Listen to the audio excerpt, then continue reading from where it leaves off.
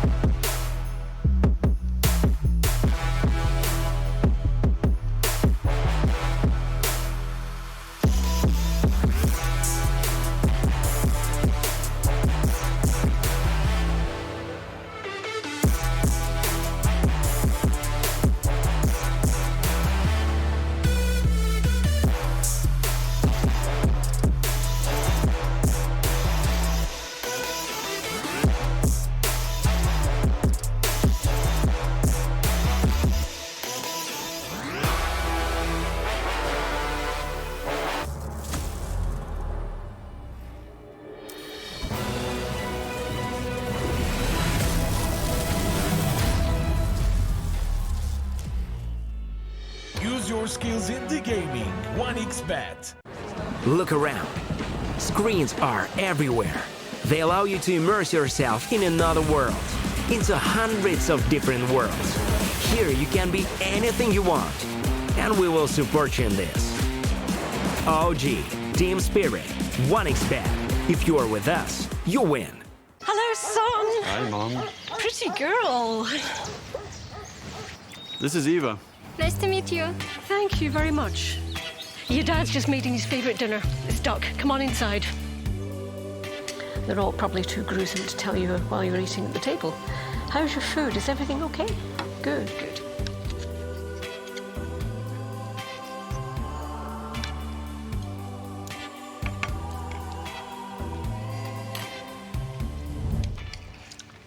You seem to know each other. Yeah.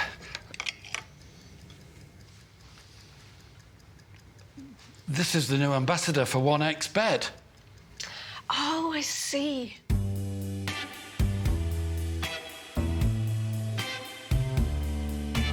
Everyone felt good when Eva Elfie became the new ambassador of 1xBet.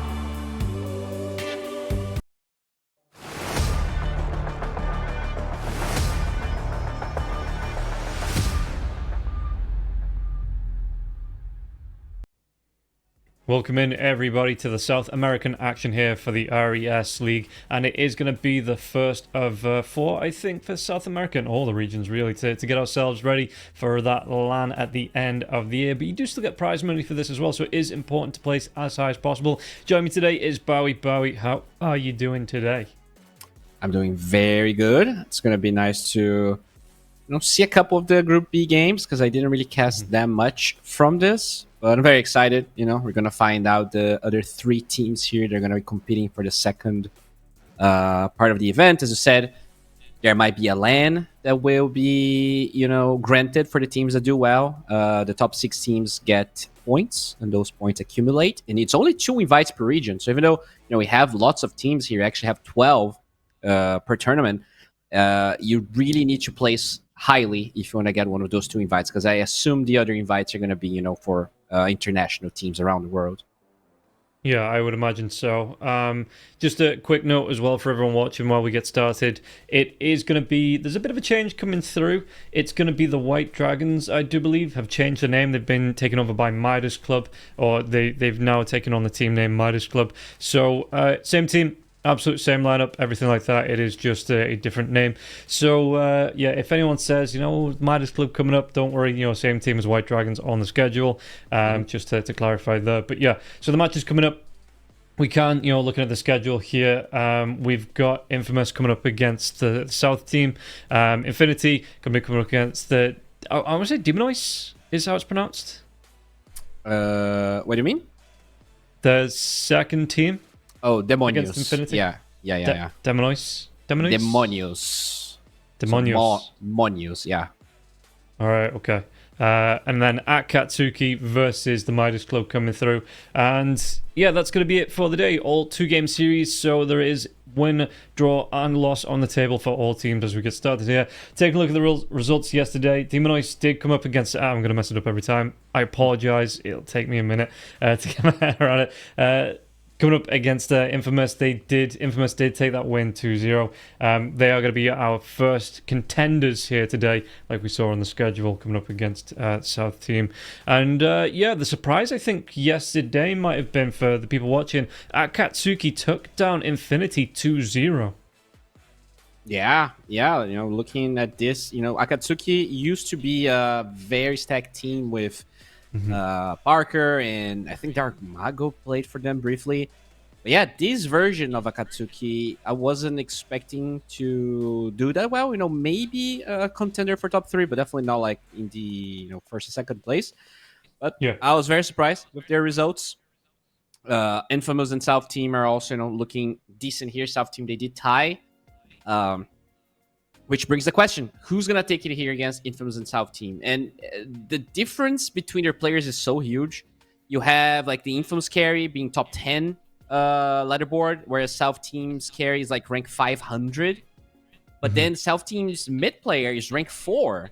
So like in between the teams, there's such a wide gap of MMR that I'm not entirely sure what to expect. I feel like the advantage for South team is the support duo. I feel like Excel, has been a really big player for a while, as well as Monty. Whereas for Infamous, Kaihua for me is like the biggest, like the best player in their team. Okay, so I mean, looking at all the teams in Group B, do you have a power ranking like who you think is going to be doing well overall? Who might be those contenders who might not be so lucky coming into this group? Yeah, I would probably go something like... it would probably go something like Infamous, Midas Club, Akatsuki, South Team, and then Demonios and... Wait, am I missing something? Are you putting Infinity at the bottom?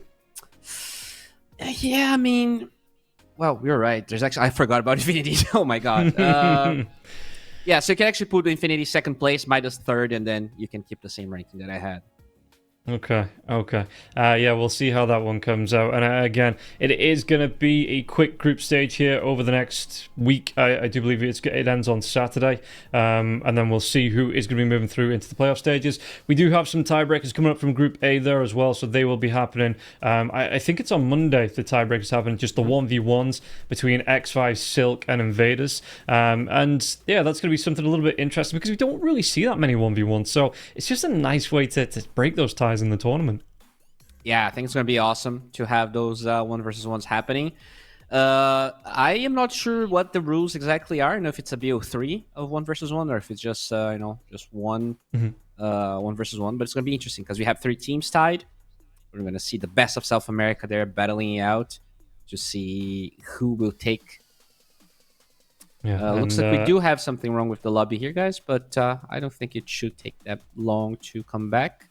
It's not Tuesday today, so it can be fine. No janitor time, no no problems with the coordinator, hopefully. Yeah, it looks like we are going to be able to get into the draft. Just a minor connection issue, it seemed like. So, yeah, looking at these two teams, is there any surprises you see? Is there any signature heroes we should be looking out for? Or do you think it's going to be more of a standard draft from these two teams? RZT is the player team as well as Excel, and he's a big Enigma spammer. So whenever I play, I'm always just expecting that Enigma to be picked in sometime. And I feel like that hero is growing popularity. I saw that being played in League a little bit. So yeah, maybe Enigma is something we can see. Now from the side of Infamous, I know that they're high MMR, but I haven't seen them play competitively, so it's a bit harder for me to really kind of predict anything. Okay, and we'll see how these games are going to come out. Yeah, maybe they do have a couple of surprises up their sleeve, but like you say, if the pro data isn't there, I mean, maybe that's an advantage as well to them. If there is no pro tapes coming through, if all you've got to go off is the pubs and like pub builds and pub picks, that they might have a couple of surprises up their sleeves. So yeah, maybe South Team just gonna go for the standard bans. I mean, we see it already. The Nature's Prophet and Challenger's being taken out. Meanwhile, Infamous, they go for the Primal Beast and the Batrider, and Primal Beast now seems to be a hero that is getting a lot of game time in at the minute. What changed to make this hero, this first pick ban potential? I think the hero was always good, but people kind of forgot about it. I also feel like people just didn't try to play him with Eternal Shroud, with the, there were definitely a lot of items that got buffed that he likes. Heart even got a small buff in Dispatch. BKB got a small buff. So it's just a question of maybe the matchups mid changing a little bit with the Nurse Maid's Lair, and this hero pretty much not getting changed. Okay. The Dragonite as well as the Vengeful Spirit in this first phase will be taken away. Just looking at South Team's last ban, what else are we looking at? Maybe the Timbersaw coming out. Doom is still available. Centaur, Mars, all still there. And again, it seems like the offlaners are the ones taking the hit in that ban list. So, yeah, there is, I mean, if the... I suppose it doesn't matter what gets through here. There is going to be one of those top-tier picks that is still available for each side as we get out of this ban phase. Yeah, I guess Chen is kind of the question, right? Some teams ignore it, their existence. Other teams pretty much pick it whenever it's open. I'm not familiar with Bastion, Infamous position 5. So I do know Excel plays Chen, and maybe they can not ban it and pick it. But that's also a very specific strategy that we don't necessarily see that much in South America. It shows up from time to time, but I think we're going to see the Chen ignored and they just get a center. Okay, and again, the Mars is still there. If Infamous immediately wanted to counterpick here, they could pick up that Mars, deal with the Stampede in the fights. They're going to go for the Grimstroke, though. And again, Grimstroke, one of those heroes that a couple of months ago wasn't seeing all that much play, but does seem to be getting back into it now. It's really strong on the lane. You're going to be able to go for the Stroke of Fate, the Inkswell for that control. If you can get a hero with a built-in stun over the top of that, it's a great chase down tool as well. So... what do you like to see? Firstly, what do you like to see paired with the Grimstroke in the lane? Because I know Primal was one partner, obviously banned out here by Infamous, but is there anything else you like alongside the Grimstroke? What I really like about Grimstroke is that he pairs well with Puck, and he's a Puck counter, and Puck is the highest win rate in Dream League right now. There you go, second Puck counter. So you can actually cover the puck and get it on side of Infamous if you want to. And South Team, pretty much, I don't think you can pick it. It is way too hard of a game. The silence really counters puck. You have the Soulbind on top of it. You have the Inkswell on Tiny. But yeah, in terms of pairings with Grim, you want something that has gap close or buys blink. So Tiny is really nice. And you want something that gets on top of people. Puck, even though his range does get on top of people. So, you know, your Storms, your Pucks, your Embers, your Void Spirits. Any gap closers is amazing to have with Grim. Do you think that Infamous still pick up the puck here as well? That they might just be angling to kind of get South Team, you know, consider it in the heads, or, you know, there's 2 counters already, but leave it open? Or do you think South Team take it away in this next set of bans? I think you probably have to ban it. I think the hero is way too good for you to give it away. And right now, I would not be scared of picking puck in the side if I was Infamous. In fact, I would probably be very happy. Coil against the center OT is always nice. Silence, you just get on top of the Shadow Demon. He barely gets to play Dota. So yeah, I really like it here. For South Team, if you want to pick it, you have to be very, very confident playing the hero. And, you know, to be fair, Osito, South Team's mid, is rank 4. So he's probably very good, very used to playing against counters, but there's probably better heroes for you to pick up here rather than puck, you know? Might as well. The problem is, I think Infamous wouldn't be scared at all of picking puck 3rd, 4th. So we'll see what South Team does in case that happens. Because, you know, a lot of the puck counters are already on the side of Infamous. It's kind of a scary situation. Lion is, you know, it can be a counter, but can also be shut down heavily if the puck is farmed enough. Yeah, that instant jump into the Hex, you know, and then you follow up with the Earth Spike. It is a really nice answer if you get the surprise. It does mean that as a support, you're rushing that first item blink as well, which you are foregoing. I suppose that they've got a Shadow Demon anyway, so there's going to be the disruption in terms of saves. Just looking at what else is available here that they could go for that counters the puck. I mean, yeah, there's not a lot. Maybe later on in the game, you can get something that's going to be building into that Orchid with a quick jump in there as well. But for the most part, this Tiny is probably the like you say, the biggest pickup against the puck, and it's already on the side of Infamous. And if they want to run that as a support, it does leave them open to pick it now in this 3rd, 4th slot. Yeah, we'll see what they're gonna do. And, you know, they even tried to slightly nerf puck by reducing the price of the Orchid. That was one of the buffs the item got in the latest patch. But it doesn't seem to be enough. It feels like the components of Orchid are way more expensive. Oh, there we go. They just get it. Yeah. So I'm already on the side of Infamous here. I think their draft looks amazing. You have 2 heroes to play alongside Inkswell of the Grimstroke. You also have the Inkswell save on this puck in case he gets initiated by the Lion or by the Centaur. Killing puck is going to be a really tough job here. And as you said, not a lot of counters left. You can try to avoid, but the hero does seem to be, you know, in the downturn a little bit. I'm not seeing that many Void picks. I think the nerfs kind of got to the hero. We'll see. We'll see what South Team's going to try and do here, but I'm already really liking what Infamous has. Yeah, maybe they go for something like the Storm Spirit, you know, build straight into that, like you say, build straight into the Orchid, try and get on top of the puck that way, get the silence off. Backline dive hero as well to get on top of the Grimstroke, maybe get a quick kill as these fights break out, because the Soulbind a little bit later on is a really nice item to have, not only as the double spell, but just pinning 2 heroes together, you know. If you've got maybe the Lion and the Centaur that gets Soulbound, so Centaur wants to get in, you know, try and get off the Stampede, charge right in, get that Stomp off, the Lion wants to be hanging around in the back line, so you're either going to force the Centaur to stay back, or, you know, that Lion or the Shadow Demon to try and engage alongside the Centaur. And they do get the Doom out here as well, Infamous. It wasn't touched in those, well, not even the second round of bans, so it did get a little bit of a nerf. I do believe it was the Doom that came down from 16 seconds at level 1 to 12 seconds, but it is still considered a really strong hero at the minute. But the Medusa comes out for South Team, so how do you deal with this if you're on the side of Infamous? What's your carry pick going to be, do you think? Well, definitely not going to be Anti-Mage because it's going to be taken away. And then there's a couple options, right? You can Naga, you can PL, you can go for a higher tempo hero, but there you go. PL instantly removed. All right. If South Team was, I don't know, Tundra, I think they would ban like PL Naga and they would pick mid Anti-Mage. I feel like mid Anti-Mage actually kind of shuts down the puck in the mid lane. And you kind of get the Anti-Mage for yourself, so you don't have to ban it. You reduce the hero pool of Infamous even more.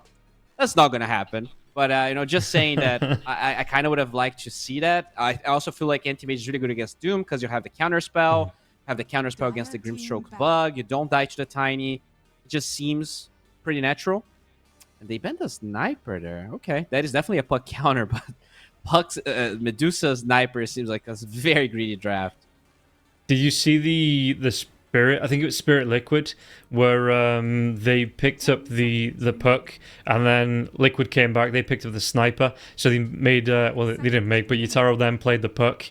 Yeah. It was a really good match. I was like, oh, carry Puck, that's never gonna work. But you forget it's Team Spirit, and they kind of make everything work. And yes, so it is good with that Sniper ban coming out from Infamous. Maybe not as confident on the Puck for Infamous as Team Spirit was, but South Team, we'll see what the final ban is going to be, because like you say, there is the Naga and the Anti-Mage both left here, so you have to take one out. But if you do, either one you take out, you're leaving one in, and it doesn't feel nice to play either one. You'll pick them up either one mid, unless you want to run something funky like I don't know, a Naga Siren 4, and they take out the Slark. So leaving both the Naga and the AM here for Infamous. I don't know about this. I mean, what do you go for here? South Team? 10 seconds. They've got...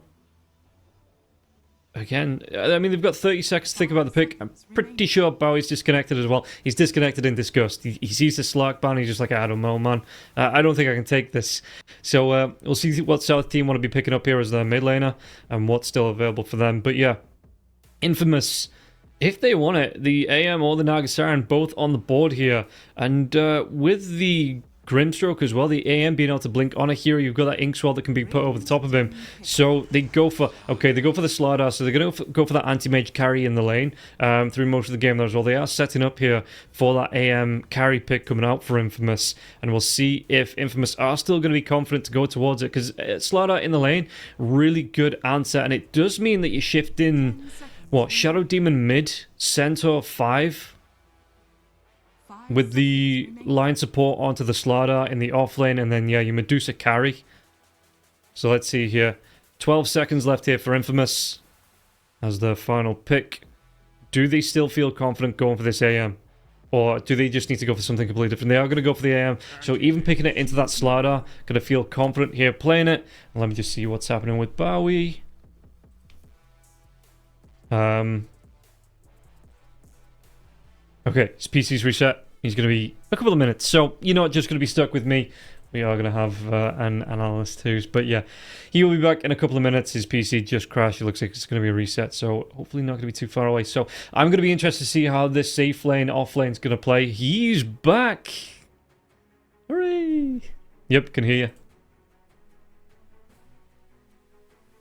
Yep, back on camps. There he is. Just so what do we in have? time. Anti-Mage. So they gave away the Anti-Mage. What the hell?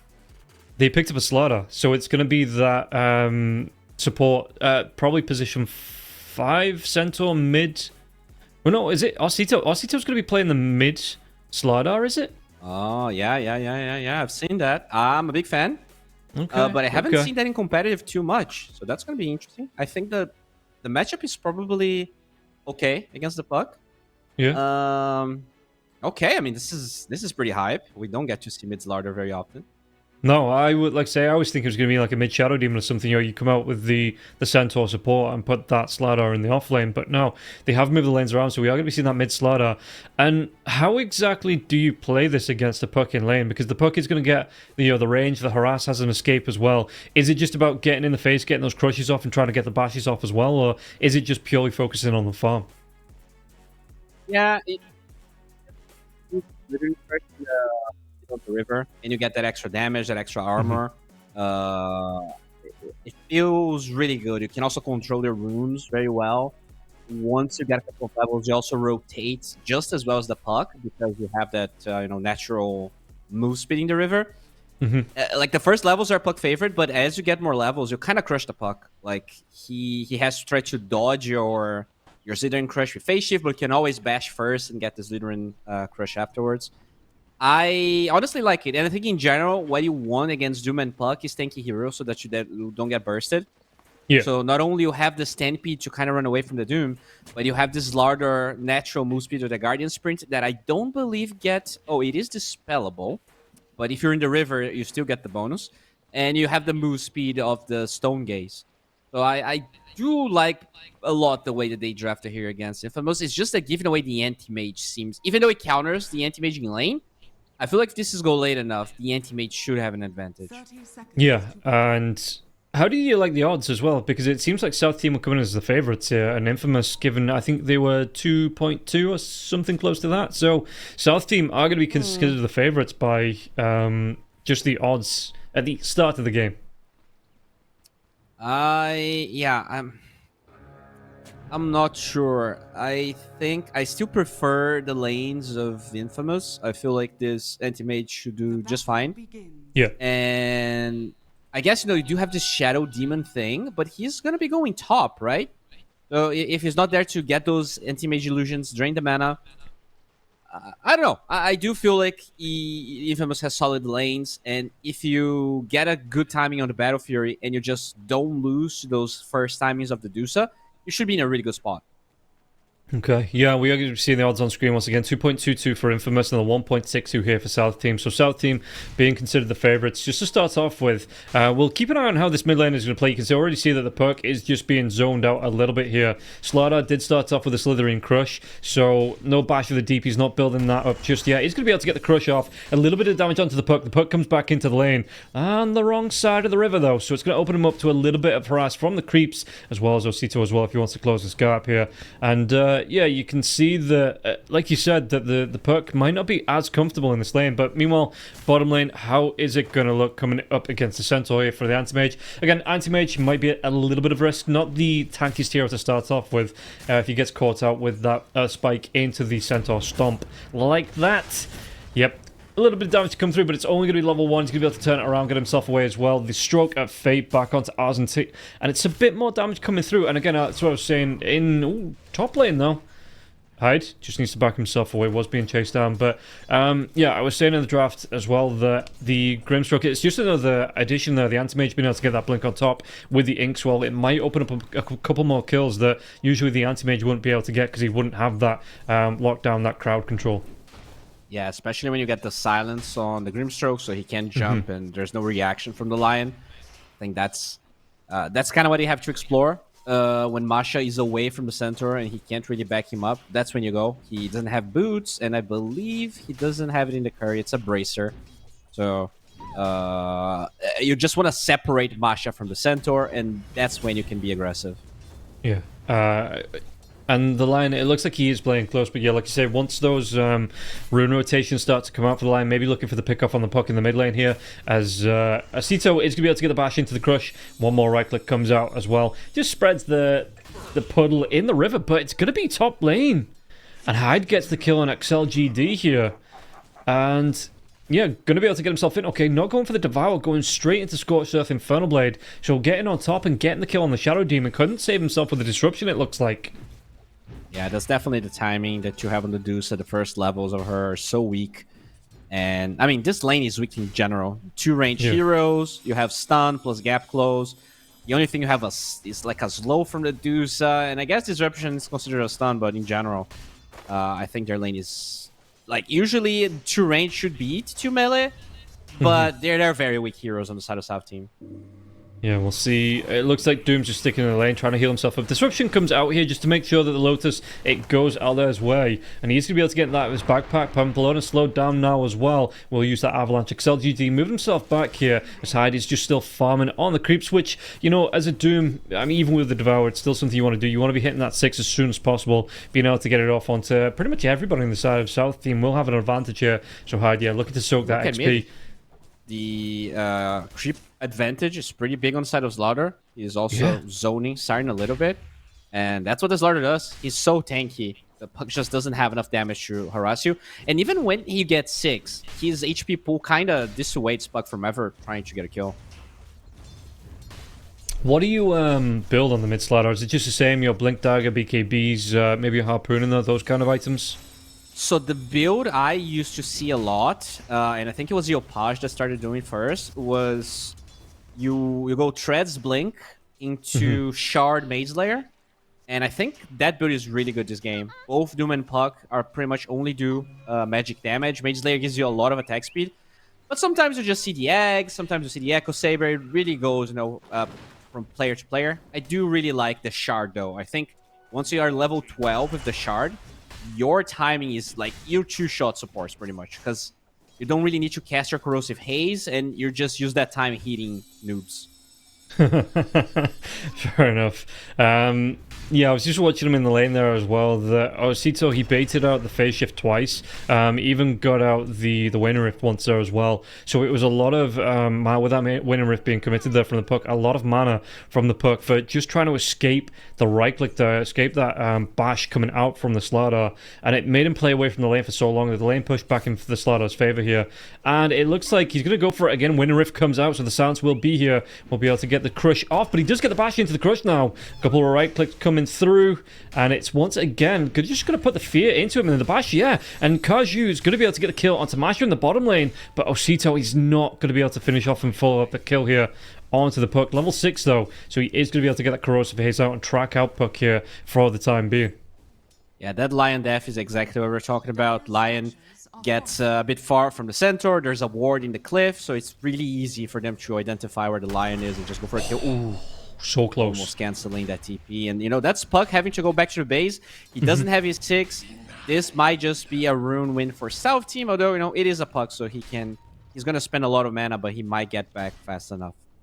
Yeah, and Kaju's going to be able to get a kill now. Well, the setup coming through it. In fact, they might even be able to go into the line here. Masha going to be taking a lot of damage, but it looks like the anti-mage's not going to blink forward onto this. Not a lot of health left, actually, either. So if he went onto the line, Earthspike comes out, it does leave him vulnerable. And ward is out, so Masha maybe going to try and chase onto Bass. Bass going to get himself away. Looks like he can here. Kaju's going to be careful. Centaur coming back into the lane. Meanwhile, in the river, though, it is going to be a kill for the Puck. Can they get anything more out of this as well? The Dream Call leash coming out onto Isito. He's just going to wait it out now in the lane. Does he want to try? I mean, he's not even too afraid of it at the tiny being here. He's just going to go back into it. The bashes, he's got Masha backing him up, which I don't think that they know. The crush comes into the bash, all with a phase shift now. So, is that... How do you pronounce that? Serenum? What do you mean? The Puck's the player name for Puck. Oh, I think it's Siren. Siren, like, okay. An extra M. But yeah, because sometimes, like, the one's for an L, it's for an I, sometimes it's for a T. Yeah. So, okay. Yeah, I think it's just Siren. Siren, okay. The pressure this Larder is doing here, forcing lots of supports to come.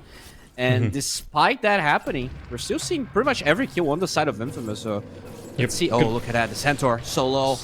Slow down into the Inkswell now as well. A couple more right clicks, and they're going to be able to get another kill onto this one. It means he's silenced up there. Couldn't get the stomp, thanks to the wife of the Grimstroke. And yeah, just the sounds coming out there from the Phantom's Embrace means that, yeah, that stomp, it was just a little bit delayed, and Kaju's going to be able to get the kill. Speaking of kills, they're going to be able to get one on the Puck. The crush comes out. He's able to get that phase shift off now into the Dream Call, actually. Did they actually try and turn this around? Pamplona rotates in. The Avalanche is going to be here. The toss back now as well onto the Puck. The Puck with the winner if silences, and Siren's going to be able to get this kill, but it might cost Pamplona his life here. One more right click and Masha. He will take down Pamplona. Chase out. Siren M not going to commit onto this. So Sito, he's actually going to go for those Agi the power treads just for that right click speed. And yeah, of course, why wouldn't you? It means you're going to be able to get those right clicks off a lot quicker and get those bashes out quicker there as well. And dodges off the orb. Bastion just babysitting here for a little bit longer. Siren is caught with that Corrosive Haze. It will be wearing off now. While this is going on, Doom, it looks like he's having a really good time here. There's 1 point in the Devour, has that Doom up, his ultimate up now as well. 3 points in that Scorched Earth, so he is going to have that 9% bonus move speed and have that chase down possibility as well. Yeah, it feels like he is not going for that standard build we used to see, right? It used to be that straight up Shiva's Rush, whereas he has the Midas good up. That's kind of weird because it's an in-between the old build, because in the past he would max Devour and go Midas. This time he's still going Midas, but does have the Scorched Earth maxed, at least for now. So, pretty curious to see how he's going to play. This is not something I'm that familiar, but I guess Doom barely gets played in professional games, so of course still kind of figuring out how to play since they never get to. Yeah, it's one of those heroes that, like you say, that it's ban every time, so maybe teams are going to be a little bit rusty here. They're going to be able to go onto the Grimstroke. Grimstroke, it's a lot of damage out on Anti-Mage. Do they want to go onto this one and be protected? He's going to be able to use that Fairy Fire now as well. The chase down. Dream Call comes out. Centaur trying to get on stop, but there's going to be the Inkswell to turn it around onto him. He is going to be dead. Kajua gets the kill with the Mana Void, and now going forward onto this one as well. Osito is in biz here. Axel could be in a little bit of trouble. Kajua couldn't try and go for that chase down. Doesn't have the blink, only level 1 in that one, so couldn't close the gap. And just going to give it up after that Centaur kill. Osito is still here though, in biz. No sentry, not going to spot this one out. And he's just waiting for Kajua to come forward, get that crush into the bash off. And is it going to be here? Set up with the disruption. Osito, Avalanche comes out. He has the counter spell. He gets that blink away. And yeah, just couldn't get the bash off. From Osito. Yeah, he was like, I guess he didn't have vision of the Tiny, but if he was a bit away from the disruption, I think he could have actually gotten the crush without getting hit by the Ava. But overall, if you look at the CS, it's kind of deceiving. His anti-mage is really farm. He is pretty much there with the Dusa, despite the fact that he has way less CS. Yeah, I mean, you look at it, he's got 4 kills, so he might not be farming the creeps, but he is farming the heroes at the minute. Speaking about farming the heroes, Puck could be in a little bit of trouble, though. Siren, is there going to be that jump in now as well? Tiny connects with the Avalanche. The Inkswell's going to go for a little bit longer. Toss comes out. They do get the kill onto Masha, and now chases on Papillona, though. He's going to be bashed. He's going to be close to going down here. One more right-click. Is he going to be enough? It is. Now, Sito picks up the kill. Odds coming through. Infamous now, slightly in favor. And not a big shift for South team. Okay, a little bit just as the odds adjusted towards the end of that. So nearly 2 flat coming up for South team, 2.05. As, yeah, I mean, 8 kills to 2. And only a slight net worth advantage though coming up for Infamous. That will start to expand once the Battle Fury is up for the Anti-Mage. Yeah, I think that's kind of the scary part. You have this Anti-Mage pretty much not playing the game. You have Doom rushing Midas. Oh, he actually changed his mind and went back for the Veil. Never mind. Okay. But I do feel like they have more heroes being greedy on the side of Infamous. And at the end of the day, it is a Dusa versus Anti-Mage matchup. Like, you should expect the Anti-Mage to have an advantage if things are equal. Yeah, and yeah, the Veil coming out for Hyde as well. That's going to be quite nice to just be able to run heroes down with a Veil into the Scorched Earth. You know, Shiva's probably going to be there in a bit too. It's going to be a bit of a struggle for Alder if he gets on top of him as well. And once that Tiny gets a Blink Dagger, that's when it's going to be absolutely bonkers here. And how's it looking for Kajua? I mean, yeah, going towards the Battle Fury, still going to be Recipe plus... I mean, he's got the gold for the Claymore now after 1 creep if he wants to go for it. So he's still going to be about 1,000 gold, 1,400 gold away from picking it up. So it's not going to be the quickest, but probably still looking at, what, like a 13, 14-minute Battle Fury here for the AM? Yeah, he did stop for a lot of intermediary items, right? He has a Bracer, they finished Stress, but top lane, they're going for our boy Hyde here. He cannot hide from this fish. And does he actually get himself away from this one? It's going to be a lot of damage, but they're not going to be able to get the kill. Even with that Corrosive Haze coming out, he is pretty damn tanky. Walks himself away from this one. He even has that safety bubble there as well, so that extra 100 health barrier.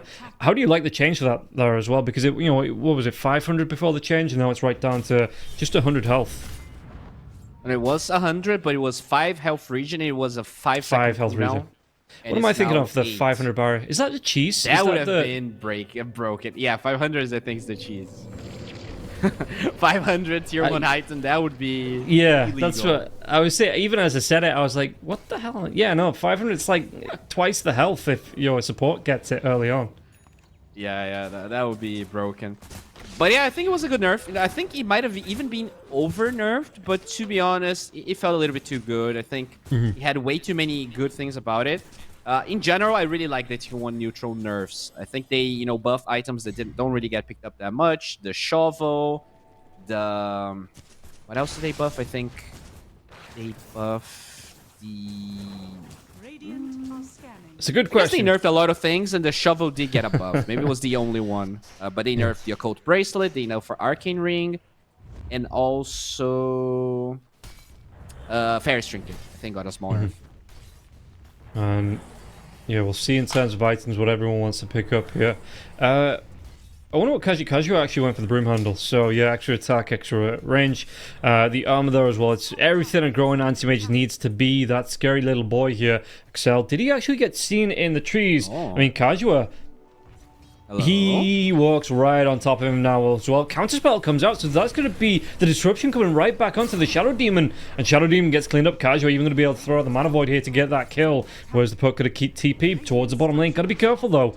2-3 heroes about here, so if he does get jumped, could be in trouble. And he has that shield rune going. So an extra, well, he has that extra 500 in health. And no jump coming out. 4 heroes here. It looks like they're going to be able to defend this tier 1 tower on the bottom side here, Infamous, because they can use that Twin Gate if the South team want to try and get aggressive onto this tower here.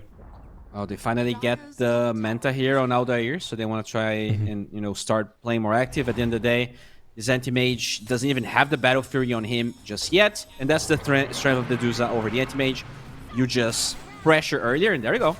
Yeah, they're going to try and get themselves on top of Grimstroke. Finger of Death comes up. Masha gets the kill now. But look at this. Hyde comes out. He's already popped the Veil, but he's going to be losing all of his mana. What can he do here? This Doom is going to get low. The Crush comes in, and Hyde trying to run himself away. Siren's going to be coming and backing him up. There's going to be that Winter Rift Silence now as well. Hyde, though, surely he doesn't get away from this one. It's going to be Excel that picks up the kill. Siren, he's going to be able to take down Arslan on the backlines. Runs himself into the Roche pit. Maybe trying to get the big man angry and get himself out to the orb, but no. The Banish into the Hex comes out here, and Siren, he's going to have to jump himself away with the Winter Rift. Where is his teammates? Anti-Mage doesn't even want to come into this one. Tier 1 tower still not down. Puck, he's going to be playing silly games, and he gets himself killed by Excel in the end. Bastion TPs himself in. He's going to be the only one down here, though, for his team, because the Tiny, he's coming around the backside with the rotation. Won't see Osito, who was low health.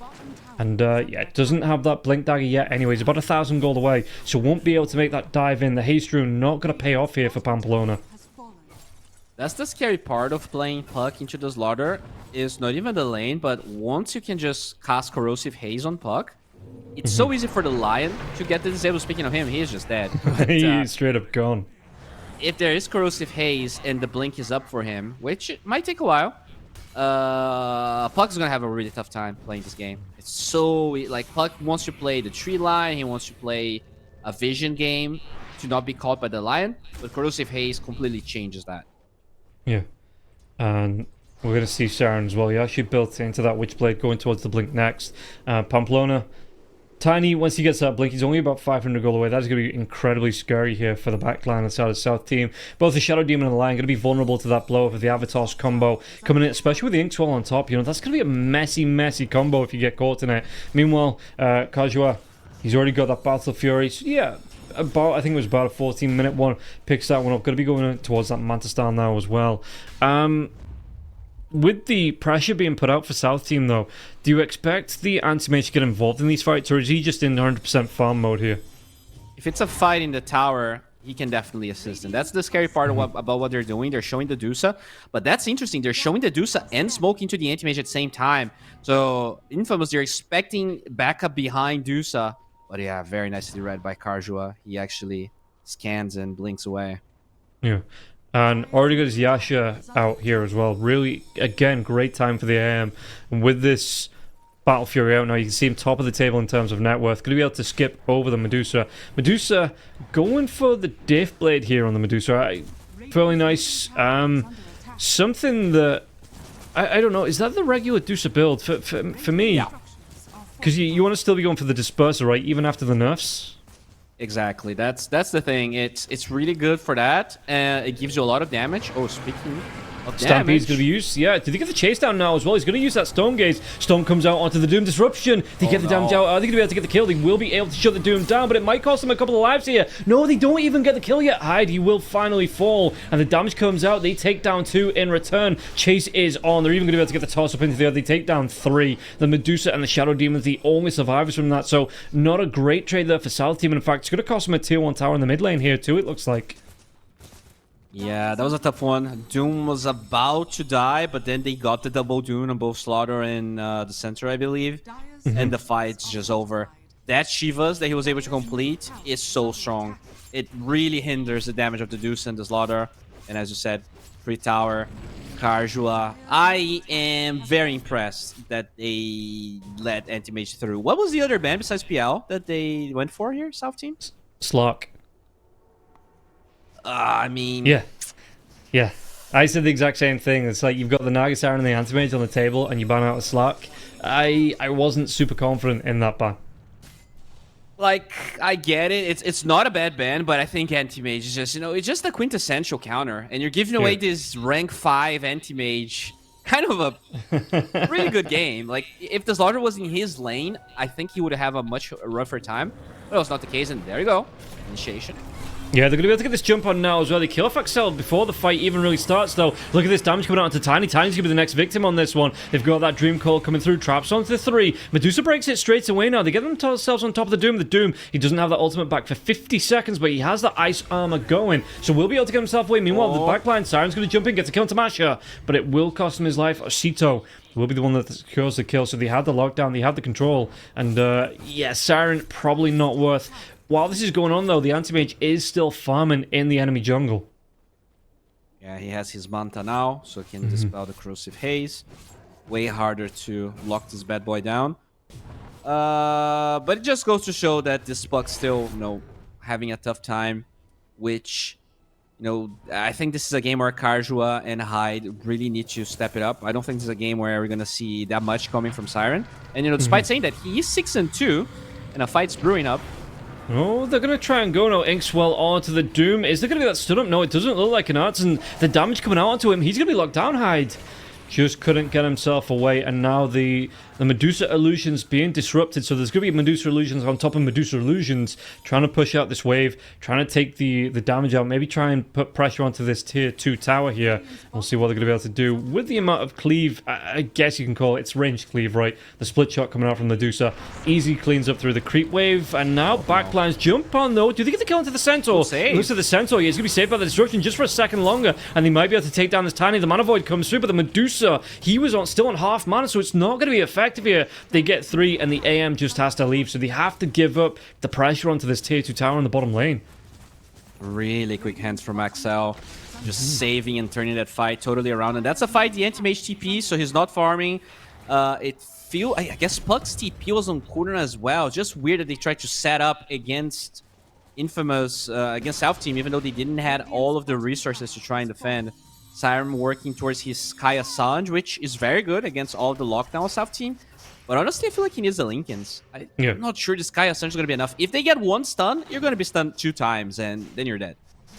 Yeah, he's the 1500 health for the Puck, even with the Sanj coming out, that's going to boost him up a little bit. Yeah, like you say, that this is still a Puck, it's still a really squishy hero. If he gets caught out, it is going to be curtains for the hero, so Siren maybe potentially goes back for it a little bit later. What else would you look for? Okay. Ooh, Osito gets it. Does that mean... That's a really good shard. Okay, the Lion already had his shard, so it was a 50-50 between the Shadow Demon... No, does the Centaur already have his as well? Yeah, it was between the... Wait. Oh, you're right. Wait, that's weird. The yeah. Centaur... No, wait, what? Because Osito, before he got the shard, would have been on lower net worth than the Centaur. Oh, okay. Yeah, okay. Yeah, that's it. He got the 1500. Oh, look at that. They might find Karjua here if they get the instant stun. Oh, the quick fingers, close. though. Yeah, counterspell into the blink out now as well. The Doom, it comes straight out to the Centaur. They want to go for this one. The dive comes in. They're going to be able to get the kill into the Centaur. Centaur, surely he will go down. Back lines, though. It looks like Osito going to be able to take down this Grimstroke. And there's going to be the 2 buybacks coming out here from the side of South Team. They've lost the Grimstroke, though, on the side of Infamous. Do they want to carry on going into this one? The triple Dream Call comes out. And it might just be the Shadow Demon that pays for this one. No, the Avalanche. The toss up into the air onto the Medusa. And now it's still not going to do the damage here with that Mana Void onto the Medusa. Still had mana left. And it looks like Alda right in front of it. It's going to be absorbed. The Doom's going to get close to going down. What can they do? Pamplona taking a lot of damage here as well. It's going to be a 2-for-3, 2 buybacks up from South Team. What else can they do? This Puck again caught out. That finger comes through. And the 3-for-3. Pamplona going to try and go for that TP out. No interruptions. But with these buybacks, it might open up the Roche pit here for South Team. And 2 heroes down on the side of Infamous for at least 30 seconds. That was such a close fight. If Argentine doesn't have a buyback there, that was an awful fight for South Team. It felt perfect for Infamous. You doom the Centaur, which is pretty much the only hero you want, because that's the Stampede disengage. If he doesn't buy back and Stampede's there, that is just a disaster. Really surprised South Team even managed to turn that around. Aldair was... He had 0 mana. Like, he has 400 HP. The fact that he survived is crazy. Yeah, I think that's the second time here now as well that the AM's tried to use the Mana Void, and the mana's not been completely taken away from the Medusa, so it doesn't do any damage because it still gets, absorbed by the remaining Mana Void. And Jump comes in. Osito, he does have that Aegis here. Hyde wants to get aggressive.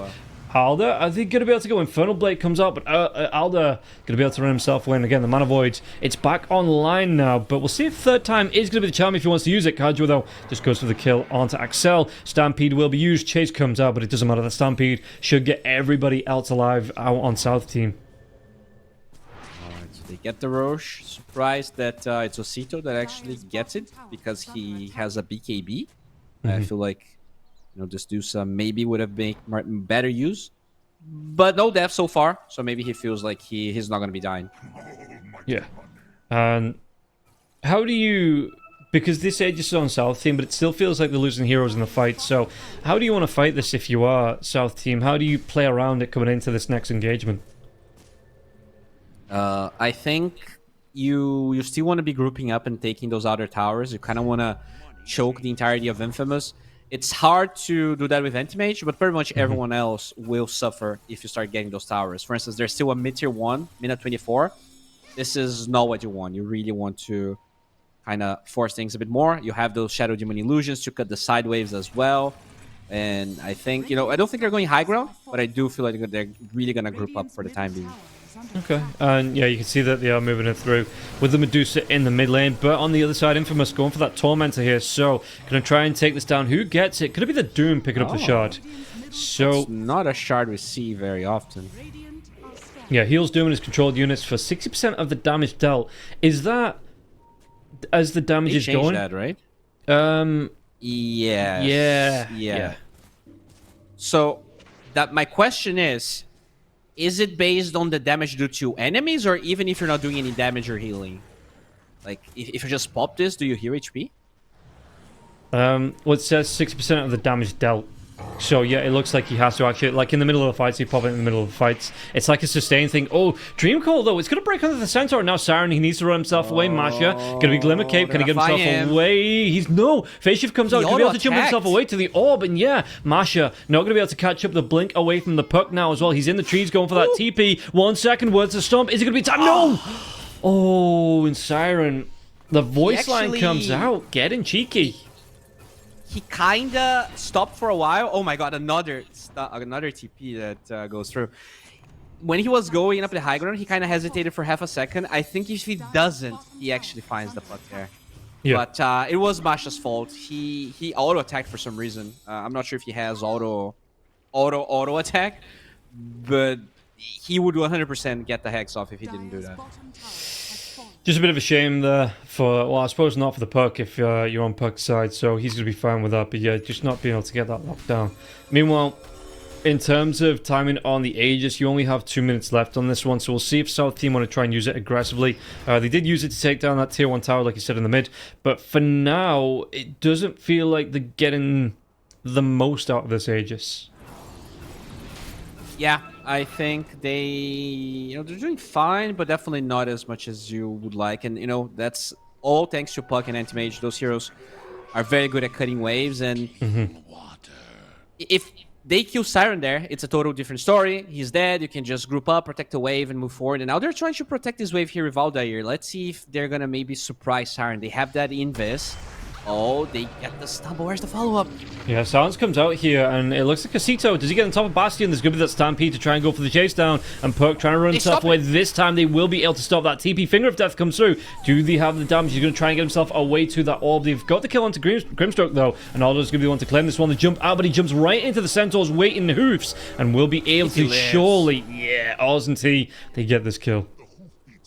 Yeah, that was really good. They had Aldair protecting the wave. They had Invis on the slaughter. Really hard for Siren to predict that. And they still have about, 40 seconds. So, yeah, that's 1 tier 2 tower. Infamous is definitely making it really hard here. Oh, top lane. They're going to lose the Tiny. Pamplona got cheeky there. He was waiting around. He saw the TPs coming in, but he thought he could just time it perfectly to take away that Wisdom Rune. And it's going to cost them both actually chase down now. What can they do here? Because it's going to be the jump in from Hyde if they want to. Anti-Mage with a chase. Shiva's Guard, they get the reveal onto the Shadow Demon. Shadow Demon, Axel, he is straight up dead. And It's yeah, okay. It's a nice little opening here, but they still have 2 heroes down for 20 seconds or so before that Shadow Demon is going to be back up.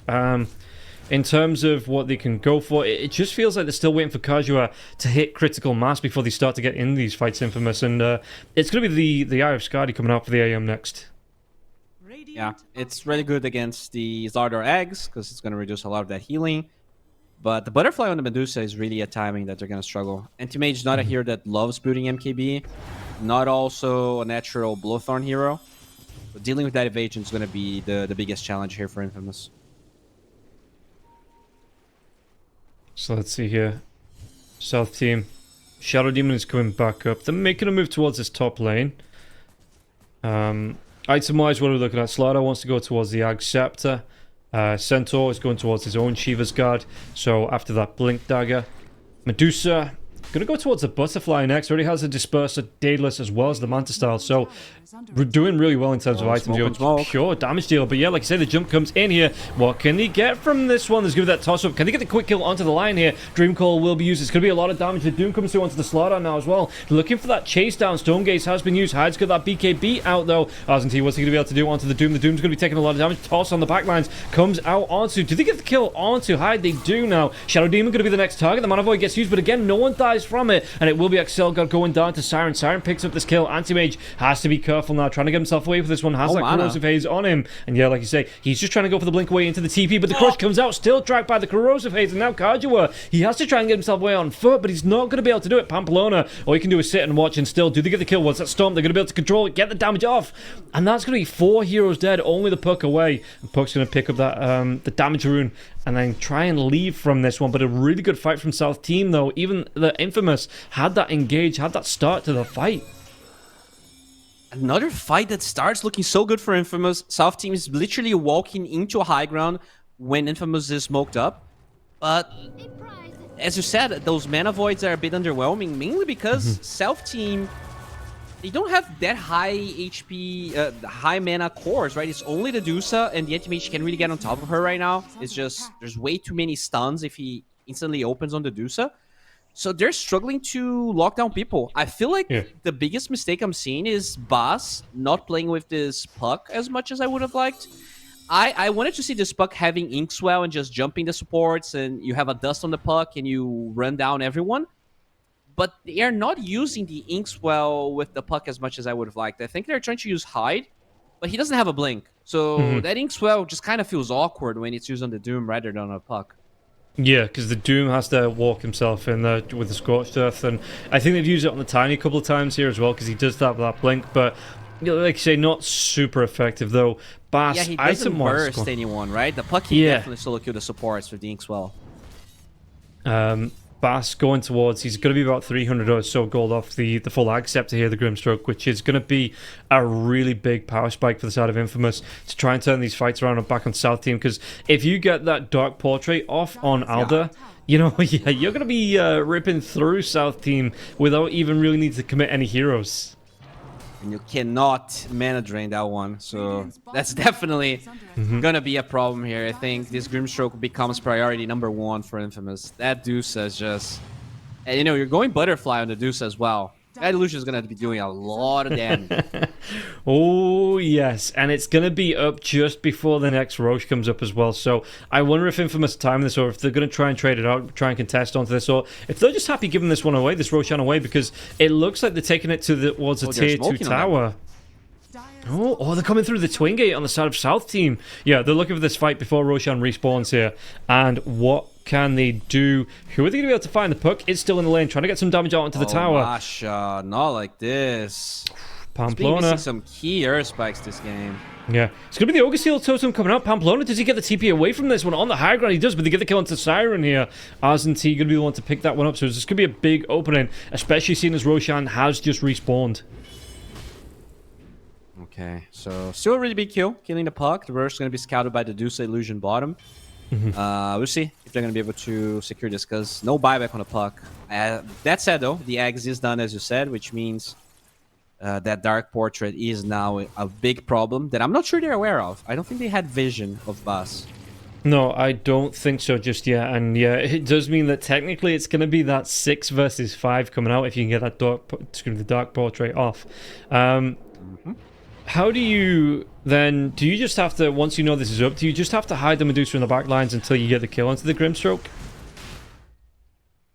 I think what you need is to, like, if you're smoking into them, you definitely need to find the Grimstroke in the back lines. But if you have Aegis, if you're actually just showing and trying to hit buildings, then you have to, like, you need to have people around the Dusa to counter initiate immediately. Like, if they get to initiate with the tiny, do all that stuff, create chaos, and then the Grimstroke creates an illusion, as a lot of people already use spells and are focusing on other things, that's the scariest part, because that illusion is gonna go, uncontested for 5-6 seconds, and it's just gonna be doing so much damage. Okay, well, yeah, we'll see how they want to play around it. Yeah, I mean, this time I think the Medusa might pick up the Aegis, swap up that wand. There's no big panic. Somebody has to pick it up. I think last time there was an anti-mage close, so Osito was just like, I'll grab it, make sure that at least someone on our side has it. But yeah, he's looking, I mean, he could swap it out his own wand, actually, but I think, I don't know, because, the Medusa's got no deaths. So do you pick this up on the Medusa, or do you give it back to the Slaughter? I think you pick it on the Medusa. I think you really needed to actually go high ground. You don't want... Like, I guess that is one of the problems here for South Team. They are doing well, but I think they needed to be slightly ahead of where they are. Like, ideally, you wanted, like, every tier 2 already down, maybe even tier 3 down, so that you actually end the game with the second Aegis. Yeah. If you don't end the game now, I think Infamous just slowly starts to become, the favorites for this game. Okay, well, the roar goes out. It signals towards Infamous that this is being done again. But without the perk for the next 16 seconds or so, they're not going to contest into this one. Perk, he's got that Sanjin Kaya. He's going to go back for the Maelstrom now as well. So going for the Mjolnir, it looks like. And then probably, in fact, it's going to be the Ag Scepter. And then I assume he turns the Witchblade into the Plasma if this game goes long enough. Yeah. I think Dusa needs a Link in this game. He has this MKB queued up. Yeah. But... you're against the Doom, you're against Mana Void, you're against this Dark Portrait. There's so much benefit in having a Linkins. Yeah, maybe he thinks that, like you say, that he's not died yet, so he can just go full offensive, and really mess with the anti-mage. The anti-mage is going for his. Okay, the anti-mage is going for a disperser. I saw the Eagle song. He's like, okay, because the anti-mage is going for his. Yeah, it makes sense. Butterfly, but no, anti-mage wants that. The diffusal into the disperser here. Yeah, slowing down the Dusa feels really good, especially if you have that Dark Portrait heating. And finally, South Team grouping up here. I wouldn't be surprised to see them try to poke high ground.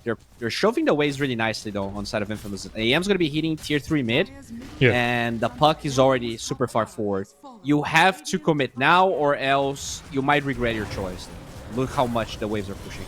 Yeah, they're going to be able to get themselves right on top of the Grimstroke here. The Grimstroke, it's a lot of damage coming through, though. They get the Stomp return, though, coming out from the Doom. And Doom will be used. BKB is up for the Centaur. What can they do from this one? Stonegate is going to be used and Hyde, taking a lot of damage from the Amper. Now there's going to be the Pamplona trying to get the Ogre Seal Totem away from the danger here. But what can they do? Because the creep waves, like you say, they're keeping them pushed into the tier 3 tower. They back themselves away, but they've lost a Lion. They've committed a lot of ults here on the side of South Team as well. So I wonder if they want to go back into this. I think you need to, unless you can kill this anti-mage, you have to reposition your lanes. This is way too pushed. There's catapult waves in the mid lane. Oh, but it might find Siren here. Osito was so close. Yeah, he's in the trees. In fact, he might be spotted out as he comes up to this one now. Will be seen through. Do they actually get the jump onto the AM, though? The AM disruption's going to be here. Backline jump comes in from the perk. It's going to be a lot of damage coming through. And Osito can he get himself away from this one. He's used his BKB. Yep. And illusions from the AM chasing down onto Siren. So Siren trying to get out of that mana burn.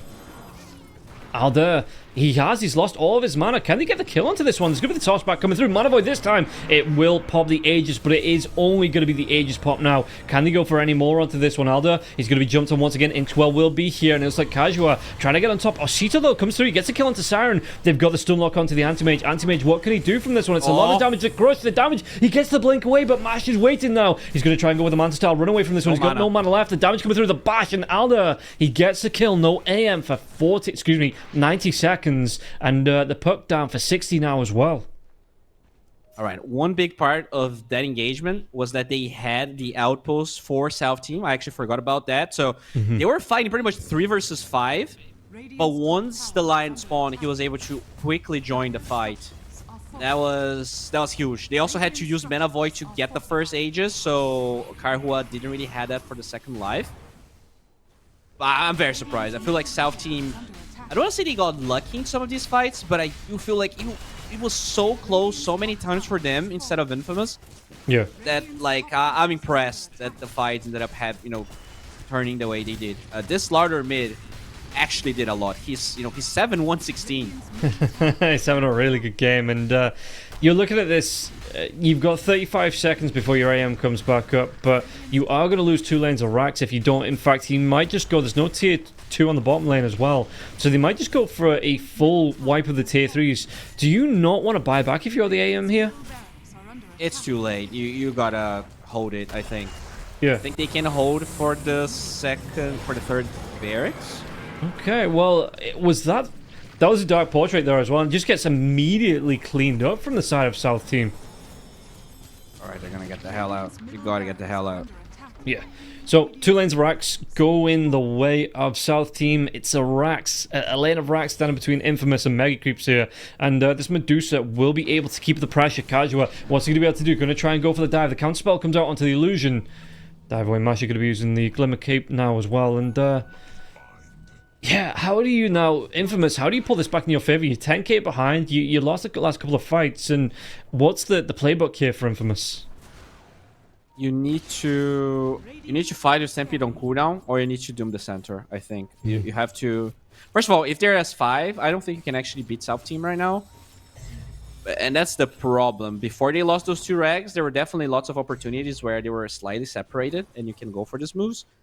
Right now, they're together here. I think it's a mistake to fight outside the base. Oh my god. Jump comes in, they get themselves on top of the anti-mage here now as well. Doom comes through, he gets that Doom onto the Centaur, but the Centaur already ran himself away, and the Soulbind, it didn't actually link before the Doom came out, and they've already got that Stone Gaze going now as well. AM jumps himself into it, he's going to be controlled, he's going to be dead. Yeah, he's got that buyback if he wants to get back into the fight. There's going to be the buyback onto the Tiny now as well, but it looks like they're going to give this one up. 14k lead for South Team, and they even get the kill onto Siren. It looks this Medusa, he is just running straight down the lane, and this is, I didn't believe in the pick after the anti-mage come out, but South Team, they've really made this one work up against Infamous. Like, if you're a Corrosive Haze, you have minus 20 armor, right? And if the Deuce is Stone Gazing, they're going to be doing 60 extra physical damage. So that anti-mage, I think he got hit twice by this Deuce, and he evaporated. So, you know, you don't see this Medusa's Lara combination that much, but there you go. Just working really well here. They were confident in this Slaughter, and they were right. Yeah, no, absolutely right to be now as well. You can see the Mega Creeps do come through. Anti-Mage's going to drop that illusion now, trying to chase down, but he himself gets disrupted, has to blink himself back into the fountain. Jumps comes through other side, and they're going to be able to get the crush onto Hyde. Hyde can get himself away from this one. No BKB for 15 seconds, taking a lot of damage. Does he go down? He does. He goes down to the XL illusions of the AM. Chase down Osito.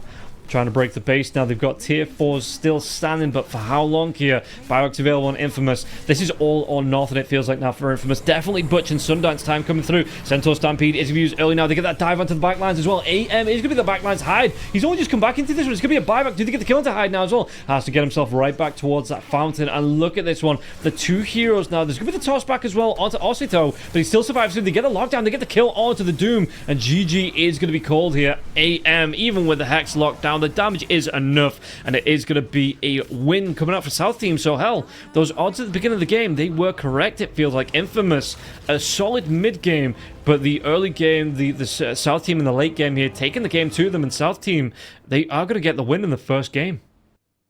Yeah, I think South Team played really well. They knew their timings. They were very confident with this Slaughter. I kind of touched on Slaughter being the highest MMR player of South Team, and I think it really showed. He had the great laning stage. I think he played really well. And for Infamous, you know, I really liked their draft. They had an amazing laning stage, as you said. I really feel like the mistakes to me were the way that the Grimstroke played with the puck. And this Doom felt really lackluster. We didn't really get to see a lot of Dooms. There's no Lincolns on the side of South Team, and even then, like, the Dooms didn't felt that impactful. He shouldn't have that hard of a laning stage, I think. I was not impressed with the Doom. So I'm not sure if, they don't get to play Doom just because that hero rarely gets through. I would like to see him play something else. I was just not impressed at all. Yeah, it felt like he did get the Doom on the Centaur off every single time to try and stop that Stampede, but Argentine just outlasted it. He may have gone for it maybe onto the... Because, I mean, both the Lion and the Shadow Demon were absolutely running riot as well with the spikes coming out of the disruptions as well. So maybe just not the right target to get those Dooms off, but then, like you say, if they don't get it on the Centaur, he gets that Stampede away. But that will be the first game. It is a 2-game series. Infamous, they have the chance of the draw. There's not going to be a reverse sweep here, and South Team looking for this win, so we'll find out what's going to happen after this break. 1xBet and Eva Alfie present betting on all esports events on the website and in the 1xBet app. 1xBet. Play with Eva.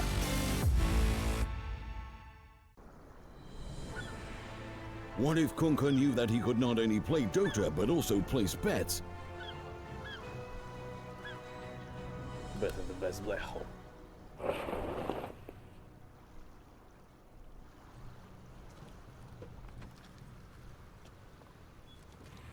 1xBet, bookmaker company.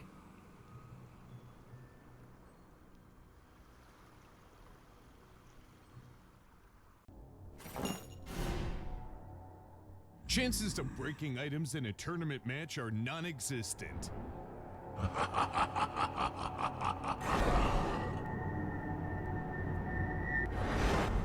Chances of winning at 1xBet are always real.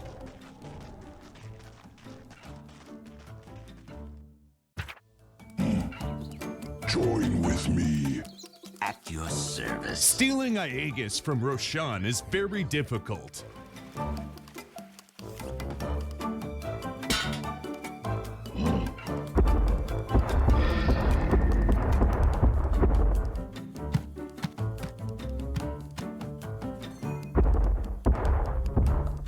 Winning at 1xBet is super easy.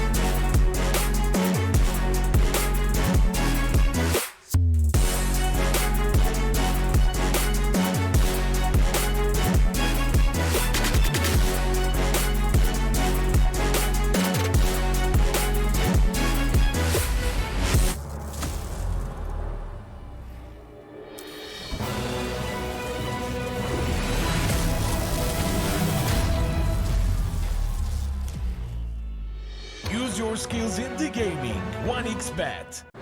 Look around. Screens are everywhere. They allow you to immerse yourself in another world, into hundreds of different worlds. Here you can be anything you want, and we will support you in this. OG, Team Spirit, 1xBet. If you are with us, you win. Hello, son. Hi, Mom. Pretty girl. This is Eva. Nice to meet you. Thank you very much. Your dad's just making his favorite dinner. It's duck. Come on inside. They're all probably too gruesome to tell you while you're eating at the table. How's your food? Is everything okay? Good, good.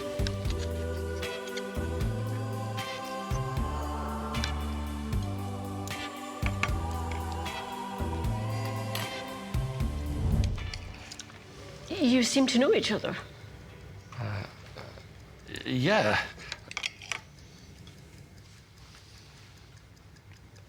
This is the new ambassador for 1xBet. Oh, I see.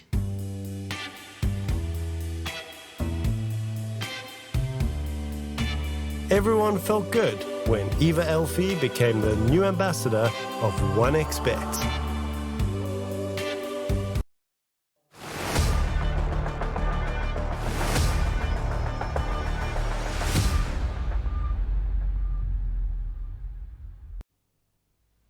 Welcome back in, everybody, to the second game here of Infamous versus South Team. And Bowie, in that first game, we went into it thinking Infamous were going to be the favourites. I thought they had the better draft as well, but South Team proving us both wrong, it looks like here. And that Medusa, just was it because of the slot pick, you know, allowing it to do what it did, or do you think the Medusa was just strong enough all the way through the game on its own? I think the Medusa had way too good of a lane, considering it only had that Shadow Demon. But on top of that, I feel like this puck, you know, despite struggling a little bit against the Slaughter, had a chance to force more things. Obviously, you cannot kill the Medusa, but you can kill the supports. And I feel like the Grimstroke, the Tiny, and the puck didn't do enough of a job to really like force stampedes. Even if you go for a kill and you don't get it, you force stampede. Now you can smoke, you can kill the Medusa, you can doom her. I feel like that was kind of the problem. But overall, I was very impressed with the anti-mage. So Karjua, he was 10-0 at some point, and I think he, you know, despite some weird mana voids and a couple of blunders here and there, he had impeccable laning stage. So it's tough because I wanna praise him, but I also feel like he should have countered the Medusa. But maybe the Slaughter knows just better against the anti-mage than I gave him credit for. Yeah, and the Medusa actually went 9-0-18 in that last game, so it looked really, really damn good. And yeah, a couple of mana voids, it didn't really work out because the anti-mage didn't take the Medusa down to 0 mana, so the mana void damage was just absorbed by the rest of the mana shield, and the Medusa able to survive through the entire game here. I think they might have popped the Aegis at the very end, but for the stats-wise, 9-0-18, like I say, for the Medusa, and felt confident. It looked like building full damage, you know. The Manstyle protection item, I guess, but the other items, Daedalus, Disperser, Monkey King Bar, and Butterfly, you know, went full tilt in terms of aggression of the Medusa, and it paid off for them. Yeah, I figured out why he went for the MKB, by the way. There was no Butterfly on the anti-mage, but he ended up going MKB so he could kill his illusion really fast. And I think you know, we were kind of hyping up the Dark Portrait a lot this game, but that Medusa was so farmed and had the MKB that it didn't matter that the illusion had Butterfly. So I think that was a really good call. Because sure, Linken's can work in the sense that, you know, Dark Portrait might be countered, but there's lots of Linken's breakers. I think he was just so confident, he got the MKB and it totally shut down that Portrait that could have maybe changed this game harder if the MKB didn't come so fast. Yeah, and we will be able to get ourselves into the draft of the second game here, so I wonder if we're going to see a ban on that Medusa here now from Infamous, because kind of ran that shot, and again, down to the team execution from South Team, they look really good, and we'll see what Infamous want to run this time. It just looks like it's going to be the same bans coming out, the Nature's Prophet, the Primal Beast on the other side there as well, and Enchantress being banned out as the second ban from South Team. I think it was Infamous ban out the Bat Rider as the second ban, so as far as it goes at the minute, just those same three bans, same four, following a bit of a pattern from game number one. Yeah, nothing too different. I think if we're going to see a Medusa ban, it has to be second phase or probably third phase. But yeah, I mean, the fact that they beat Medusa with Anti-Mage, picking the Medusa first, like really gives them a lot of momentum, I think. I'm not sure, how much they were confident about themselves, but we didn't have them as favorites. It's not only that they beat the favorites, but the way they did it with the picks that they did it. I think they are very free in the second draft to explore other means, right? I don't think they had a better draft by any stretch of the imagination, which really kind of gives them a boost of confidence now. Yeah, I don't think we saw that. I mean, first of all, I didn't see the Slardar coming out in mid, and I didn't really see them, like say, South team taking advantage of that draft, but they did. They played it really damn well. Even the puck from minute one, he was struggling in that mid lane to the Slardar. So they got the positive outlook South team, and they made it work there. Maybe that was what they were trying to do, bait out that anti-mage pick, and it really did seem to work in their favor coming through into that mid to late game. So going to be looking at the bans. Ember Spirit going to be the next one here for South team, looking for their next ban out, and then Infamous have one more. I wonder if they go back. So this time they ban out the Doom. The Doom didn't really feel like it had the most impact in that last game, but this time around, South team is just like, you know what, it can work, it's still pretty strong, so we don't want to let it through, as Infamous will be able to steal away that Centaur from South team. Yeah, the interesting thing is the Ember ban. Like, Ember has 20% win rate in Dream League right now, but the fact that it's like first phase ban here, and Chen is open, it was pretty funny how the meta can be so different depending on the region and depending on the tournament that you're playing. But yeah, I do like this Hoodwink. I think it's one of those really strong heroes. You can play it with Mars, which is very good to have against that Centaur. So I kind of expect Infamous to ban it, honestly. But if it's open, I wouldn't be surprised to see South Team pick it up. Yeah, and the Hoodwink kind of dropped out of favor a little bit towards the end of Southeast Asia, but it was being picked up all the time in Group A. So I'm not surprised to see this hero come back. Still a really good hero. The lockdown with the bushwhack, the damage that it does with the sharpshooter as well. It is still a Mage Slayer builder, it feels like, goes towards that Rod of Atos as well. So some good control coming out from the Hoodwink, and yeah, not really surprised to see the hero back in, at least in South American picks. Yeah, for sure. They did ban the Naga here as Infamous. I'm sorry, Morphling. I wonder if Naga is another one that they are maybe considering. That Dusa we talked about, could be an option to ban if you're really scared of it. But I think having center against Dusa is always nice, being able to disengage from the Stone Gaze. Yeah. In terms of the laning stage, you kind of don't care about her that much in the lane. You have very low mana pool, and you just build a lot of armor. You're tanky boy. You can just withstand her harass in the lane, as they actually ban the Grim here. Yeah, I wonder if Infamous, they run back South Team's draft, get that trade out and maybe try and run the Medusa themselves. It did work well in that last game, but we'll see. Yeah, with the Grimstroke ban coming out there as well, like you say, the control coming out from the Soulbind, it just means that it's a pain for the Centaur to try and deal with the Stampede, especially when he wants to get engaging, try and get aggressive in the fight. So that Grimstroke ban, not surprised to see it here at all for the side of Infamous, and I wonder how South Team are going to respond to this. They take away the Pangolier. Alright, so we'll see what they want to pair it with here. I really like that Mars idea, honestly. I feel like the hero is strong. It doesn't matter if the center is going to be a support, if it's going to be a core. Like, you're always happy by having Mars, and the lane with Hoodwink is really strong. But they actually get your support first. Okay. Just a techies. So, techies 5, Hoodwink 4, I'm assuming here. Yeah, I would imagine so.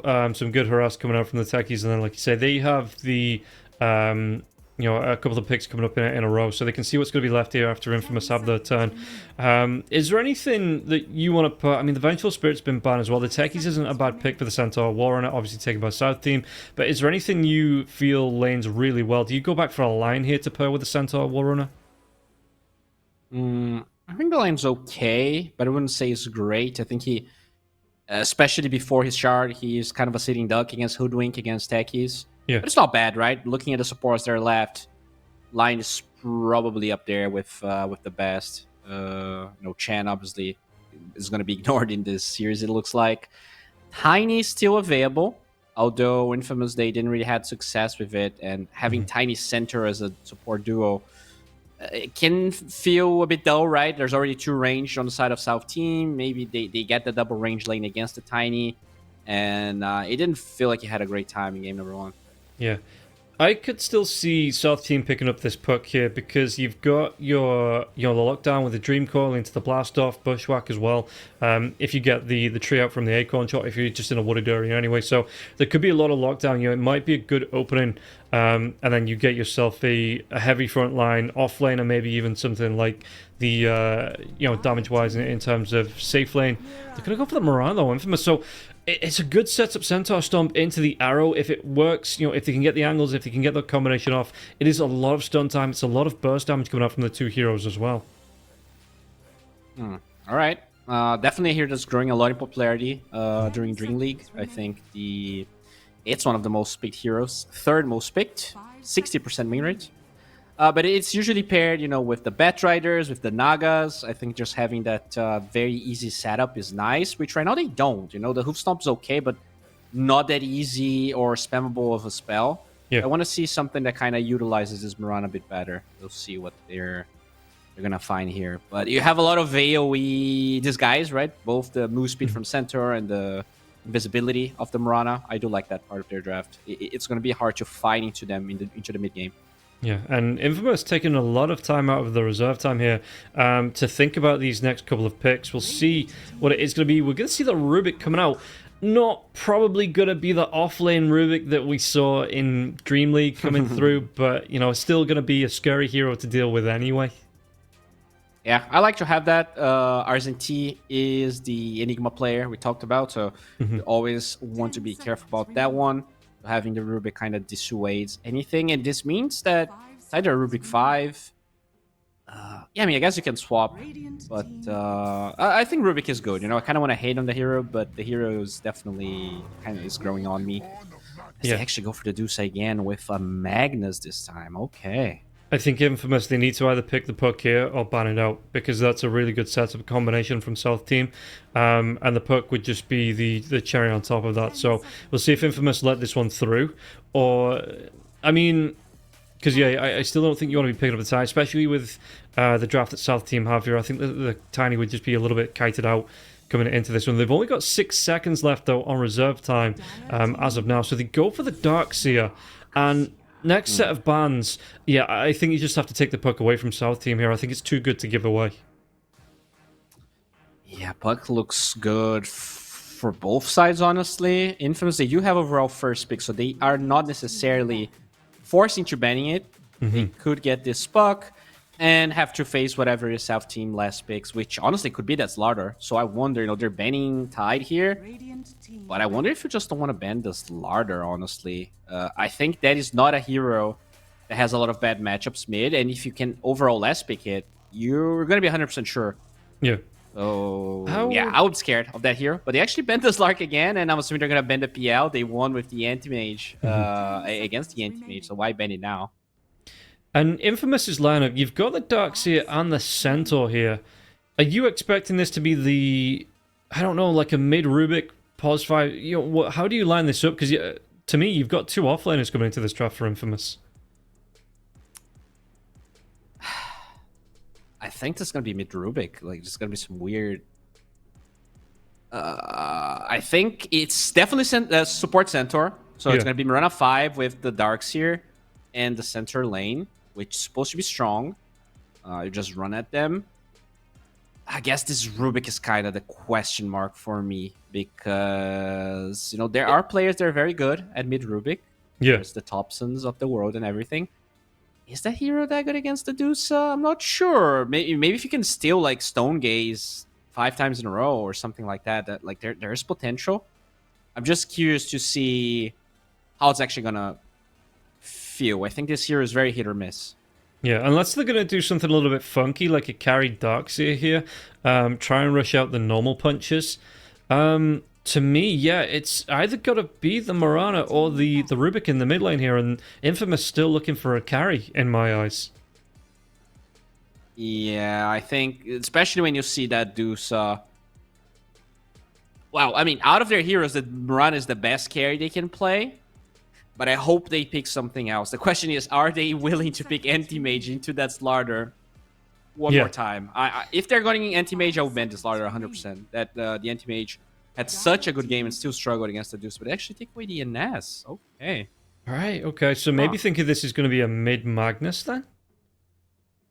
Yeah, I mean, it's not a bad mid Magnus game, but I just don't want to see Magnus having that much priority just because of the Rubik. I feel like it becomes really hard. He can steal your RP. He can kind of lift you mid RP and all that. So, especially if this Rubik's going to be mid, which they might know once they go for the last pick here, Infamous. Okay, so they go Void. I hate this draft. I'm going South Team all the way. I think they lack damage. The only scaling they have is this Void. And I don't think you generally can kill the Deuce inside Chronosphere. Like, they don't have enough damage through their heroes. Just not a fan at all of what they have. Yeah, I was thinking that even if the Faceless here, item-wise, goes Maelstrom into the Manta, into the Disperser, I don't know if they get through this Mana Shield. I think it is a little bit lacking, but hell, I've been wrong before. Oh, wow. LC...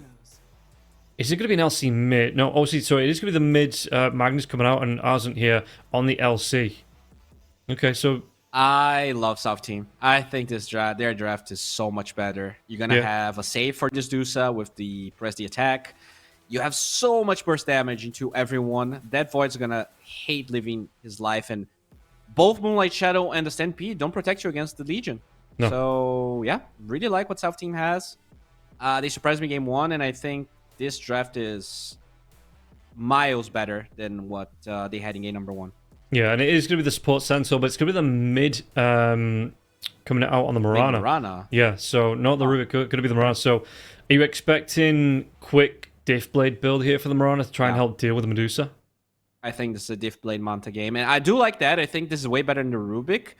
I'm still skeptical though. I tried making mid Mirana work because I'm a big fan, and ever since she became Universal Hero, I tried playing a little bit. This hero's power curve is all over the place. Like if you're really strong level 7 and then you don't get any HP with the items you want to buy, and like there's no HP talent, this hero seems super squishy and you're against this Legion. So there's a gazillion burst damage there on South Team.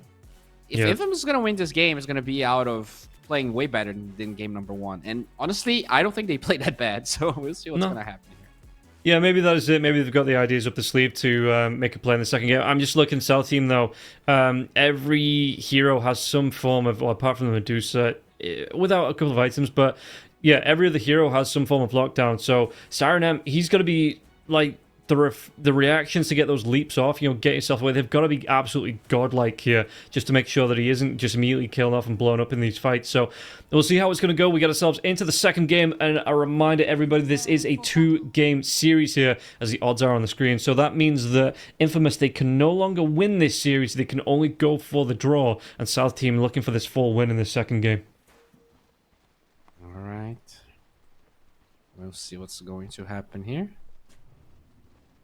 All right, so I mean they have decent lanes. I think this center Darkseer is very strong, especially level 1, 2, 3. You might be able to overpower this Dusa, and I think that's one thing they really have to try and enforce, even if that means sending the Mirana for like an arrow or I'm sorry, Mirana is the mid, right? Even if it means sending the Rubik, just so you can kill this Dusa once or twice. They just had way too free of a game with Aldair in game number 1. Yeah, and let's see just how it's going to go. I mean, the smoke out, like I say, it was just... Looks like it's just to get the wards down. Ward placement, on the other side, so they're not going to get super aggressive with it here. In terms of how this plays out, I don't know, because, I mean... Hyde shouldn't have a bad lane on the Darkseer, but I don't think it pressures the Medusa like you were asking for in the draft, because I think Medusa still has a fairly good game up against this Darkseer. Yeah, and even if you pressure her, she can jungle, right? And she just farms way faster than the Void. Yeah. And I think this Void can get pressured. Like, you have Time Walk, but there's just so much damage coming from both Hoodwink and RZT. I think eventually you might even get a Blightstone here to increase the damage you're going to be doing. And I think Void's power curve, it's just so... I think he's pretty much weaker than the Dusa the entire game up until like minute 35. It's just... Unless you have a perfect game, which we'll see. Karhua kind of had a perfect laning stage game 1. We'll see if he can keep it up here. Yeah, he did come out of the lane stage. It was something like 4-0-0 in terms of kills, death assists. So, he, like you say, he did have a really good time, set up by supports as well. So, hopefully for him, he's going to be able to play the same way. But it's not looking super good already. He is taking this harass out. And, yeah, like you say, the harass coming out once Masha and Arzenty have that level 6. It might be a different story here for the Faceless Void. Yeah, and the thing is, if you have that perfect game as anti-mage against Duse and lose, like, how perfect of a Void game you need to win, because it is definitely a harder matchup. Yeah, and you can see Hyde here in the lane. He's going to be taking some harass on the Darks here, but again, especially once you get to like level 3, level 4, you don't really need to be engaging onto the creeps yourself, so he will be able to sit back, soak the XP, soak that gold gain up for himself with the Iron Shell. And slowdown comes through here, it looks like. So sorry, I'm going to be taking some harass, but yeah, it's not enough to get aggressive and get this kill. Or drag him back, you know, because what's he gone for? He has gone for the skewer back on the Magnus, so not going to be able to get the shockwave into the skewer back underneath the tower just yet. But Siren does always need to be careful about that one, so we'll see what he does prioritize in terms of like skill builds on those leaps, or maybe goes back into that Arrow Starstorm combo. I do think this is kind of a weird lane mid, because Magnus has way better damage, way better animation. Yeah. But you do take a fair amount of harass just because Mirana has a lot of attack range. You know, I have not seen this matchup in maybe 5 years, so it's going to be interesting to see how it's going to pan out. I do feel like Osito has an advantage, though. Yeah, I couldn't tell you the last time I saw Mirana mid. Like, very genuinely, it's not even on my radar anymore. It's gone from the memory banks. So I'm looking forward to seeing how Sirenam's going to play around this one and how he's going to try and turn this hero into this battler that they're going to need on the side of Infamous. Yeah, it's definitely... I think, like, there's 2 or 3 players in the world that even tried this. I think Moon from SEA is one that I kind of remember. And I think he actually even changed his handle, so it's not Moon anymore. But you know who I'm talking about, right? He used to play a lot of mid Mirana in the past. Still does sometimes. It rings a bell. Yeah, I think if I saw like the player picture or like his new handle, I absolutely understand. Yeah, but it does ring a bell. It's still Moon actually. So yeah, still Moon. I thought maybe he changed his. He used to play like for Mineski when they were doing really well. Now he's playing for Myth Avenue Gaming, which actually was in the Relog tournament we were casting. Yeah. Oh yeah. I know. Yeah. I know Moon. Top lane, some harass coming out once again. This Faceless Void, he's not getting the good end of the stick here in this lane. In fact, yes. Yeah, he's being beaten by this LC. The LC, he's even going to try and go for the tower poles underneath this tier 1. Meanwhile, on the bottom lane, how's it going? The Medusa, he's looking pretty damn good, keeping pace with this mid Mirana in terms of CS here for the Medusa. So, South team having a really good time once again with the carrying Medusa. This is crazy. This is such a stomp in the laning stage. The only hero doing even remotely well is the Mirana, as you said. Oh, did they get the kill here? They do. Die. First blood. It's a little bit of a late one here. 4 minutes in. Usually we get them a little bit earlier, but it will finally fall. And it's going to go the way of the side of South team here. And item-wise, what's he got out? He's got another blood grenade coming out on his courier. Does he want to buy anything else? Maybe just a clarity here for the Hoodwink. But yeah, really good setup for him.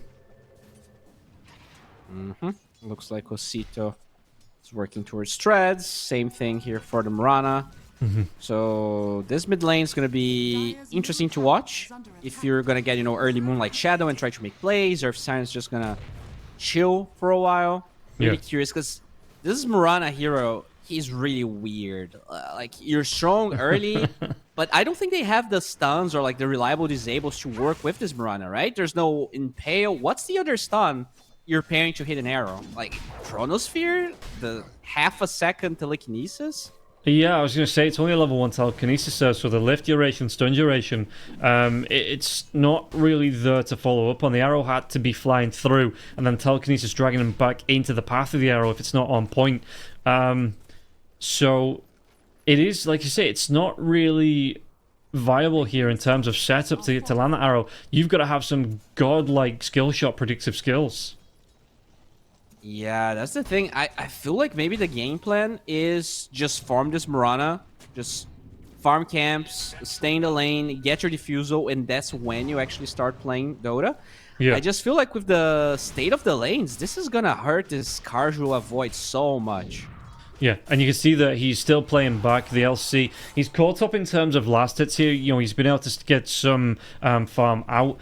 But in terms of getting this advantage, it's just not here. In fact, this is going to allow the Hoodwink to move off the lane. And in terms of a 1v1 lane, I think T comes out the better onto this one. And it's not going to be the Hoodwink coming out the better into this, because Sirenem will be able to get a kill on the board. So even in up 1-for-1. And while that's going on, though, it does mean that T is going to be able to get more... Oh! He got the damage out, forced a time walk, and then was able to get the overwhelming odds onto Kazuha. So Kazuha, he lost so much HP from that. Yeah, just working with a stick here. No tangos, no support in the lane. Finally, Bas is coming with a tango. So this is going to help a little bit. But the bushwhack, it doesn't land here. Acorn shot as well. It won't connect, so he will be able to get the time walk over the little crystal dip. I don't know what to call that. The divot here. The Kazuha will get himself away, and he has that second tango here to use it to get some health back. Alright, so looks like things are pretty chill in terms of Wisdom Rune. Baz is about to steal a rune here, so that's huge. This is the first big play here from Infamous. And what do you move through here? Stomp comes out onto the Techies. Techies, he's going to take some harass. Sticky Bomb now. Pamplona. Move back. So, okay, not super aggressive. T, he's going to maybe look for the kill onto Bash, but Telekinesis comes through. Instant lift, and yeah, Masha wasn't there to be able to get the bushwhack off. So it will mean Baz, will be able to get himself away. How close is T to that level 6? He's about 2/3 of a level off it. Yeah, 2 waves probably, if the Hoodwink's going to be sharing experience, and then he'll have it. RP is available for the Magnus, but he's going Echo Saber. So they're going to be playing very chill here, and I don't blame them. You know, this Dusa being pressured pretty much not at all. Pamplona as the center, maybe expected a bit more aggression in the lane. It never happened. He's going to try and contest a rune, and does perfectly. Yeah, saving it off the Siren, and the arrow flies through. It looks like just trying to take one of the creep camps out here on the Mirana. You know, try and snipe one with an arrow. And he has a lot of mana. It doesn't cost a lot of mana to use anyway in terms of what the Mirana has to just pop an arrow like that. So won't really feel the costs. As Osito, how's he looking? He's got the RP up, and he's actually going to be going towards... Is he going to be the Harpoon first here for Osito? Yeah, looks like he's going at least Echo. Sometimes we see the Echo blink. Sometimes we see straight up Harpoon. We'll see what he chooses to do. We do have Duo on the top side, but RZT is by himself, so I don't think he can actually kill Karho. In fact, there is Chrono available for the Void, but I guess, you know, both of them can't really kill each other. You're going to need way more rotations. And I thought that was the rotation coming out onto the Mirana, if you take a look at the map, but it was just to farm out one of the camps in the jungle, moves himself back in. Yeah, RZT, level 6, so we'll see if he even wants to maybe try and bait out a Twin Gate rotation to get that duel off. As at the minute, he's just really not being bothered by anybody, and this is really bad news if you're on Infamous, because this we've already seen what the Medusa does once. In fact, Sticky Bomb comes out, Pamplona, Chase Down going to come through, the TPs are going to be here. It's going to be the full 5-man rotation in terms of TPs coming out into this one. Rubik's here, the wall's going to be dropped now as well. Can they get any damage from this one though? Was that duel going to come through? They're going to try and get it onto the dark side. Do they have the burst damage to get the kill onto this one? Bushwhack comes through, the duel won't be completed, but surely they will get the kill. They will. RP gets used for this one now as well. Sirenem backlines, 2-man Chronosphere out of those on the sidelines. He's going to try and get this damage onto this one. They might be able to get 2 from this one. Osito, does he get himself away from this? The wall on the side does still come through. Great stomp now, though. What damage can they do? Because the Centaur is dead. Leap comes in from Siren now. Trying to farm through onto these heroes. Aldo losing a lot of mana. All of his mana is going to be gone. Does he have those one charges? He doesn't, but he has the mana boots. He still falls. Bass gets the kill with the Fade Bolt. It might cost him his life here, but they do take down the Medusa. It was like half a second for the snake to come back. He got a 2-man Mystic Snake. That was definitely going to be enough. And the Medusa didn't opt for a wand. Yeah. Yeah. I mean, she's getting so much farm, right? Why go one when you're literally just farming camps uncontested? Cannot blame her. I think that the biggest problem there was that they dueled this Darkseer after the wall was used. I think that was not the greatest target selection. Yeah. this LC. They end up using both RP and the duo just for that kill, and that's the only reason it got even remotely close, because they were way more farmed, way higher level than Infamous. Yeah, and yeah, he has the raindrops there as well. Like you say, he's a big tanky hero anyway, so it was a tough ask to get that duel off, and Hyde was able to sustain through it. You know, he keeps himself going through. So no first duel victory on the board for Arzenti, but he will still be looking for it. It's going to be the Blade Mail up next, which will give him that little bit of a boost. But look, speaking about boost, there is going to be, is that a quad stack of Ancient here for Alda? That's going to give him a big boost towards this Manta style. Yeah, like if he needed, he's already the highest net worth here on the side of South team. He's gonna get even more, and this is gonna be even faster Manta. I think he got Manta minute 14, game number 1. This is gonna be probably 12 or 13.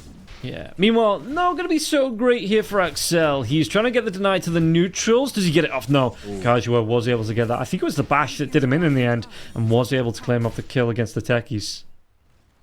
All right, they got that kill. They're probably going to get this tower as well. At the same time, Arzenti doing the same on the opposing side. So, in general, it is Infamous using more numbers to get pretty much the same thing done. Yeah. All you have these heroes that farm faster inside of South team. I still feel like South is very okay with everything that's happening. Yeah, and it's going to be, like you say, that tower going down on the bottom lane. Kajua does actually claim it here. Meanwhile, it's going to be a little bit longer on the tower taking the top part of the map, but Arzenti, it is going to be his Blade Mail coming out, so this next duel, it might be at a bit of a better outcome for the side of South team, but I think you still need to look at maybe the Rubik, maybe the Rana to be the targets of the duel, because the Faceless Void, the Centaur, the Darkseer, just that little bit harder to kill off. Techies, though, does he go down again? The Taser will be using Excel, trying to get the dive. Nope, Telekinesis comes out, cancels that one off, and Bash will be able to pick up the kill onto the Techies. Second time in about a minute, the Techies has gone down. Yeah, but you know, that's a lot of heroes from Infamous there, not farming that much. Rubik is still level 5. And you look at South team, Manta is already done on out there, by the way. So 12-minute Manta. You have the Blade Mail ready for Arzenti. I feel like their cores are really happy. But the thing is, I expected Sarah, you know, we expected Sarah to rush the Diffusal Blade. He ended up going Dragonlance and Maelstrom before the Diffusal. I wonder if this is gonna be a problem. I think fights are gonna start soon, and then he might not be as free to farm as he has in this game.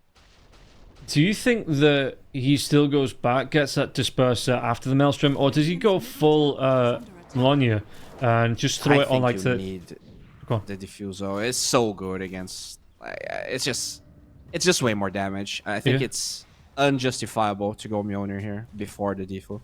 So you don't think he'll get like at least Default, you don't need to go Disperser, but you definitely get the Default at least. Yeah.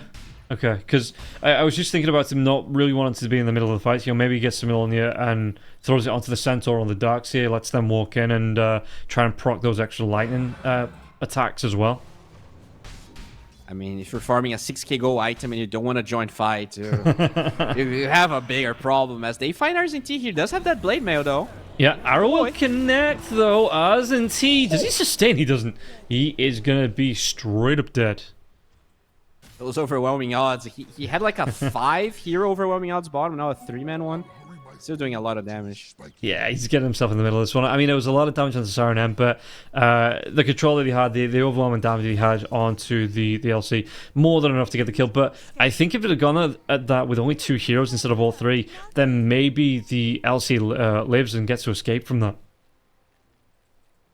So they're gonna find this Darkseer here. RP gets used. Yeah, do they have the Bushwhack? In fact, Sharpshooter comes up. No! I don't think they had the reveal for the Moonlight Shadow, and Hyde's going to be able to get himself away. The Bushwhack didn't connect.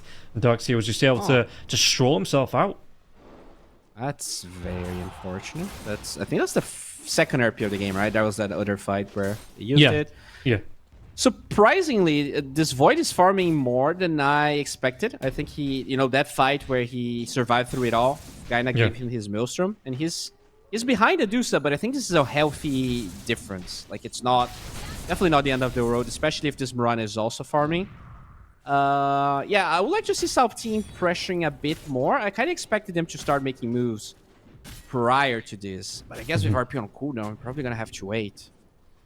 How do you like the pick of the Sanjin Yasha coming out. I was going to say Sanjin Kai because that's pretty much the all I see the build for the Sanj. But yeah, the Sanjin Yasha coming out for Kajua over the Manta style. Do you prefer this? Do you not think that the Manta would be super useful this game here for the Faceless? It's better. I think you need the Sanjin Yasha. It's RP plus duo, right? 2 spells that BKB don't really help. I guess Linken's does help against OC, but doesn't help against the RP. Yeah. But I get out of all the items he has, BKB, Manta, Linken's, and Sanjin Yasha, I think that's the best one he can do this game. Okay. Yeah, adds to his survivability, I guess. Yeah. Meanwhile, how we're looking. Surge comes out onto the Mirana. Mirana just getting down there. Yeah, the room being protected out from Bass. So, Charnam gonna have that illusion room bottled. That's gonna be fairly nice for him. Not gonna be too far away from the Maelstrom now as well. Only about 200 or so gold. In fact, pretty much has it on the next creep here after that creep wave. Double blink debut. Both Osito and RZNT finished their blinks. They have RP back.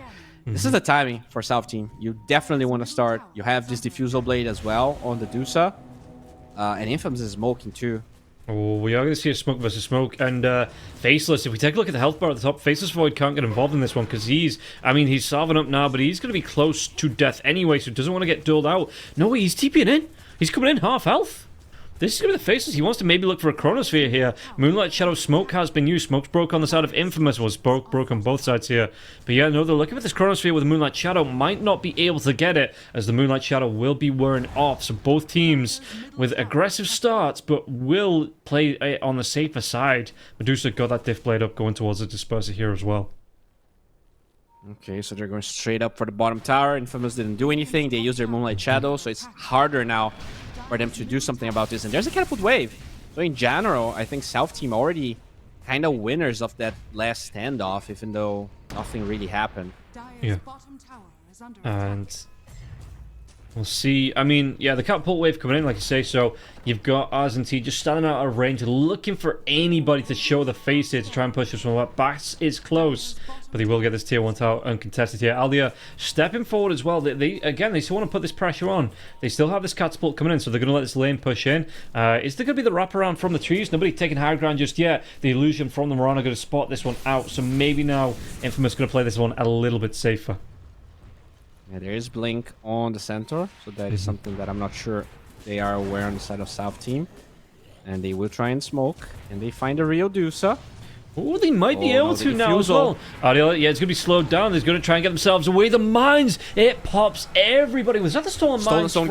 Yeah, Stone Gaze comes out. Is there going to be this jump in? Was the LC? The LC's a little bit too far away. RP on the back lines, though. Going to be able to get it onto the Mirana now. The Mirana going to be pushed right back down into the river. In fact, is this one they go for? The duel on the back lines onto the Rubik. Does he get the duel? He doesn't. He gets the kill after it, but still a second too late on that duel damage. And now Alia's going to be out of mana. Do they have the damage to get the kill onto the Medusa? The Medusa is going to fall. Maybe looking potentially for a 5-man wipe here. Jump onto the high ground. RZNT. He tries to take this bouncer as a consolation prize. Where's the bash? It comes out. And Pamplona's going to be able to get the kill after it. And that's going to be South Team being 5-man wiped, and already this Medusa's died 2 more times than she did in game number 1. That was a really bad RP. It was away from everyone. He guessed the skewer back, but then that sets up the chrono from the Void anyways. Just, yeah, their draft seems a bit harder to execute, or maybe, they're not as comfortable.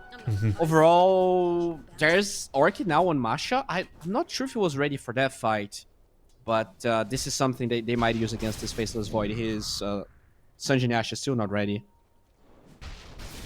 And we'll see. Oh. Yeah, like you say. Oh, did they get another jump on? They're going to be able to get... It's going to be the techies going down again. What can they do from this one? The duel into the sharpshooter this time. Surely going to be able to get a duel victory on the board for the LC. And that's going to be the first 10 damage. That's the first duel victory. Yeah.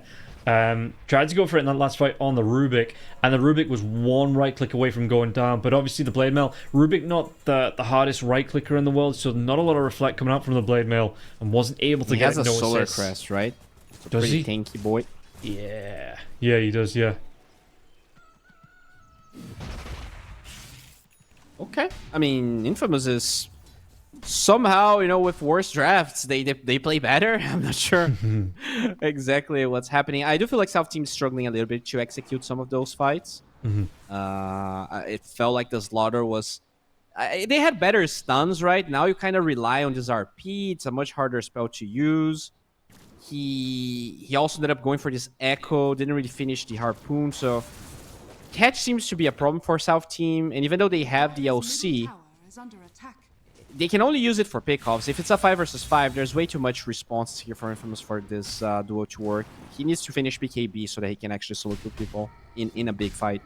Yeah, and it's not going to be close either. He's still going to be, what's it, about 800 gold onto the Mithril Hammer, another 1400 gold. So he's still going to be a ways away from here. Nearly 2000 gold from completing.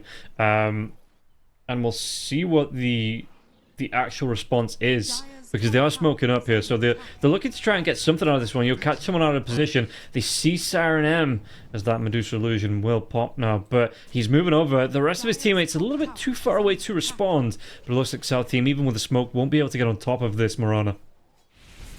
There's Disperser on this Dusa now. That's big timing here. I wonder if they're gonna try and force Roshan. After all, they are kind of following the Dusa with this TP to the bottom side. So winning a fight here does give them the chance to go Roche. Unfortunately, unlike game 1, I don't think they can just sneak Roche, right? The Slaughter gave that to them, and I don't think the LC does the same. And we'll see smoke into a Moonlight Shadow now as well. So they need the sentries down. They need some reveal here if the smoke breaks, which it will do onto Arzenti, but he doesn't know what to blink. And now they get the reveal. Blade Mail comes out instantly, but there's going to be the arrow full up onto the LC. Really good vacuum back onto 3 heroes. Chronosphere, it doesn't catch onto the Medusa, but it will be onto the LC now as well. Sharpshooter on the Hoodwink will be able to get it onto the Faceless Void. Wall will be dropped though. Aldia is going to be slowed down. What can they do for this one? Because he's already lost 3 heroes here. And it looks like nobody wants to buy back. Aldia is going to lose all of his mana once again. They're going to be able to get another kill onto the Medusa, and only the Magnus stands. Infamous, they were having a really good time. That was a great timing there on the Moonlight Shadow as well. Osito, he just needs to leave. Yeah, tons of things wrong with that fight. The LC goes first, no dust on him. Magnus solo RPs the Mirana away from the Dusa again. They're just not pressing their spells together. It does feel like, at least to them, these fights are really awkward.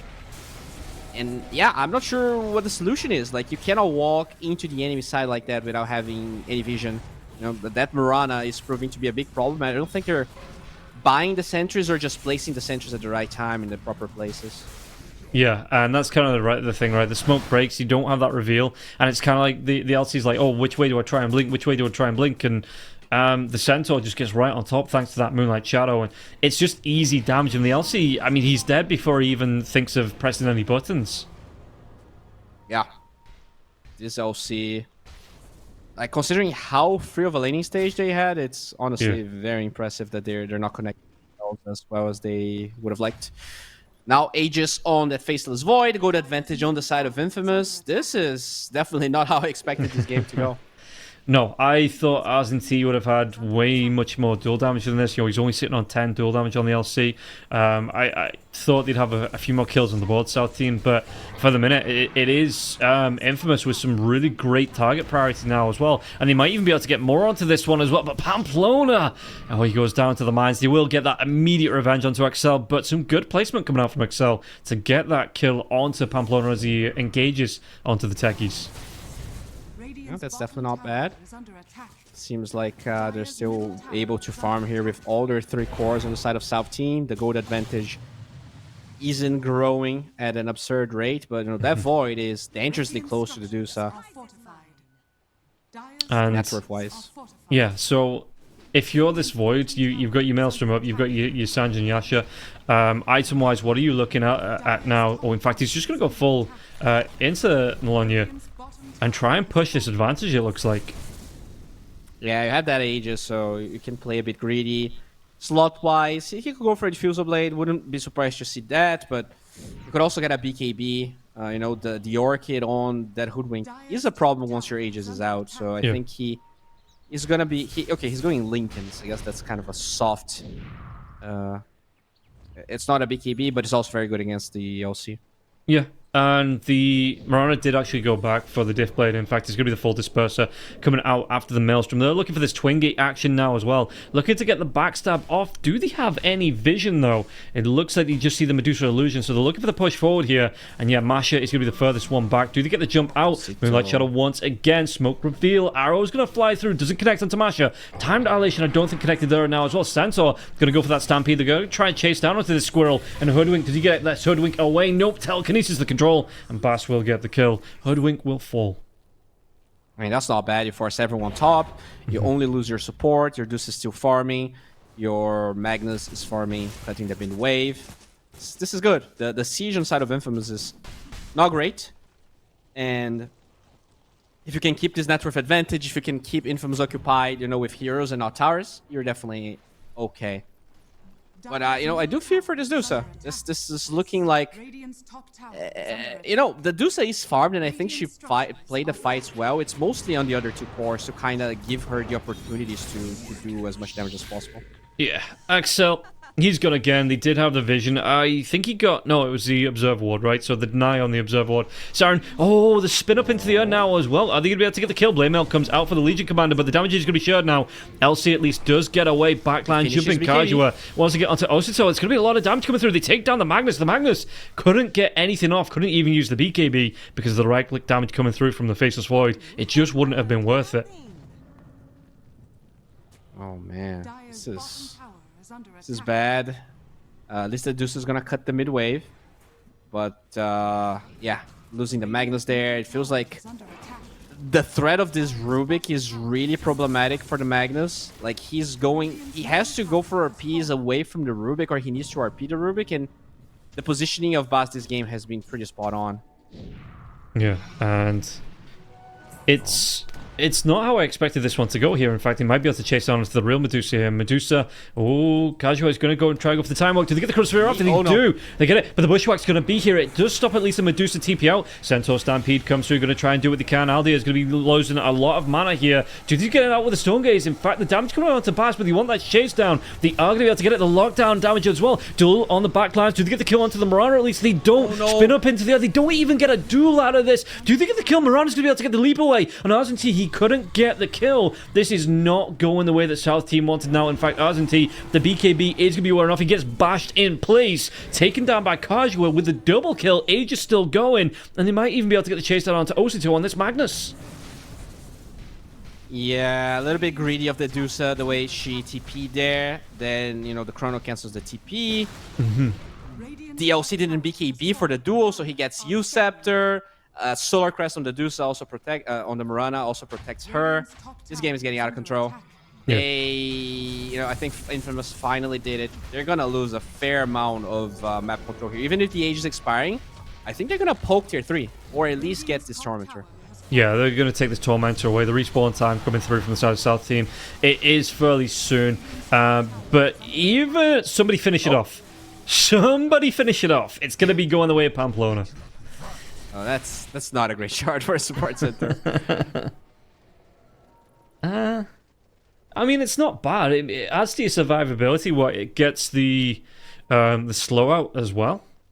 So it's not awful. I mean, you're gonna use it once, but you don't get to use that spell multiple times in a fight, right? You just want to be going in, going out. Yeah.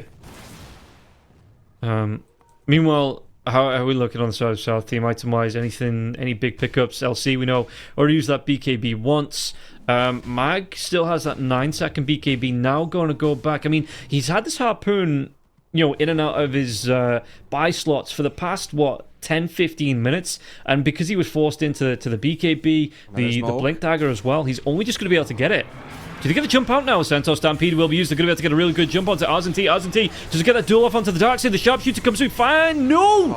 Does it go the other way? I think great RP coming through, though. They have the control. Are they going to be able to get the kill onto Kajua? Kajua is going to be able to get that time walk out, and it will be duel damage. That's 20 duel damage here for the Darkseer. He dies in the end. He has 10 more duel damage coming out than the LC herself here. Right click damage coming through. Great Chronosphere now, but they get the kill onto the Mirana back lines. This is all of the mana gone. Kajua's going to be able to clean up. Does he have another time walk coming through? He's going to be silenced out out by the Orchid, but Osito was that time walk after the silence walls off. He's going to be able to get himself in. Time dilation comes through. Gets a slow down onto Osito. Telekinesis now as well. Axel, he's going to jump himself into maybe his doom here. Kaju, a time walk forward. Wants to go for the hoodwink. Got that damage coming through. Just needs one more bash, one more anything to get the damage off. Lincoln Sphere broken. They want to go onto the high ground. There's still a tier 2 tower standing. And they're diving tier 3s. Little bit of a tough dive, and Bass still gets the kill onto Masha, but Pamplona he gets the tip from his own teammate for diving the tier 3s and diving to the techies' mines. Oh no, Lincoln Sphere! He was trying to go for the duel here. It's going to be the stolen bushwhack, and this he's going to die for this. Huh. Yeah, Kaiju is just having a perfect game. I'm speechless here. That fight was crazy. The Mirana actually got stuck in between a tree and the high ground there. And even with that happening, you know, they get that kill, but they lose everyone. Another really good chrono from him. And everyone on side of Infamous is so tanky. You know, the Centaur, sure, you might look at him, he's 2 and 620. But because everyone is so tanky, there's no easy dual target for South Team. It really only is the Rubik, but he's somehow been kind of in the back lines. I'm surprised. I think there was only one duel on the Rubik, and didn't even get the kill because of the Solar Crest he built. Yeah. And I like the heads up there from Kajua. He knew the LC was coming. He's like, okay, I'm full health. He's not going to target me. He's obviously going to go for this Rubik that's half health, try and get that quick duel in. And so he put his own Lincolns. You know, he protected the Rubik with the Lincolns, and the LC couldn't get the duel off, and it cost him his life from it. And yeah, they say the Darkseer now has more duel damage off that 1-1 duel than the LC has, and that's bonkers. And that's the last pick LC. They had a perfect laning stage. Yeah. I think the biggest mistake, I don't like the fact that, you know, Legion, I think, has to go for Blade Mail before Blink. Yeah. And, no, dude. I felt that in my chest. Yeah. Oh. At least it's a low cooldown. It's only 55 seconds. Yep. That's fine. I mean, it didn't get worse than it was. No. He might have wanted it now. There is going to be the jump in, drag back onto him. Do they get the damage out? Chronosphere comes out. Osito backlines are going to be able to get the kill onto Axel now as well. The damage inside the Chronosphere is going to be enough for Osito. Siren on the double kill. Stone Gaze will be used here, but Ali's down to below half of his mana already. The change around. They're going to be able to get another kill out, and they've got the lockdown. There's just going to be the GG call. South Team, they give it up. They don't think they can get the fights. They know they can't get the fights. 34-13, and an 18k net worth lead here. 32 minutes in. Infamous, they tie the series up 1-1, and the 2-game series here, it will be the draw. Yeah, you know, in the past, because you could turn your mana shield on and off, and because you could you had way more health. It was easier not to give away the Stone Gaze. I'm pretty sure he gave away Stone Gaze every single fight to the Rubik, and that just made the fights incredibly hard. You know, such a powerful spell. You're stunning through the duel. You're increasing the damage of the Void inside the Chronosphere. But yeah, I think my point before that fight started was just that I think the Magnus had to go Blink. I think they were way too passive with how good their laning stage was. And they're like, okay, we're going to be farming here. Nothing's going to happen. But then the Mirana gets a lot of items. The Darkseer gets super tanky. The supports are hard to kill. You have this Solar Crest. And they just couldn't execute those fights. They just played way worse than they did in game number 1. So kudos here to Infamous. I think I kind of expected this to be a 1-1. So in general, the results were expected. It's just that game 1 was so good that I kind of wanted to believe South Team was able to get the 2-0. But yeah, Infamous, I think, coming back in style here. Yeah, and that is going to be it for the first series. It is a 2-game series, not a best of 3, so they will split the points, both Infamous and South Team. We're going to take a quick 10-minute break. We'll be back with the second series right after this. 1xBet and EVA Alfie present betting on all esports events on the website and in the 1xBet app. 1xBet. Play with EVA.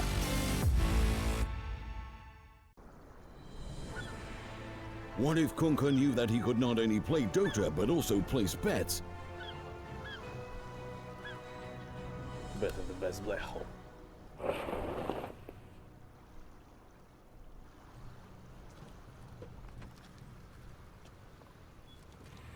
1xBet Bookmaker Company.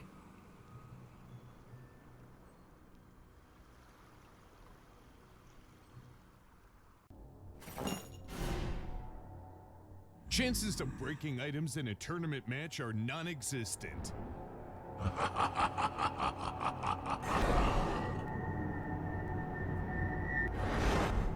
Chances of winning at 1xBet are always real.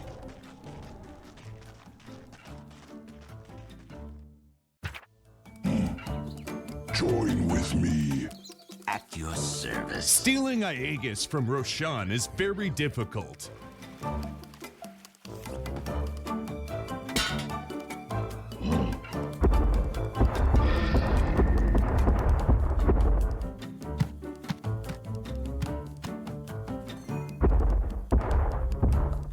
Winning at 1xBet is super easy.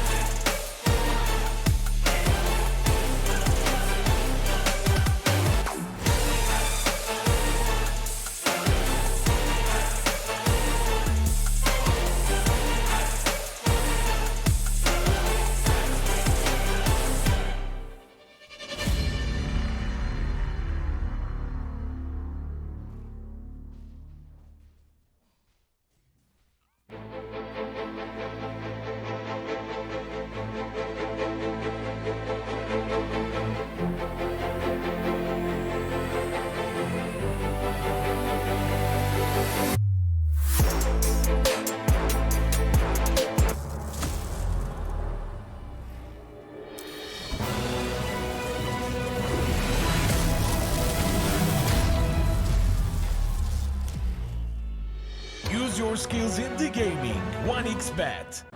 Look around. Screens are everywhere. They allow you to immerse yourself in another world, into hundreds of different worlds. Here you can be anything you want, and we will support you in this. OG, Team Spirit, 1xBet. If you are with us, you win. Hello, son. Hi, Mom. Pretty girl. This is Eva. Nice to meet you. Thank you very much. Your dad's just making his favorite dinner. It's duck. Come on inside. They're all probably too gruesome to tell you while you're eating at the table. How's your food? Is everything okay? Good, good.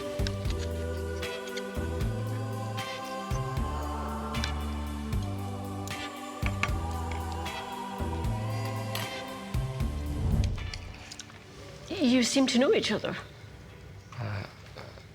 Yeah.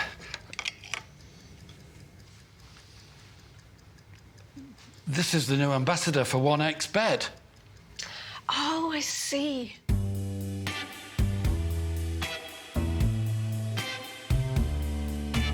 Everyone felt good when Eva Elfie became the new ambassador of 1xBet.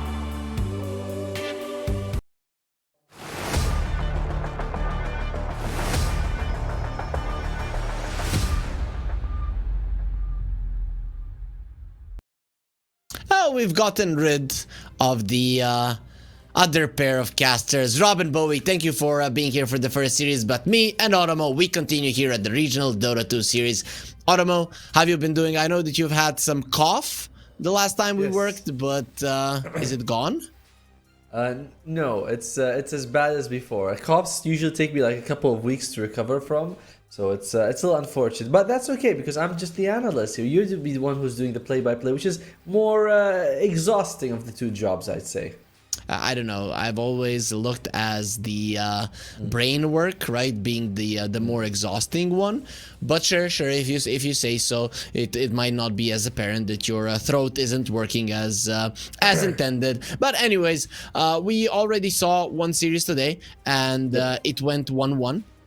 Now we're going to be moving on to Infinity and Demonius. So that's going to be an interesting one, though I can't help but feel that Infinity might be the favorite in this series, though that might not actually be the case.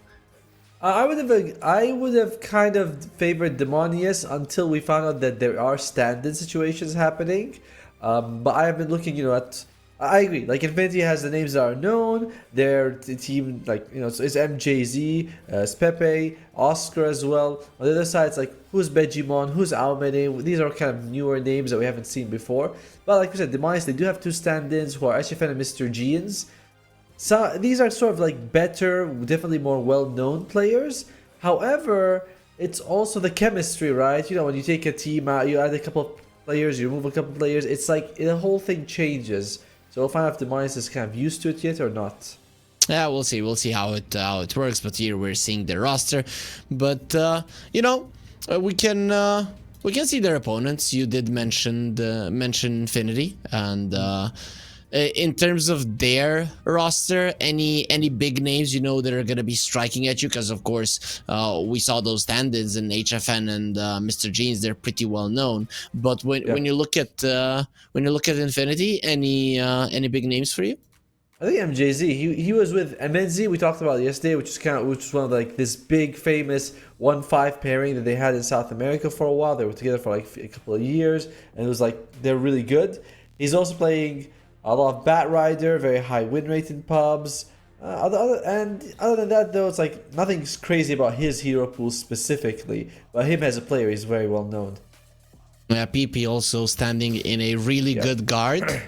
That's the one where you can't get to his chin, right? And it's not a guy that I would want to get into an altercation with. Oscar, it says feel the thunder, so we might be seeing some offlanes use. I don't know. I think that it's more like the guy is definitely hitting the gym, and he is like that. That guy is a scary person. He's an offlaner, so he has to be the team tank. He does play a lot of Winter Wyvern offlane, which is something that we would love to see him do. But apart from that, a lot of the standard offlaners, the Timber, the Slaughter, the Mars. So would be cool if he brings Winter Wyvern. Okay, so me and Bowie, since he's from Brazil, South America, and we've been talking quite a lot about the long names that we see here. They take their family names from both their father and their mother and stuff like that. Do you have like longer names like that in your country, where you're from, or where you're at right now? In Malaysia, they tend to have very long names because they're like the first name is like 3 names. It's like Fikri Abdul Halim, and you're like, "What is that? Your whole name?" He's like, "Yeah, that's just my name." But we also do have family names, but we only take from the dad's side because that's kind of how it works. So yeah. Yeah, okay, cool. So it is longer names overall, right? Okay, Yep. makes sense. Cool. Interesting. Because in my country, it's very rare that somebody would use their middle name when introducing themselves, or even like this. So it is weird for me to see. And then me and Bowie got into that one. But anyways, let's talk Dota. Did you and me get to cast when the C patch came out? Yes. I think Yes. I think so, yeah, because I was like the first time during the tournament. Yeah, I'm liking the C patch a little bit more just because it brought down some of the stuff that was a bit too much.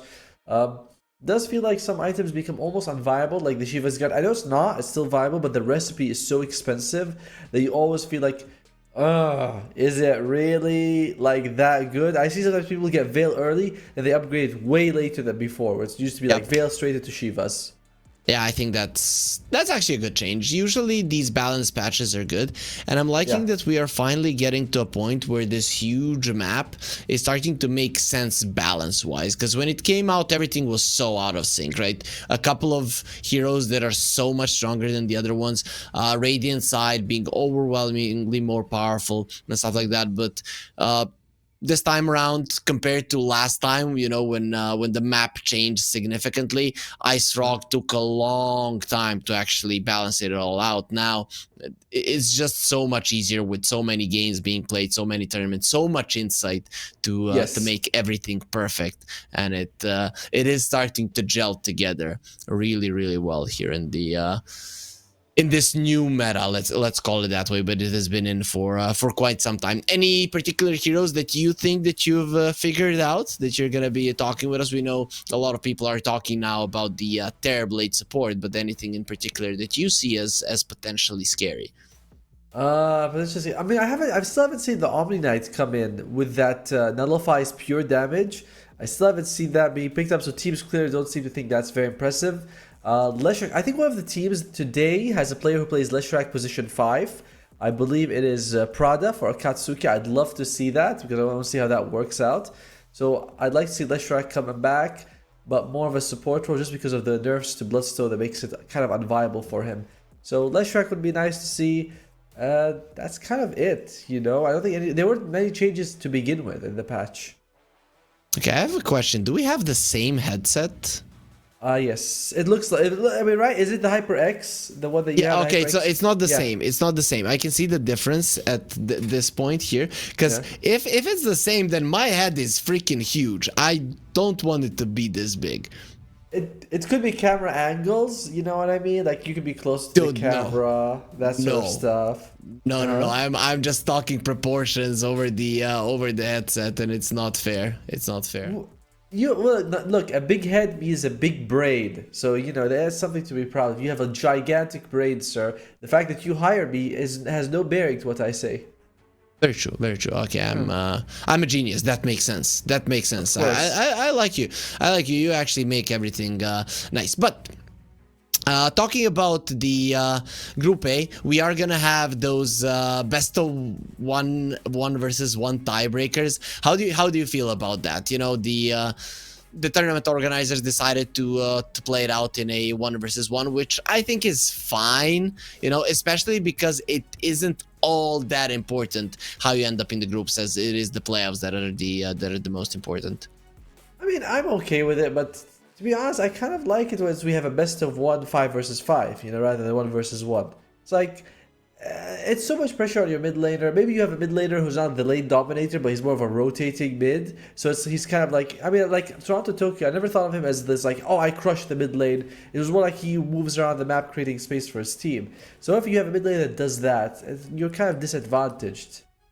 The only thing that is important for a mid laner is that he can play the mid lane, right? Nobody cares about your rotations and stuff. We all want you to be done. Of course, that's not the case, but it used to be like that. Mid laner used to just play 1 versus 1s, and that was their deal. Then when everything changed, it was a completely different story. But we should be getting ourselves into the draft fairly soon, as all of the players are now officially in the lobby. There was one of them missing. Of course, we're not going to be pointing fingers here because we are good people. Automo, right? Yes, we are, but I do believe that there might actually be a draft penalty for one of the two teams because of that. No, I think they had 1 more minute remaining before the draft penalty kicks. Oh no, there is a draft penalty, but for somebody else. No, not for the team that was late. What was the reason? I'm gonna get info from the admin. But we have something new today because our production is so amazing. Now we have just made it that when I snap my fingers, the draft shows on the screen. Let's see if our new awesome technology works. Let's go. 3, 2, 1, go.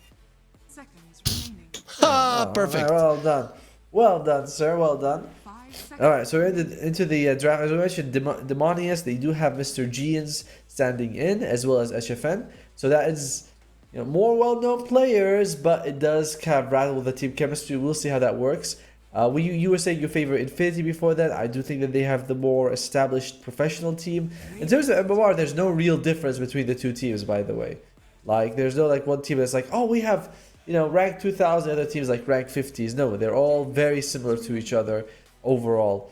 So, what do we have? Infinity, they banned a lot of the offlaners as well as the techies, not wanting to go for that scary. They don't want to deal with it tough in a difficult safe lane. Demonius, they get rid of the Bat Rider. I believe Infinity has 2 players who play with the Bat Rider, so they're like, we just do not want to deal with that. Yep, I guess that is a smart choice. Batrider is just way too powerful nowadays, as there will be a Centaur instant response to a Hoodwink. I guess now that Mars ban does make a lot more sense. Yeah, you don't want to use your Stampede and get stuck into the arena. I think Demonius, I kind of like their opening pick a bit more. I do think that there's not that many aggressive position 4s that can do what the Hoodwink and the Techies do. It's like they are sort of the most burst control damage in the laning stage. I feel like Centaur a little bit more replaceable, with the other aggressive offlaners like a Tidehunter. Mostly a Tidehunter, I'd say, in this situation. Like a... They ban out the rest. Okay, that was a funny one. There's so many offlaners that can replace this guy, like the Tidehunter and then the Tidehunter and Tidehunter's brother, Tidefisher. Look, the thing is, it's like Sand King is not picked. Mars and DK and Magnus are gone. Timbersaw Primal Beast as well. So there's not that many in this particular game. But in usual games, there are other offlaners you would take over the Centaur. Plus, if you see the Hoodwink, you want to take the Centaur yourself because you don't want them to have that very strong Hood Centaur combination. So I do like what Infinity did with that. I'm thinking Dawnbreaker is like the offlaner that people are going for nowadays, right? So I wouldn't be surprised if that's something that Demonius actually goes for. I think they might. By the way, I wonder if that it looks like we might have a bit of a delay in the game because I think the penalty was applied to the wrong team. That's what I'm sort of getting from that's what I'm thinking, because that's what happens. So Infinity, they do take the Nature's Prophet. Who plays Nature's Prophet on their side? It's more likely to be a Nature's Prophet 5, just because MJZ actually spams it in pub, as well as Giddick does not. And I don't think I'm a fan of the 4 Nature's Prophet a little bit more, just because I feel like you want to leave the offlaner more, just move around the map, but the 5 kind of needs to be there with the carry, but it's fine. You teleport, you TP back, not a big deal. Yeah, so I don't know if people caught that. I know you mentioned it, but I know what's up. So basically, guys, the penalty should have went for Demonius because they were a little bit late to the lobby. but when a coin toss is being used, a bug happens, and then the time is switched. I think that we're just gonna continue the draft normally. I think I got some info that there will be a remake. Because I'm hearing the sound of the people going in and out of the game. You know that one, so I'm like, I think that's what's going on. But you know, both teams are like, let's memorize what we picked. Because yeah, we are. Oh wait, actually, and Demonius they picked. Okay, we'll see. We'll see. We should. It seems that they got their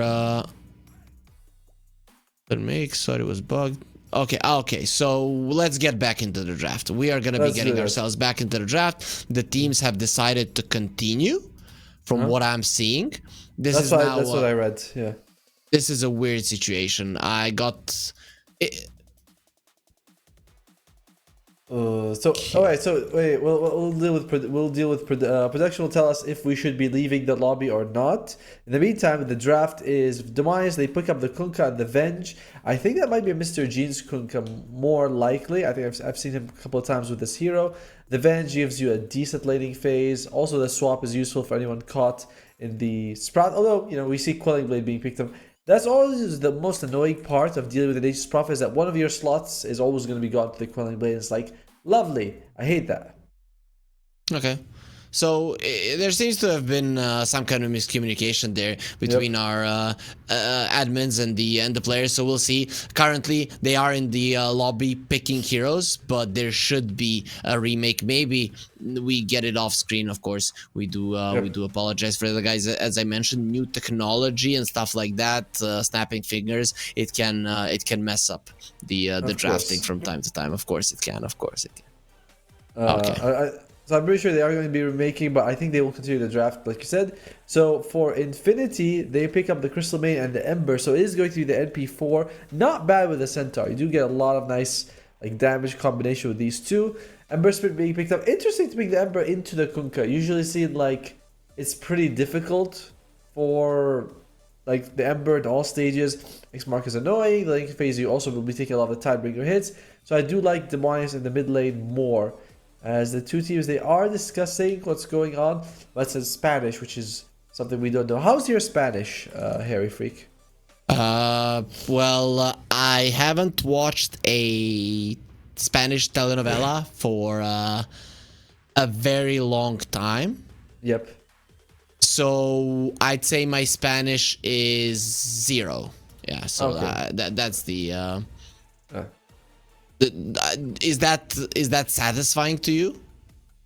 I mean, I guess. The only Spanish I know is from Bullet Train. One guy keeps going "mi corazón" all the time, which means my heart. I was like, that's kind of, I don't know. That's the only one I know because that's the only dialogue that guy says. Just goes around says "mi corazón." Probably with better pronunciation. All right, so Harry is with dealing with the admins. Demonius.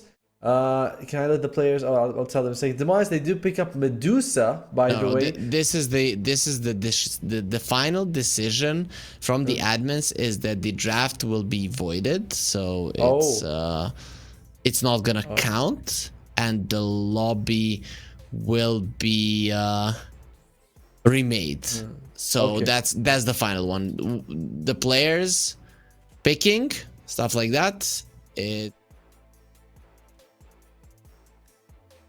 Do we? By the way, I'm sorry we're a bit distracted. Just that we are sort of been taking responsibility to sort of tell the players what's going on while also having a draft. So obviously this is not what we'd like to present, but this is sort of what it's a bit hectic because of the way that some teams are like, hey, we're gonna go, and some teams are like, no, we're not, and so we're having definitely bugs happen. That's just the thing. Bugs happen, especially when a new patch comes out, so we're just gonna have to work with it. And no, we don't want any spaghetti codes in the chat, though it can be funny from time to time. But Lord Gaben, your game is the best in the world, and it is not in beta. Invite us to TI.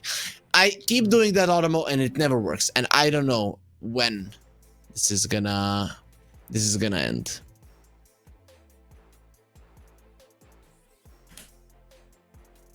Oh man, the players are drafting, and you have to tell them, guys, this doesn't count. Can we just? No, the thing is, I've gotten used to it. South Americans are so chill.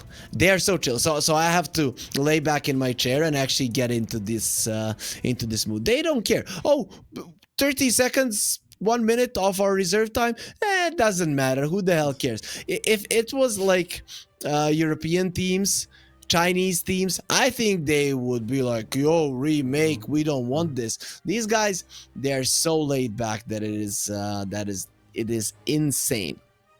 I'm just telling them, like, guys, can we make a new lobby? They're like, nah, we're just gonna continue the draft. You know, I was like, what authority do you have as the cast to tell them anything? You know, they're a little bit more important to the show. Demonius, by the way, they pick up Medusa, they bat out the Slark as well as the Anti-Mage. I'm sorry for the sniffing, by the way. I'll deal with that. Infinity, they bat out the Tide Hunter as well as the Abaddon. Remember, we talked about Tide Hunter? Yeah, we haven't had much of a chance to talk about the draft just because of all the things going on. I mean, the draft doesn't make sense. The draft doesn't matter, right? Because they are going to have to go for it again, right? As I wonder. The admin said... you mean that they were gonna be making a decision? Okay, guys, let's just repick this. Yes. Even though but overall the admins have said that this draft does not count. So in my mind, I'm just not gonna be paying attention to it overall. I think it makes no sense. So if the admins make a decision, that's about it. Now the managers are gonna be getting into the. They're gonna be calling their players because you know that they can talk to the players during the draft, but maybe they weren't right here. And of course, everybody wants to focus on the draft itself. So you have the sniffles. What's up? Everything good? You strong? I'm fine. I'm the toughest, of course, but no, it's just been with me for a while, so I guess it takes a while to recover. I know it's not severe, but it's also taking a long time to go away, which is annoying. It and the cough.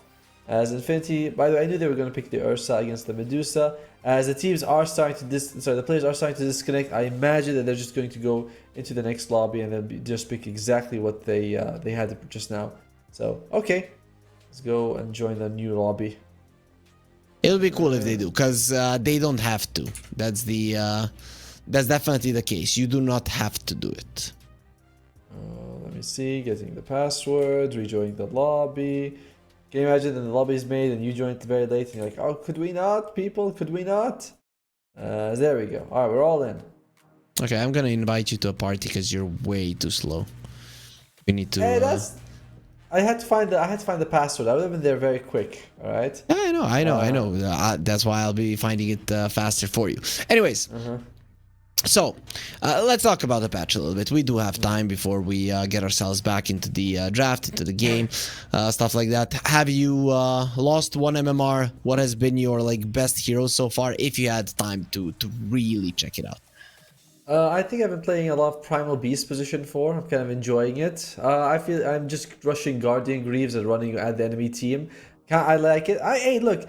I like it. It's working decently for me. I think the hero needs mana, so Arcane Boots kind of solves it. And then you're like, well, I have Arcane Boots. Might as well make it Guardian Greaves. So you get 2 sources of Dispel with a level 15 talent. Okay, guys, just Automo is telling us it's working really well for him, but I can only see red. Right, okay, look, on his screen. You know that sentence of the Bloodseeker. I see red, and it's amazing. Yeah, well, this doesn't feel amazing. Okay, look, I lost a couple of games today. That's it. That's fine. But overall, I like it. In general, this has been a horrendous year MMR wise for me.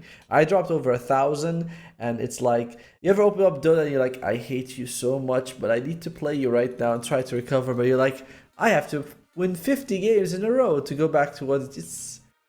Losing is tilt losing is the worst, right? The chain losing, you lose 10. And you win one, then you lose another 7, and you win, and you're like, what's going on? What's happening?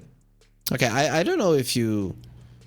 Do you know why we're so crazy? Like, when I lose a game, I just want to queue another one, just press as fast as possible. Yeah, exactly. When I win 3 in a row, maybe I can go to sleep now. Why not queue again and win 10 freaking games in a row? So explain this to me. Explain to me this unreasonable behavior.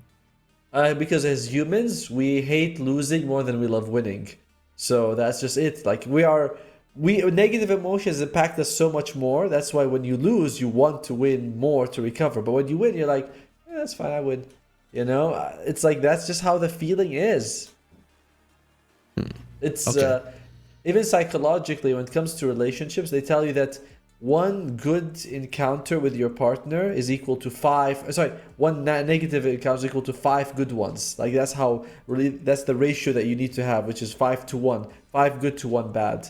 Of course, we're not like the scale of the bad also matters. It's not like one good is I give you Pepsi and one bad is I stab you. Like those are two rather different scales, but overall, okay, like have a glass of water, have a glass of water, have a glass of water again, and 2 more times, and then I can do something really, really bad, and it's gonna be canceling it out. Okay, I'm liking that you're giving us relationship advice.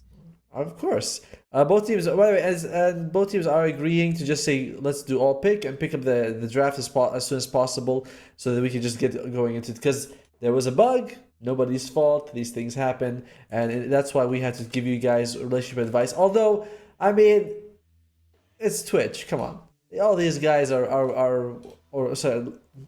guys and girls have they don't need relationship advice. You know, they got this thing locked down. Really? Yeah, you know, all these handsome, wonderful people watching, they're fine. They should be giving us relationship advice. In fact, there's a 5-minute delay, but you post your relationship advice, what you think is the best tip for your relationship. And we'll read the best one out loud. What do you think, Harry? We're willing to do that? I think we're willing to do that. Sure, you can read it out loud if you want to. All right, as the teams are getting ready, I do think it's going to be the picks that we saw in the previous game that we did finish on the draft page, but that's what they're sticking to. And you know what? I want to do the snapping fingers thing. So I'm going to snap my fingers, and hopefully when I'm done, we're going to go into the pick phase in 3, 2, 1. No, you can't do it, dude. I can't. No, I'm gonna explain this to you. So you can do it when we are getting ourselves into the game. So what is happening right now? We gave the players, they made the decision. The players made the decision. This is them talking to the admins and saying we want to play the same heroes. So because it is all pick, we're not gonna have it on our screens, right? So thus you can use the snapping fingers technology to get ourselves into the game once the game starts, Otomo. I don't want to. I've been burned by it now. Now I look like an idiot. But, well, I mean, the game is... No, you do it. I'm not doing it anymore. No. This is the one negative to the 5 positive, right? But this was a big one. This is like being stabbed through the heart. So I'm not doing this one. Yeah, I mean, technology usage is very hard for you old people, right? I can understand. You over 30 guys, I don't see you being able to do it. So, production, no! They didn't wait for me! No, okay, so now I was making fun of you, and probably production is 30 plus as well, and then they got mad at me and just started immediately. Good. You're saying stuff like, and it's like, okay, there, now you know. All right, so let's look at the 2 drafts. So Demonius, they went for a Medusa Doom with a Kunkka mid, Hoodwink 4 as well as Venge. So a decent amount of damage mitigation between the Venge and the Kunkka. Your control is kind of okay from your supports. But between the Doom and the Medusa, you're kind of slow. It feels like the Kunkka is really the only guy who's active. But he does have good supports for that. Like Hoodwink is a good amount of damage. Venge is pretty decent, especially with the talent at level 10. What do you think of the Infinity lineup, Harry? I think that Infinity let the Doom through, and I can't wait to see if this is a good move or not. I'm kind of... Connect! That's not a good bushwhack. You need to connect to the trees that were closer to Aomine. Agreed. Yeah, to like the ones on the north, not the southern trees. I agree. I think they jumped the gun a little bit there. For Infinity, I'm looking at it thinking this is a very highly mobile draft with global presence, right? You have Stampede, especially the Crystal Maiden. Oh, for the love of God, man! It's like one girl. Sorry. What the hell? Janek really wants to die. I mean, going for a TP out, plant the tree, bushwhack. I have no idea what he was thinking. Yep. I mean, he lived. You know what I mean? Like he actually was able to survive. It's gonna be a couple of hits on Tiger. What a start! What a start from Demonius with two kills to their name already. Infinity, their supports. I mean, the Crystal Maiden is kind of understandable. She is doing her job, but Gidek, he survived the first attempt, but decided, hey, they deserve something for their trouble. Yeah, and also, I mean, Mr. Jeans and HFN are playing for Demonius, so these guys are not to be laughed at. I don't know, Infinity, they might have like a bigger name in terms of organization when it comes to South America. You should know that, as you covered quite a lot of South American DPC. But this is not a good look for them. Those are some rookie mistakes. I agree, especially like Gidek should have lived. I don't understand what was going on with that. And the Crystal Maiden walking in is more understandable, I suppose. Anyway, bottom lane. Oh, okay, top lane, sorry. My bad. Top lane is going to be the Ursa and Crystal Maiden. I think this is a pretty kill-heavy duo. They can kill the Doom. The Hoodwink is going to be sort of the hero who can mitigate that thanks to the Bushwhack. Yeah, for sure. We'll see. Though, a lot of kill potential on both sides, I'd say. Doom and Hoodwink can run you down, especially the Crystal Maiden, but Hoodwink is also very good at poking, so even the Ursa is not off the menu. Even this bottom lane, it's not without kill potential, especially with the Blood Grenade going for Christ, and a couple of more hits with the slows from the Blood Grenade will be enough. HFN also losing a ton of his mana, and Infinity, they strike back, they finally get themselves a kill. Also, HFN loses quite a big chunk of his tankiness in lane right now. A bit unfortunate for him. As the mid lane, it is Kunkka favored. It is 10-5 to the 8-1. And I expect this. You know, it's like Kunkka is always good against the Ember at all stages of the game. Basically, there's not enough burst damage from the Ember to threaten him. So you always have the boat. X Mark is good. Tidebringer keeps your distance, so you can just damage him without the Flame Guard. So I do feel like mid favors Demonius quite a bit. Top, like you mentioned, could go either way. So far, it's very even, though. Yep, bottom lane is not even, however. The Medusa is not farming whatsoever. I'm not sure if that's gonna change. That's a TP from the Nature's Prophet. I mean, in so much trouble. Does have the Tango, won't matter. Will still be going down. Uses the Acorn Shot just before he goes down, but there's absolutely nothing he could have done to survive that. And that's the power of the Nature's Prophet. Can show up in any lane and do a lot of damage, but he does leave Oscar by himself, and it's a Centaur versus two ranged heroes with slow stuns and minus armor. And while he's tanky, thanks to the double Ring of Protection, it's not going to be enough, really. You're still going to take a lot of damage. And he's sticking to the old Veil builds. I've seen some people start to move away from this and back to the Blade Veil for the offlane. I still think Helm of Iron Will is a necessity, right? Because you need the extra regen in the armor. Once you have that, I would be okay to get the Helm of the Iron Will and then go for the Blade Mail, as it's Fatsin is taking a lot of those Fury Swipes, standing his ground and fighting, but he's losing that fight, which is also going to live just running away from Almina. And have you ever seen a squirrel threaten a bear? Not really. There's gonna be a bushwhack. Almina thinks about turning around, sees that he can't do it, gonna be frozen and kill Tiger, gets a double. Infinity, they gave those two support kills like, oh look, we don't know what we're doing, we're dumb, and it was actually a bait. Yeah, it's been 4 in a row for them. And while with the top lane, I can say the Crystal Maiden and the Hoodwink have both a huge amount of offensive power supports. It's not the same with the Ursa and the Doom. Ursa way more threatening than the Doom in the laning phase, and we can see that's why Infinity top lane, they think they got, what, 3 kills out of their 4 so far? So they're very confident right now. Mid lane, continue. Sure. The gap is growing, by the way, between PP and Mr. G's. Yeah, that's a huge gap, especially in terms of denies. As Janet gonna be stunned up, slow down as well. Any blood grenades, Chris doesn't have them. Janet going for a TP out. That's very scary. If the Medusa went for another hit, would have gotten a kill, but gave up a little bit too early. That's the Vengeful Spirit baiting in with the 8-1 charges, but here comes Janet back into the fight. Nice usage there of the Sprout, but Oscar loses his life before Chris. So in the end, it is a fight definitely favoring Demonius. I can say the first good encounter since the laning phase began, along with, of course, Mr. G's winning the mid lane by a lot. Like, holy moly, he is crushing this mid lane. What does he have, actually? He's just got nothing crazy, just 2 bracers. That's all he needs to bring down the Ember Spirit, who is a bottle hero, which is like you rely on bottle to regen. You don't go for heavy stats. Top lane?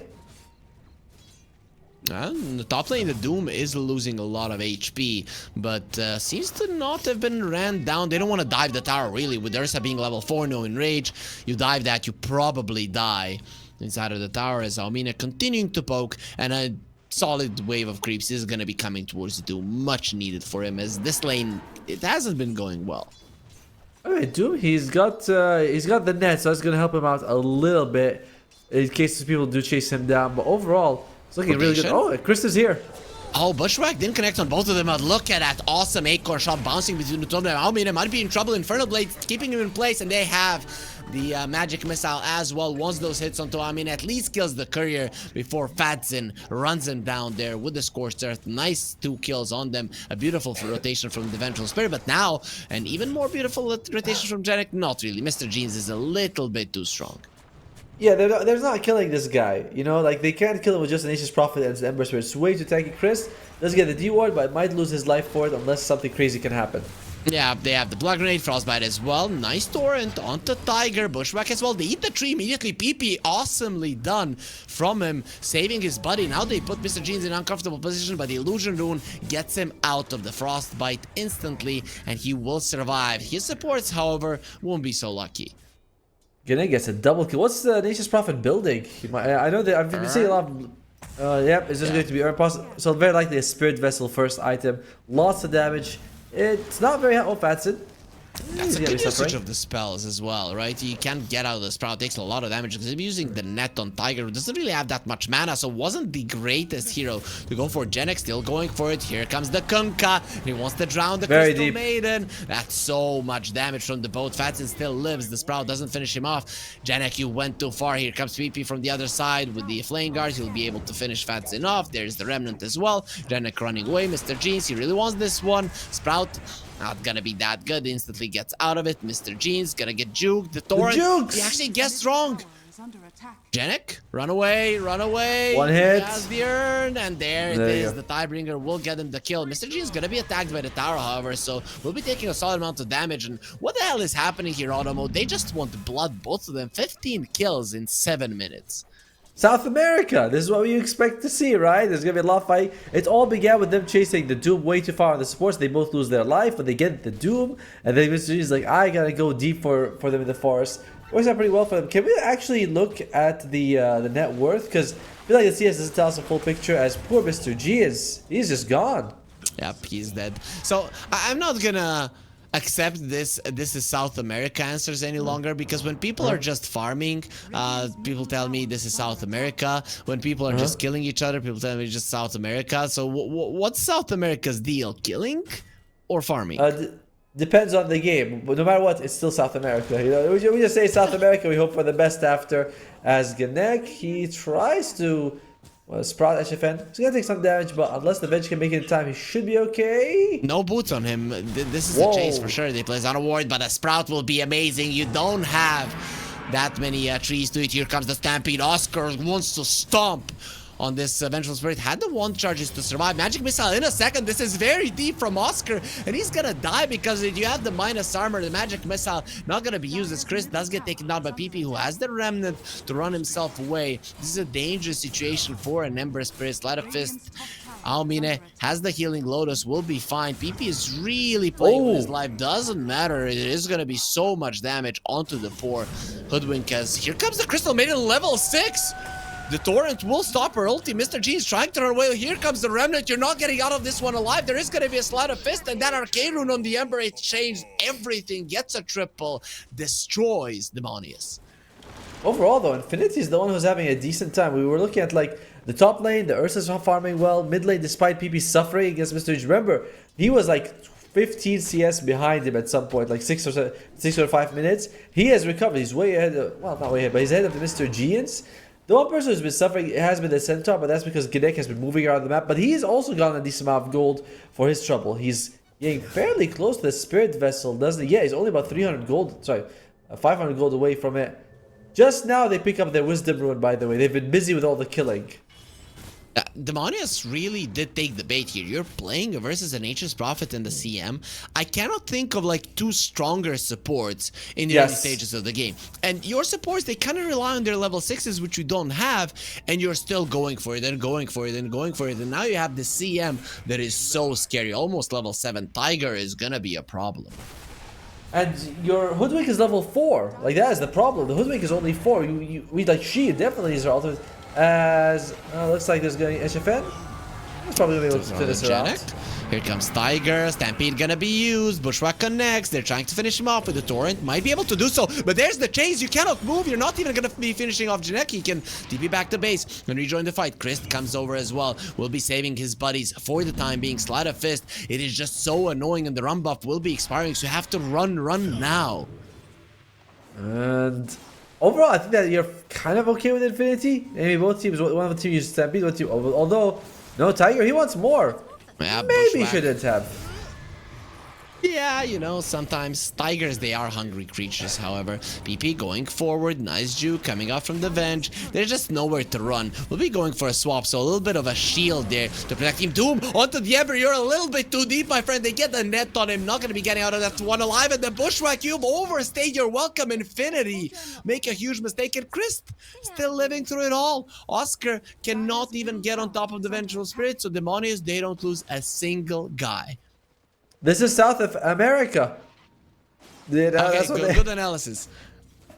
No, in general, we saw Infinity, like, they bit off way more than they could chew. The Crystal Maiden running in like that, losing her life, and Ember, he can see the low health Venge, and he wants to go in, but for what we see the Doom get involved for the first time, you always want to do the Ember in this game, and that's what they did. So, Infinity, they were doing well, but, you know, throwing away an advantage, a very South American classic. Very fun game to look at for sure. I like it so far. I'm having fun, but I don't know what to expect. Of course, our viewers are much more smarter than we are. So if you want to make use of the great odds we have here at 1x, click on the banner down below. Promo code 1XRealG LATAM for 120% bonus on your first deposit. So be sure to check it out for this game, future games, and some other titles that we have, as well as the game is almost completely even, Automo. But who does the farm distribution favor in this moment? I'm kind of liking what they have on Demonius a bit more, just because they do went for the Hand of Midas. So if you're even in the Hand of Midas and you have Hand of Midas, like, you are sort of, you're expecting that the game is going to go pretty bad for you. The enemy team is going to be very aggressive, but you're keeping the net worth even, and the Hand of Midas is going to start paying for itself very soon. He's not going for the Veil Shivas like we used to see. It's just like the classic build of Hand of Midas first. Kunkka has the Blade Mail coming out very soon, so that's going to be a nice power spike for him. And Hoodwink has hit level 6, so she's going to be online. So I do like what Demonius is going for them. The Kunkka is still ahead of the Ember. I mean, with the difference that they made in terms of CS, it was probably only a matter of time before he's still gonna be getting over the Ember. Just one kill on PP, that's what it took, and I feel like every single Doom will be going to him. For sure. And you don't really have saves on Infinity side like you do on the other, where it's like the boat and the Venge swaps. Like, once you get Doom, there's really nothing that's gonna stop the Doom from taking you down. But right now, Infinity should be aggressive, whereas Demise would... They're like, no, we'll do the smoke. We have a Doom available. And I like this, because they don't want to play too passively, even though they have the Hand of Mice. Like, get your Dooms off, so you make sure Infinity doesn't run at you. Yep, you use the Doom, you reset. You use the Doom, you reset. Though, while all this was happening, they lost the tower in the bottom lane, and they haven't really gotten anything themselves. So without this Blink Dagger, the Doom doesn't really have that good of a swap into a Doom. Oh, no. Oh. Too good. The animation for the Doom is a bit, it's slow, you know? At the same time, he just Sleight of Fist runs away, he's going to be fine. Grizzleman is level 8, by the way. There's been a decent amount of stacking going on, as we know that Witty does have the Battle Fury. I imagine he's going to go for Diffusal after, because they kind of need no one else. Oh, Blink, sorry. But I feel like he needs to get the Diffusal at some point, just because you don't really have anyone else who can do Mana Burn on the Medusa. It's just so good, Diffusal Blade.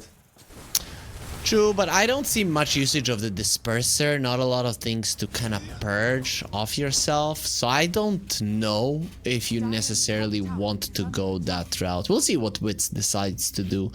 Almine is finally level 6, so let's see if that Sharpshooter will come in handy, but the gold lead is continuing to increase. The Ursa is farming a little bit too much. That is the scary thing, right? The Midas, they are the ones with the Hand of Midas, but they're not able to get anything really going for them. And the Ursa, of course, with the, like I said, Battle Fury. And we're just seeing stacks from Infinity. Like, every time I look at it, I feel like, you know, Ursa's dealing with a 2-3 man camp stack. Not getting the same thing from Demonius. If we do go ultra late, it's really hard to decide which team is better. Doom is kind of countered by Stampede just because you can save whoever gets Doom. Ursa versus Medusa is kind of, I feel like Ursa favored. It's a hard one. It's a hard one. It feels very even for sure. Yeah, Demonius supports scale better in a team fight, but in terms of pickoffs and split push, Infinity supports take it, pokes on Infinity.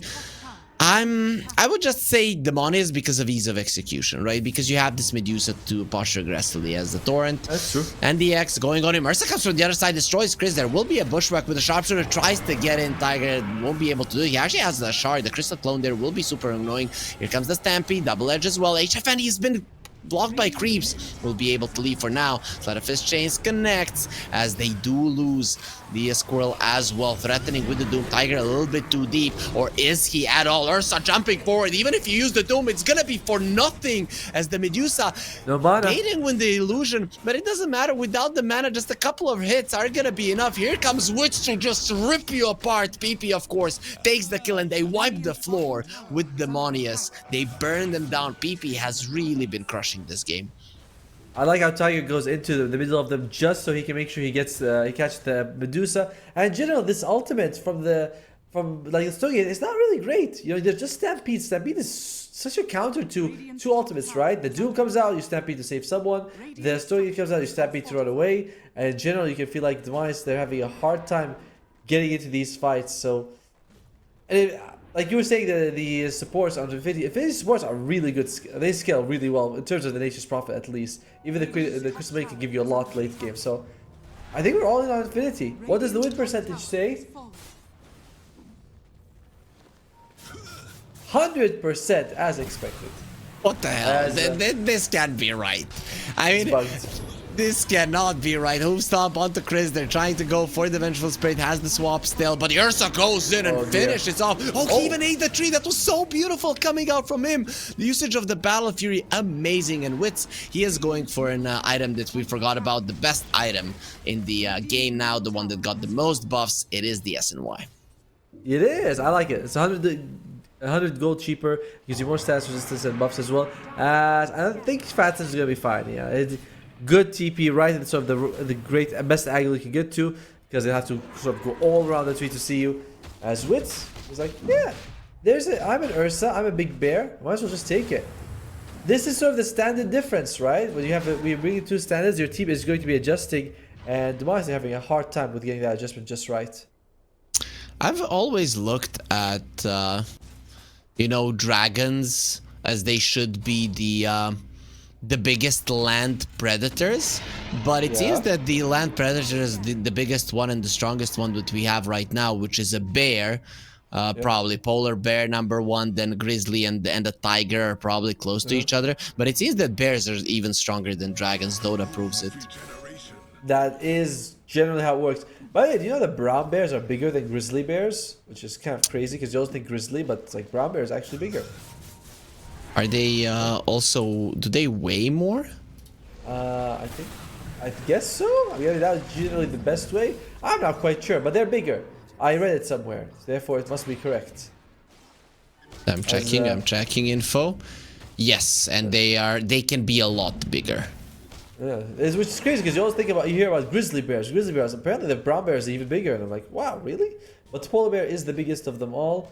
And right now it's Wits. He is just eating them one by one. If you look at the other side, you have team fight, but it's not amazing. Fatson, he went for the Hand of Midas, which is fine, and now he's going for Octarine. But again, this feels like a very slow build-up compared to what we're seeing. Oh, the Doom comes out. Maybe they kill it. There's the Stampede. You talked about the counter. The question is, can you survive that Doom? It just does so much damage. HFN coming forward. Here comes Wiz. The bear is hungry. And of course, squirrels. That is something that you always want to get your hands on. Now going to be going on HFN. A snake is not too bad either. Here comes the boat. We'll be drowning down Tiger as the center comes in. Wants to get caught by it as well. HFN is going to be left on his own. Just a couple of more hits from Wits. Those wounds are getting deeper and deeper until the snake cannot survive any longer. 22-14. Infinity again winning the fight. A lot of times if your offlaner blinks into a boat, you're like, oh man, it's a bad spot. But even if Oscar did that, it doesn't matter. Like, they're so far ahead on Infinity. They don't want to kill the Ursa because he's got Enrage as well as the Aegis, but they're kind of forced to deal with him. Do they have any, like, Force Staffs? That's always a good one. I don't think the sports have it on the Radiant side. Yeah, Venge is building it. They do finally get a Rod of Atos on Aomidi, but I would have preferred if he had the Maelstrom first. You need the Rod of Atos to survive, but now he's like, your farming speed is so slow. When you look at the enemy supports, they're doing so well. Very good. And look at that. Ember now has the chain duration as they do find Aomine yet again. Frostbite is there. You cannot move. Double edge over and over again. A couple of misses because of the scurry. I still don't see him escaping that one as Fatson and Chris get caught. Both of them lose their lives. That's easy 3 kills. Like, no response literally for Demonius. And there's the diffusal blade that you wanted to see as well. So Medusa in even more trouble. Oh god, I like the Oscar took the right side towns. Oh, he's looking very dead. Yep, it does have the water park, so actually might get the kill here. The Stampede just in time. We've seen this so many times with the Nature's Prophet escaping narrowly. Not even close, I guess. The global presence is insane. Like, this is the value of Centaur. And I was saying, I love that he took the right side towns. 5 health regen and 50 strength against a lineup that doesn't do a whole lot of burst damage. Plus, you don't really want to doom Oscar. You'd much rather doom the Ursa when he's on Enraged or the Ember Spirit if you can't get him. So, it's like, he's super tanky and you can't deal with him. Oh, Ursa is too strong, right? If there is a difference between an Ursa and the Medusa of a 6k, I don't know how you win the game. That 100% actually sounds pretty reasonable at this point. Right? I mean, if you can get a really good Doom off, that's something, but it is so difficult. I'm trying to look at the neutral items. Philosopher's Stone for each side, nothing crazy. What do you think of the Light Collector? It seems pretty good for the Radiant. Fatson does have it, but overall, what do you think of it? And when I see the Light Collector, it just reminds me of Harry Potter. That's it. As in, how do I feel the item is? Oh, here we go. I'm gonna have to hold that thought as the Athos is there, so the Stampede this time around not gonna be as impactful. They got a kill, a pretty big one, and Infinity they instantly bail. That's 1,500 gold being brought down, but you're still. I just realized Infinity's 18k ahead. I was thinking, oh, they're like 11 or something. You're looking at like 18k, so they were 20 basically before the Ember died. Holy crap! Like, the supports are catching up to PP, right? Sorry, to Mr. G's right now as Tyre goes in. Okay. I don't think that was a smart choice. The Enrage from Wits is going to be used. He still has the Aegis for another 15 seconds. Should maybe get out of this one. Nice boat there onto the 2 of them. They're turning it around. Actually, Demonius Dursa will get his HP back fairly soon. Hoof Stomp, but instantly there is a Torrent to keep him in place as well as the Inferno Blade, the War Stomp, and he's dead. So Infinity. We've seen this a couple of times. Ursa, he wants to turn it around. This is a hero that you have to be afraid of, especially because he has an Enrage and a second HFN going to be caught. And there's the Ursa Athos on him. He doesn't care. He just rips him apart. Yeah, Medusa should be the tankiest hero in the world as the Ember. He finds the Doom. Not going to be alive any longer. Burns so bright that he kills him no issues as Hoodwink gets the TP out. Very lucky there with the misses, I'm going to guess. The skirt, we've seen it before. It still doesn't really change the status quo of the game, right? Like, yeah, sure, they got a couple of nice kills there for Demonius, but the gap is still huge. When I saw the hand to Bison to do, that's the thing that I was worried about. It's like, I like it if you can keep the net worth fairly even, but if you don't, the enemy team will be like, hand to Bison, it's such a useless item in terms of fighting, and that's what they did in Infinity. They're like, okay, there's a hand to Bison Doom, let's just fight, let's just kill him as much as we can. He's got 2 charges on it. Ooh, that feels terrible. Yep. Feels very terrible. When they added the charges, everybody thought, yeah, now when you die with a Midas, it's not a problem. This is a problem, actually, right? Yeah. That really is a feels bad moment. Ursa is level 20 auto mode. This is so big. 10 Fury swipes damage. He backs such a huge punch. And HFN has already been dying to him anyway. Like, you usually walk in with like a third of his mana, and can he catch someone here? It's like the smoke broke, but unable to jump over. They do get the Doom off. Didn't get the Enrage off. There's the Stampede. It won't change the damn thing. They have the stuns necessary to finish him off. That's a huge kill. That's 2,200 gold going their way. And DP out next to a Venge with a swap. Not gonna happen. I mean, the bigger part is the fact that there is no Ursa on the map, right? Like, if you are Demonius, this is your chance to get as much towers as you want, and I do think that that should be the goal. They haven't actually taken a single tower yet. It's one of the reasons why I feel like Infinity is so aggressive, is that they have all these TP spots. TP. Trying to do something here, but I think this top tower should fall if you are Demonius. Like, it should be a priority as... They're going for it. It's too deep. They have the War Stomp only connecting onto Tiger. Try to go for the ulti, of course. The Stone Gaze stops it. They all get turned to stone. Still, they're gonna have the Frostbite. And they thought they were strong because the Ursa was dead on the moment. They were so wrong. The chase is on. PP going forward. Oscar, he wants to blink. No, don't stand together. Don't stand together, please. The Sleight of Fist chains on the two of you. Okay, that was so lucky that the chains went onto the all of the Ancients. As Mr. Jeans uses the boat, it is gonna connect on PP. He's surrounded by enemies. Even with the water park, they're just gonna be enjoying the rides. Actually, Mr. Jeans might be enjoying the ride there of the swap. Nope, doesn't change a damn thing. Dies inside of the Sprout with that damage, and Demonius again lose 4 heroes with the Ursa, just watching with pride how his team handled the situation. I think Demonius did not realize how far behind they are in terms of net worth. They were like, oh, we killed 2 of them, our Medusa's unkillable, we sent her top, and the other 2, like Mr. Jeans, he went mid along with the Hoodwink. It's like, no, you're still, very susceptible. Unfortunately, they lose 4 people after winning a team fight. Well, after killing the Ursa and getting a +1. As Amine, he's their +1 right now. A bonus after bonus, and maybe they can kill Janek. No, with Stampede, he's gonna be fine. Gets into the trees. Here comes Wits. Dodges the War Stomp. It is gonna be a dead Nature's Prophet, however. A little bit too deep with the buyback of the Hoodwink. It's time to bail for Infinity, but the gold lead is just increasing to immense heights. Roshan is also up.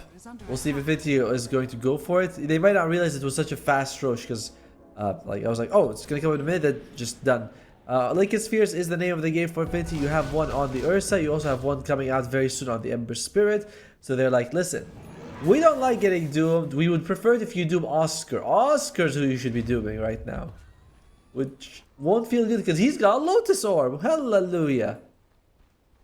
See a smoke from Demonius. They know they have to stop this one, and Aegis cheese would be a problem. Tiger, Crystal Clone there to the side. Glimmer Cape won't protect you as there is a sentry down already. Sleight of Fist chains onto the 2 of them. Tiger tries to go for ulti, doesn't do much. Going for the doom, nice swap out. He will be fine. Oscar protected by the Lotus Orb. Here comes the Stone Gaze. They do return those stuns. Bushwhack does connect. Here comes the boat on the other side. They want to find the doom, threatening with the usage of it. We'll be using on the Ember, the Torrent Storm. Quite amazing. There is Mr. Jeans very low. Wits will finish him off, gets a double kill, and Medusa very low on mana, has some movement speed there because of the Disperser, but very soon the Medusa will die as well, as PP is trying to stand his ground and fight. Will be able to win it there with the Remnant, and Hoodwink, the only survivor, with Wits being full HP. At this point, Automo, I wouldn't even be mad if they called it.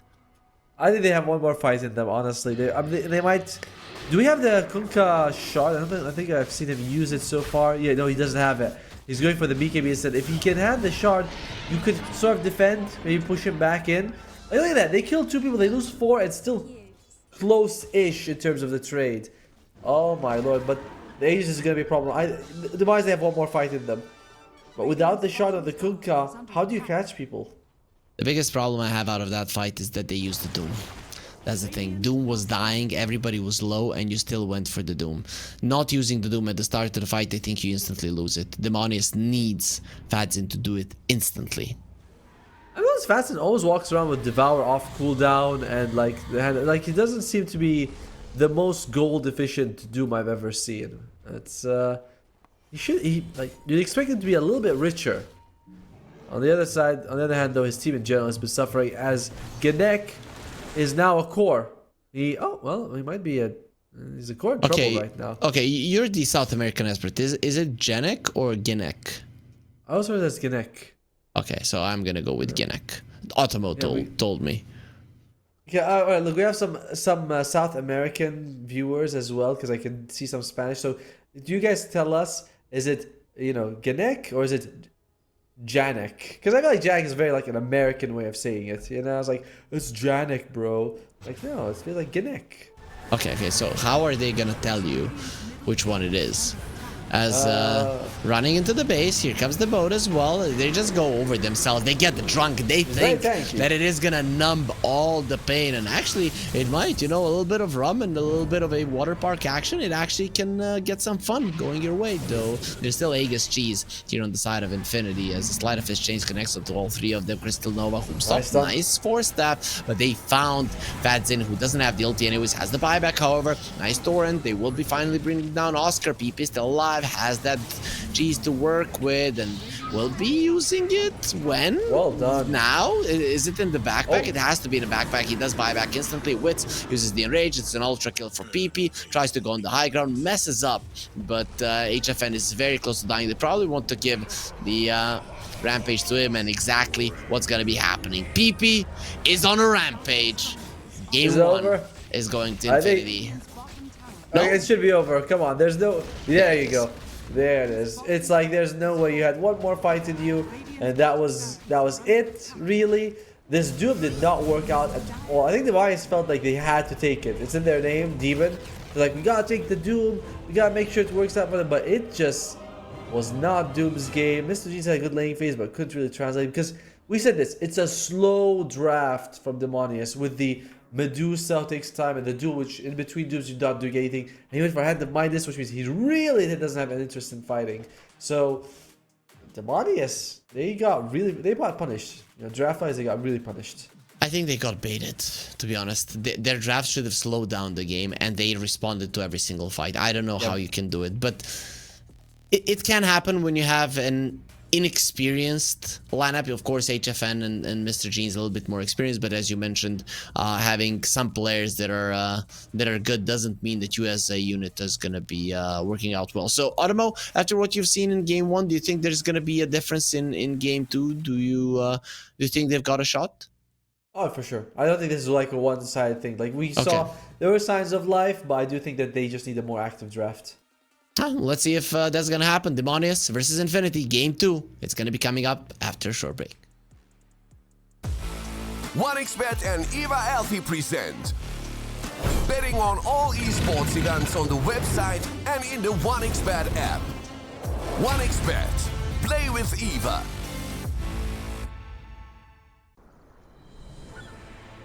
What if Kunka knew that he could not only play Dota but also place bets? Better the best black hole.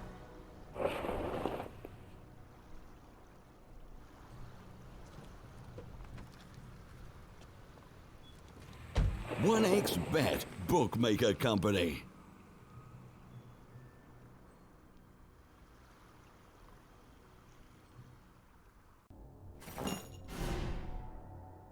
Chances of breaking items in a tournament match are non-existent.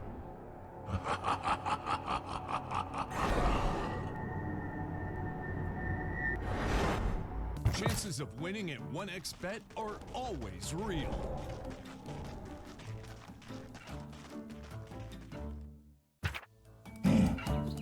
Join with me.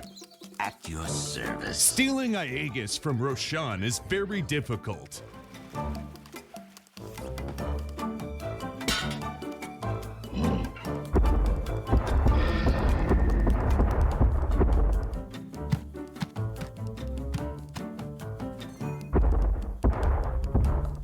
Winning at 1xBet is super easy.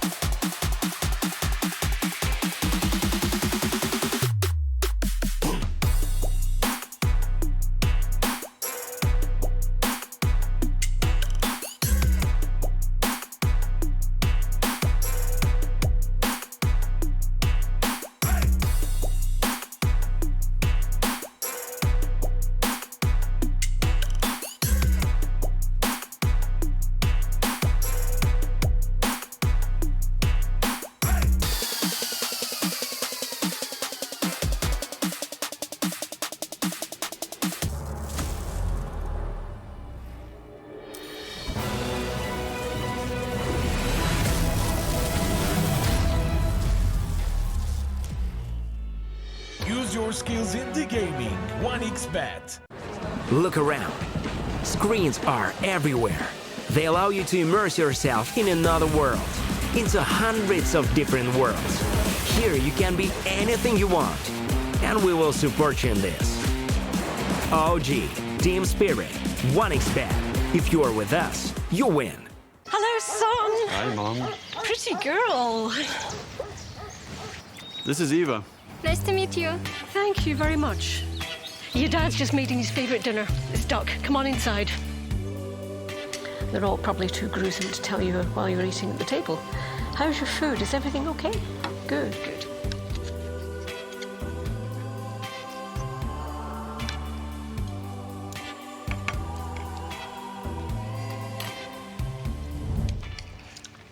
You seem to know each other. Yeah.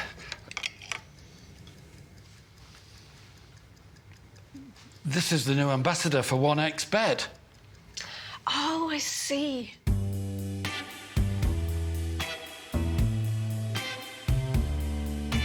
Everyone felt good when Eva Elfie became the new ambassador of 1xBet.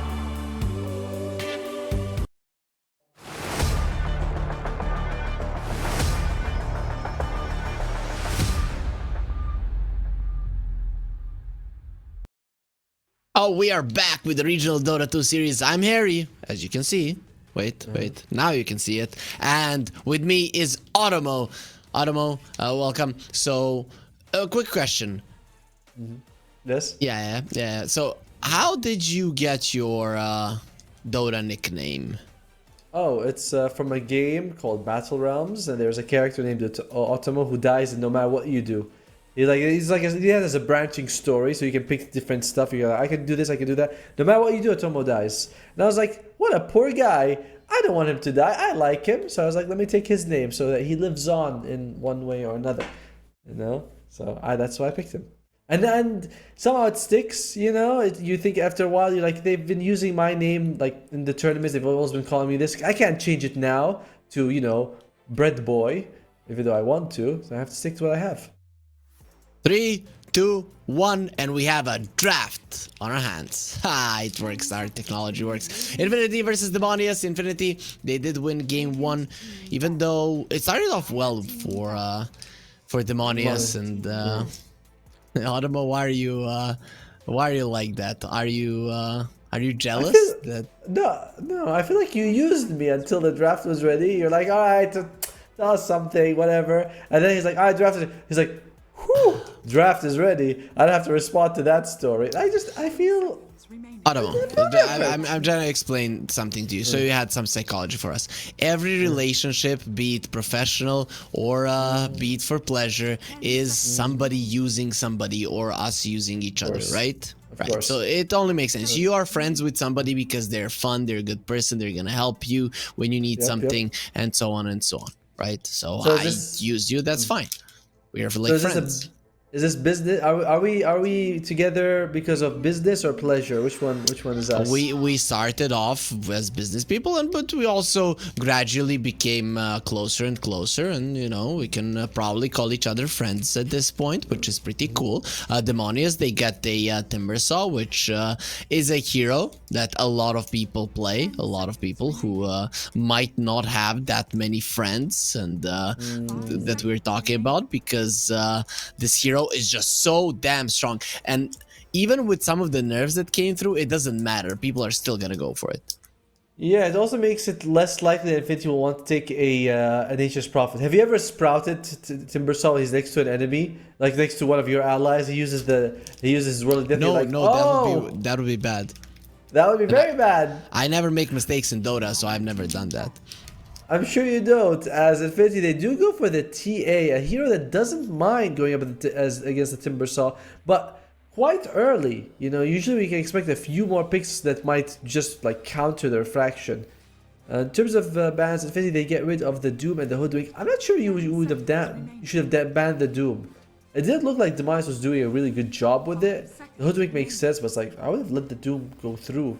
But interesting to see that. They let Timbersaw go through, but they banned Doom. The centaur was banned. That's why they banned the Doom, right? Oh, If they yes. didn't have the centaur in the previous game, it is a question to how much the Doom would have actually done. That's a fair point. Like a big part of it, I think at least 2 occasions there was someone doomed and they were able to stampede away. Like it is a huge save, and a counter doesn't have to work every time. It just has to work a few times at critical moments of the game. You're like, all right, yeah, I can see why it's a counter. So the Demise, they do get rid of the Vengeful Spirit. That's their own hero from the previous game. They don't want someone who gets locked down to be able to be saved. What else do you want to get rid of? Does Infinity play? They play a lot of Venge. They play a decent amount of Bat Rider. Bat Rider could be an option for Infinity here. I'm feeling like... Oh, sorry, it's already banned. My bad.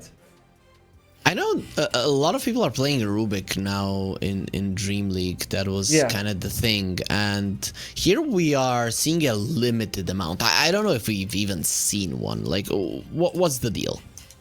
I mean, they're playing him as a 5, right? They just feel like there's a lot of good spells that you can get. That his lane presence is not so bad. The lift has always been a good stun. But why Rubik 5 specifically, when I feel like there are other better options? I'm not quite sure. I don't know what he does that stands out so well compared to some of the other 5s. But I just feel like Rubik 5 is working for them. Yeah, so... Like I'm only finding one Rubik game so far in the tournament, so people here are not seeing it as something you should go for. Okay, there's the second one, but still, it's not as popular.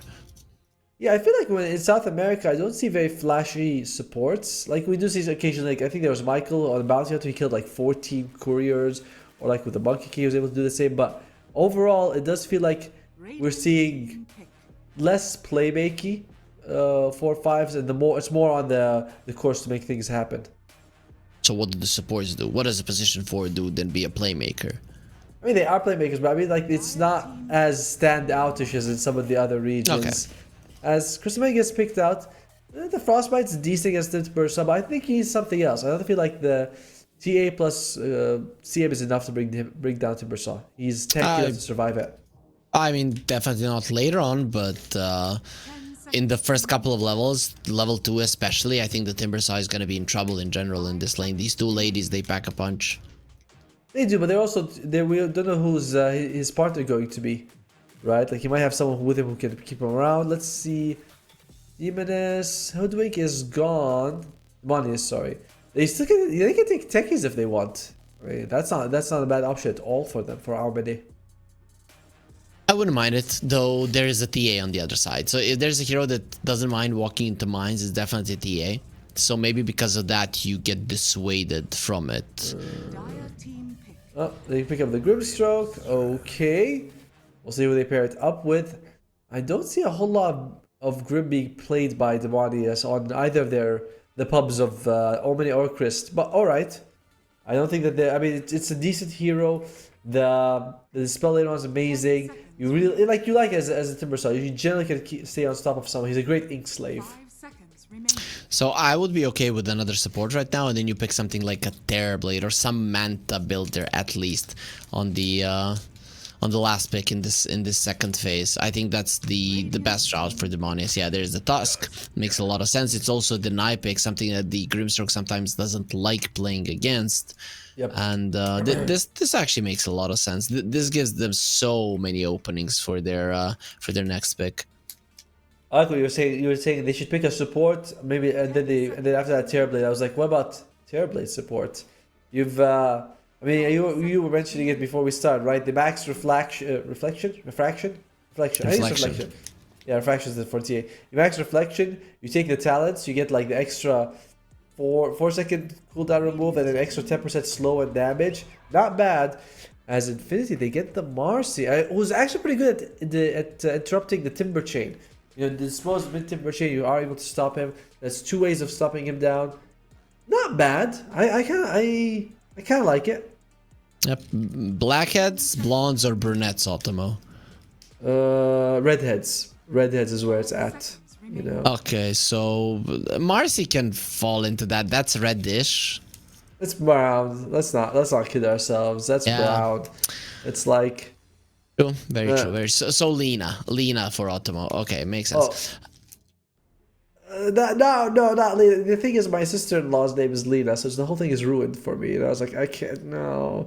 Okay, out of these four, definitely the Death Prophet. Definitely. There's something about being with a Hulk woman that's like the best. What about you, Mr. Harry Freak? You have to pick, as Terrorblade does get picked up, but who cares about that? Which of these ladies on the ladies' team is, well, you know what they say, marry, kill. I love the CM. I love the CM, but if if you would have to choose from the hair colors, then this Marcy hair color is probably the best. But anyways, there's the Terrorblade. So guess what? Guess what? It's support Terrorblade. Hopefully, it's good. 100%. 100%. Not really great heroes to make copies of. So it's like, I don't think that Infinity is going to go for something like a very greedy farming hero like a Luna at the end, because you already have the TA, so the options are kind of limited. You want something, either a mid who can make space, or a carry who can fight against the Timber. You need an offlaner. Oh yeah, I mean, Infinity can go offlane DP. I've seen it. I think they are gonna be going offlane Darkseer if Demonius don't ban it out. So I'm kind of thinking that you should, right? Imagine Marcy plus a Darkseer versus a Terrorblade. You're gonna be so freaking sad. I know, and again, neither PP nor Oscar play a whole lot of Death Prophet, so it feels like they think it's very viable in this particular game. I don't know if it is, honestly. Like, it's good against a Terrorblade, but Terrorblade can hit you, kill you fast enough that you from the regen. Snowball and Timber Chain keeps you off. Spirit Siphon. It's not the best Death Prophet game that I've ever seen. Listen to me here. So there's another hero that's gonna fit the Infinity lineup, and that is going to fit the narrative of having 5 girls, the Dawnbreaker. It's heal for the Death Prophet. It's really good magical damage in the lane versus the Terrorblade. You might have issues in later portions of the game, but you can get like a Revenant's Brooch later on in the game for a TA, and that can help you deal with the Terrorblade. I like the Dawnbreaker. Firstly, we are going to be sticking. I hope they stick to the all-girl thing. Like, I would love it if they do that. And who's better to round up the draft than Dawn Mommy at the very end? I do like the global presence it gives you as well. But yeah, this would make the DP go mid, or you can put the Dawnbreaker mid depending on the matchup that you get. 5 seconds remaining. But we are generally looking for mid laners, right? There is the Lina. And there's a Zeus. I feel like Zeus is kind of premium right now for Infinity as well. Firstly, he loves women. And secondly, Zeus feels a bit better. I mean, the jump is kind of good enough to keep you away from the storm. Lina feels way easier to catch. I don't like Storm. I don't like Storm versus the CM. This is the thing. Whenever I see a Storm here, a Spirit Hero versus a Crystal Maiden, I feel like if you get just one Frostbite off, which sometimes might not happen, but most of the times it will, especially in the early stages of the game, the Storm is just gonna die. Fair point, but I think it's going to be... Oh, there you go. Dude, I was feeling like it's going to be Death Prophet off lane. They're going to be picking a mid here. And they stuck to it. We weren't even thinking about the Queen, but she does give you that magic damage that we're looking for, because we're thinking about Zeus. Keeps the theme going. And move over, Sun Mommy. Here comes the Queen herself as Queen of Pain. Decent against the Storm Spirit, just because you can go for like 2 points of Shadow Strike. Cure damage is also very fantastic for you. We're seeing the hero have different ways to play. Some people go for the Aghanim, some people go for the Witchblade first. Like, you can choose which one you want to go for. I like Infinity's draft a lot. Although I also worry that they can be run over. You know what I mean? Like, if you start losing, Storm, Jump, Snowball, and Timberchain can keep getting those +1, +2s in fights.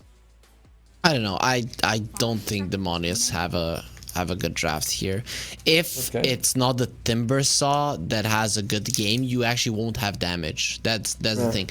I can see HFN winning on the Terrorblade in the later portions of the game. Really, when you look at it, it's an amazing Terrorblade game, right? You don't care about the Exorcism, you don't care about the TA.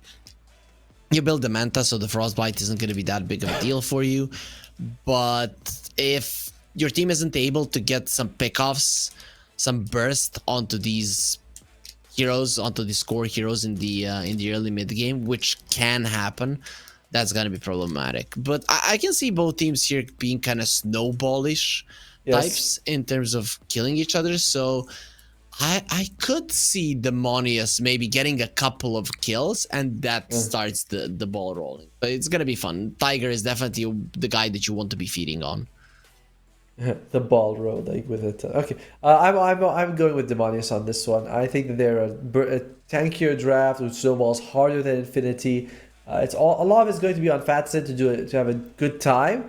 But overall, yeah, I'm on Demonius. The mid lane is going to be tough for Mr. G's again, though. In the Storm versus Queen matchup, it'll be kind of brutal for the first 5 levels. Once it's 6, you don't really care. But Infinity, I was with them game 1. Demonius, I'm with them game 2. Let's have an even 1 versus 1. I want another 1 versus 1 series today.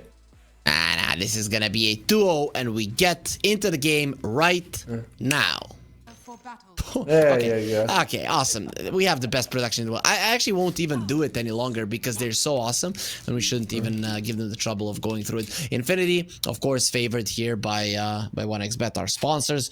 Good game, well paid, and if you want to get well paid, you have the banner down below with the promo code 120% bonus on your first deposit as we get ourselves a fight that I suppose will be used, and there's gonna be so much damage from that Grimstroke, and they have the blood grenade as well. Ganek goes down. Oscar gonna be in some trouble as well, needs to run away. There will be a blood grenade only onto Aomine, who will have a stroke of fate in a second.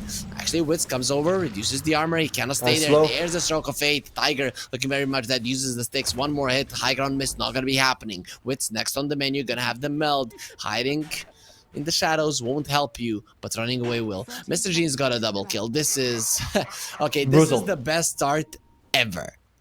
Yeah, it is a brutal start. As we see sort of the same thing. By the way, this is the same thing that happened in the previous game, right? Where they sort of where Renek, it's pronounced Renek, by the way, from what I've heard, like not Genek or Janek, is Renek with an H sound. He just walks up to high ground, doesn't expect anyone, and he gets punished for his trouble. Summer doesn't have a whole lot of items actually coming. Something coming on the courier.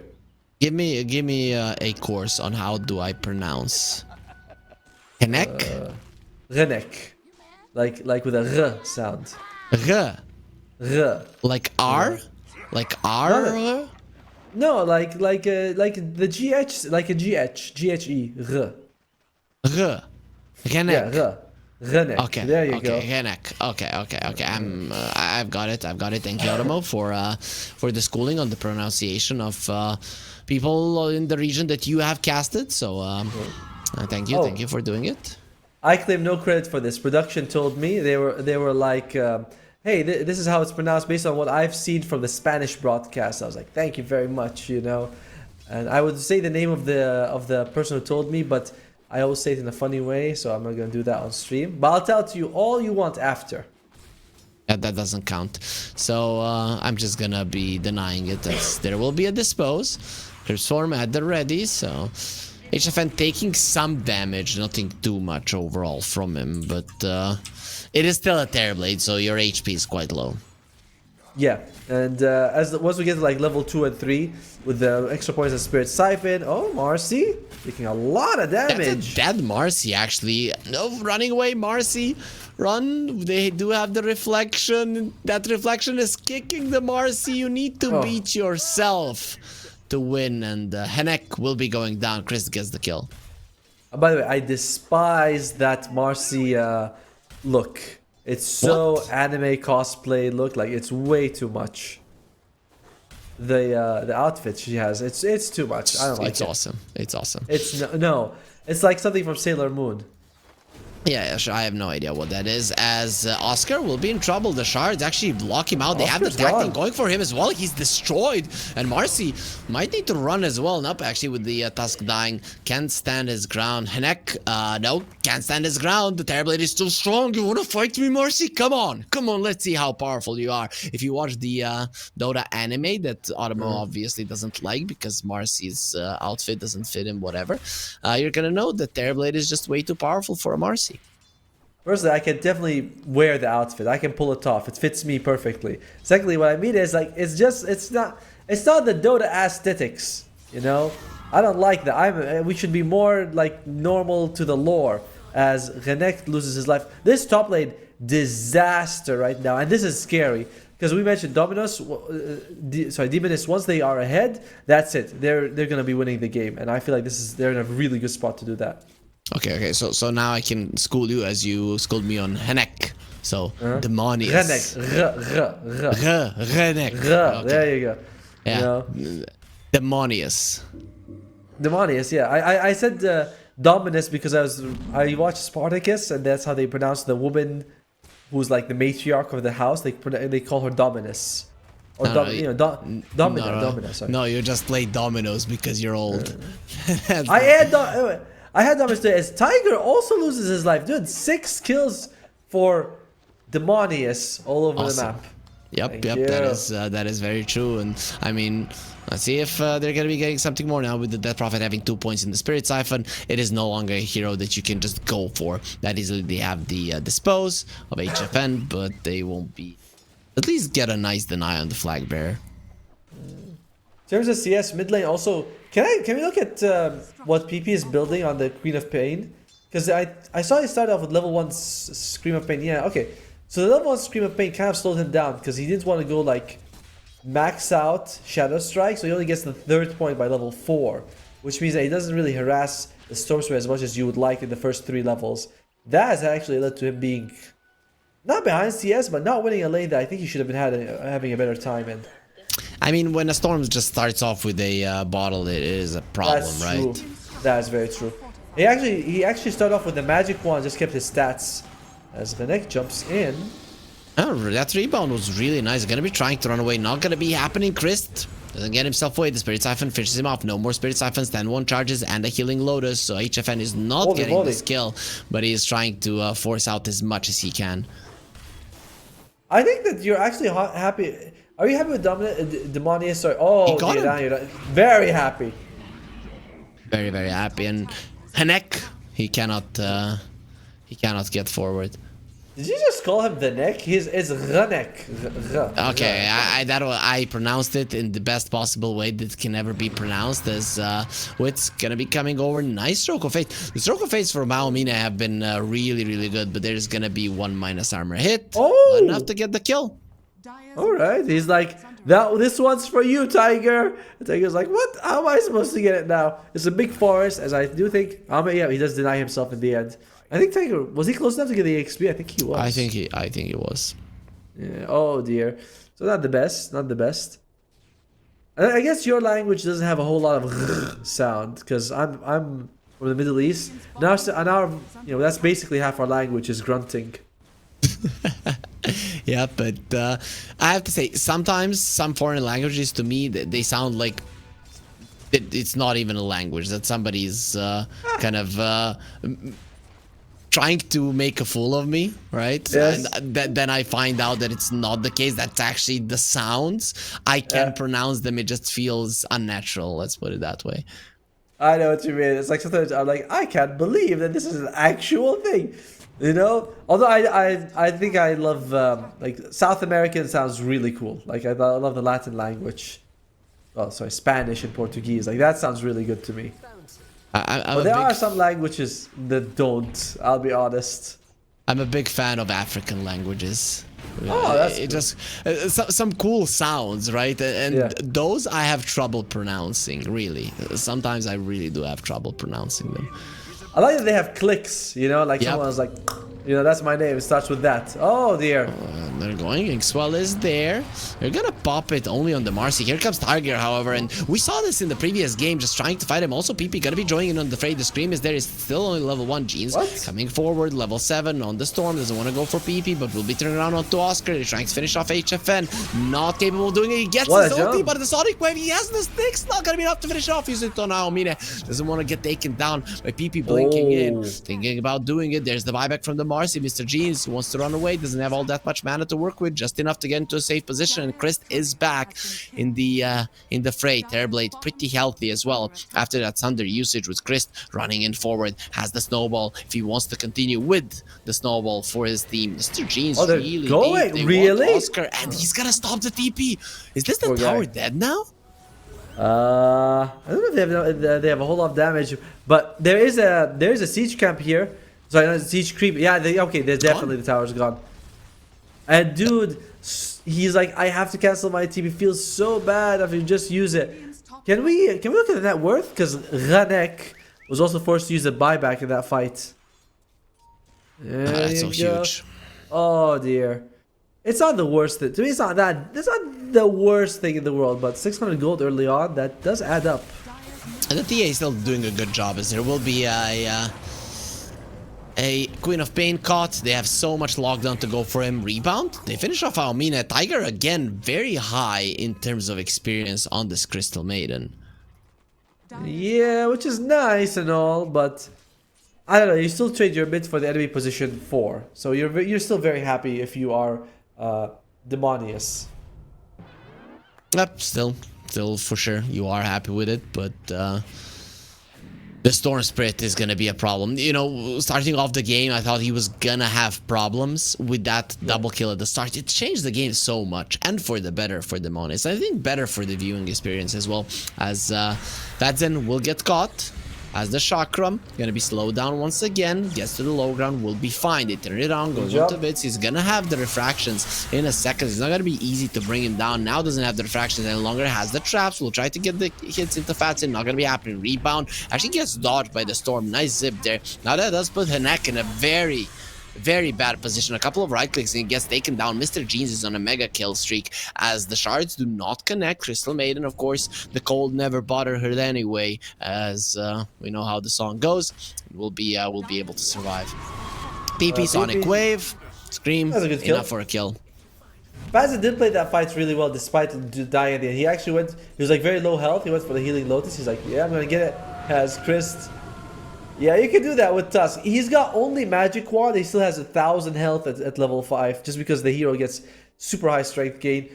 And overall, you're still very happy. You were able to bring down the TA. As you can see, that SFN is down top of that. The standards on Demonius are the very top.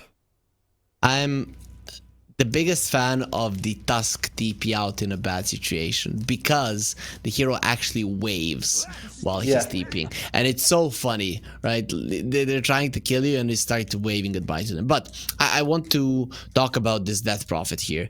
Whenever I've seen a pushing offlaner lose their tower early on in the game, I haven't seen a team win. I really haven't, because it is so hard to actually get to that tier 1 right now. And that's basically what you were picked for. Yeah, it's like this hero, or Visage, for example, is another one where it's like you're expected to kind of do well early on. Another thing that scares me, he's going to go for the Veil, which is not a bad item, but when you're behind, it doesn't really help you survive. Which a lot of people are just going to focus on the Death Prophet. You're usually the middle of the fight with your Exorcism, with your Spirit Siphons, and Veil doesn't keep you alive. Shiva's Guard also takes so much gold to get the plate mail, so you feel very squishy on Oscar's side. I'm kind of worried about that. Well, we'll see how it goes. In terms of magical damage, he'll definitely be in trouble. Of course, in terms of physical, it is gonna help slightly. Some wards will be placed there. Aomina, I don't think he will spot it, so that's gonna be quite nice. Tiger, level 6. Any big things that are coming up right now? Any big moves that you expect? I don't expect much from Wiz. He just wants to farm. I'm looking at items. Orchid would be a big one for Mr. G's. Once he has that, you can kill the Queen of Pain as much as you want. Especially because Queen of Pain is going for the Witch Blade. So not even Sanj to reduce that. I think that's going to be quite scary for them. And I think there's a Veil on the Timber Saw. So Orchid on Storm is the big timing, I'm thinking. Veil is getting delivered at this moment. No, actually, no. He's just staying with the Helm of Iron Will, going for a blink. Interesting. I thought so too. I saw the courier coming. I was like, oh, that's definitely going to be his Veil. Inkswell, they have the Electric Vortex. The Inkswell will pop. With the follow-up silence, you don't survive. And with this kind of an advantage, your damage issues are not going to be there, actually. Yeah, there are no damage issues. Like you're saying, the TA, the refraction charge gets removed very fast from the Inkswell, as well as the Chakram. That's just it. Like, that's twice they bring down the TA, who's supposed to be Infinity's sort of comeback mechanic. They feel like, why should we kill Oscar? He's not going to do anything this game. 14-7 for Demonius with the 3k gold lead. This is looking grim. Because if you look at the later portions of the game, the Terrible Age is just going to rip them apart. And with this kind of a start, you're kind of securing the later portions of the game. I mean, it's very early to say this, But with the way games look, it's like 100% chance Demonius takes it. Like their draft scales better, and they can keep getting kills because they have this amazing snowball. We said this. We were like, if they are ahead in the lane phase, that's if they win the game, and I feel very strongly about that. As someone's dying, Fatsin, Timbersaw. No, not even close. Not even close. I don't know why you're panicking. I mean, it was him getting the ancients very clean. Not even close. Okay, all right. I mean, he went down to like a sliver. I thought that he was getting jumped on. And I was like, oh wait, there's no one next to him. Sorry. All right, Tusk. He's getting very close to that blink dagger. I'm okay with that, just so he can jump and save anyone who gets caught, which is nice. No, shards for the Grimstroke is also going to be huge for a Storm. It is. As the Queen of Pain wants to go for an Orchid. There's the Phantom's Embrace, follow-up stun, punched in the face, and brought down.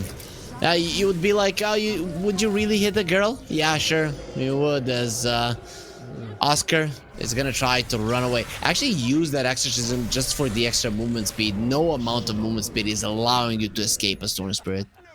Especially now, because it was nerfed, right? It used to give you 8% level 1, now it only gives you 4. That's near team-wipe here for Demonius. This all-woman squad, whether it be players or heroes, is just not working in this tournament. Yep, in Latin America seems to not be the recipe for success, as the maiden TPing, with PP being here, it is very dangerous to dive, even though probably they could have done it. Decide against it. Well, there's a pause coming up here from the girl. So I do like the Queen of Pain decided not to go for the... I think she had Witchblade earlier queued up, but he's going to go for the Orchid. I like that. I think that this gives you a bit of comeback mechanic here. PA going for a Deso. Shard, I'm gonna guessing it's gonna be next. And really, if I'm gonna see Infinity winning this one, it's gonna be on the back of the TA, obviously, but on the back of those traps. You need good trap setups. You need good areas to control with it if you want to have any chances of winning team fights later on. I like that you brought that up, but I feel like you're not gonna get it only with traps. You have to get the shards. You know what I mean? You need that silence with Storm jumps in, because yeah, of course, Storm, of course. Yeah, he's got no defensive options, you know? So it's like, if you can... Storm jumps in, you silence him, that's pretty good. Maybe the same with the Grimstroke, who, as we mentioned, does he have a shard being delivered? What does he have? Nope. I mean, it's still not time. 13 minutes in Automo. He's saving the gold for it, though. Only about 2... He should have it at the 15-minute mark. Yeah, one of the heroes who should definitely, like, rush it as soon as you can. For sure, for sure. Are you a big Grimstroke player? No. Why not? Well, I do like the fact that he throws his wife at people, you know? I feel like that's such a cool... If you remember in Dota 1, Vengeful Spirit used to throw herself. Like, her projectile was herself when she attacks. Which I thought was the coolest thing.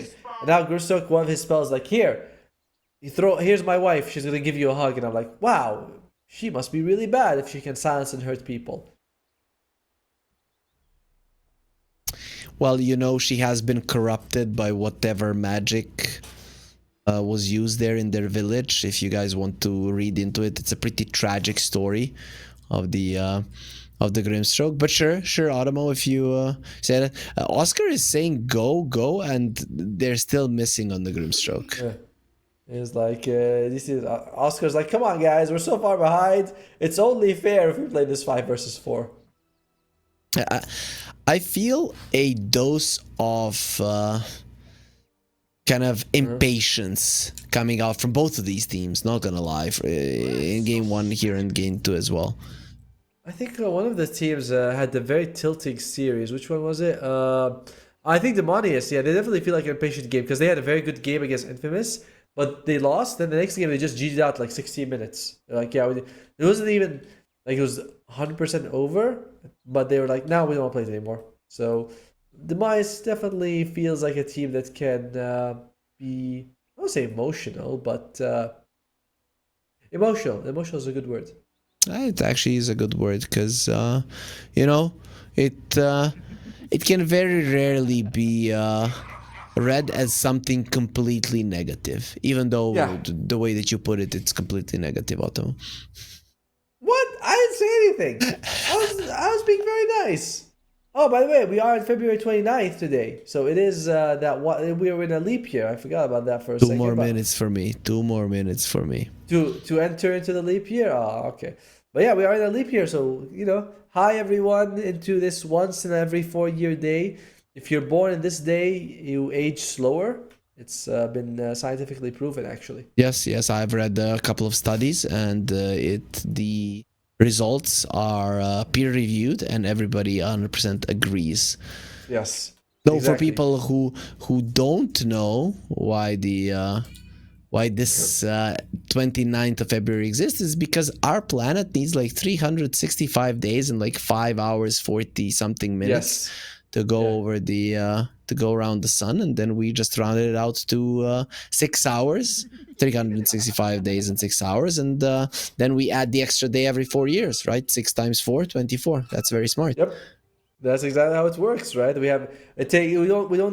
don't rotate around the sun exactly what we need to, so we do have that extra day there, which is always nice, and that extra day is not for relaxing. It's for your manager to call you and say, come to work today. I don't care. It's an extra day for you to make profits for the company. No, you make profits for yourself. What are you talking about? I don't know. Depends. I mean, if you have the same salary every month, it doesn't make a difference, right?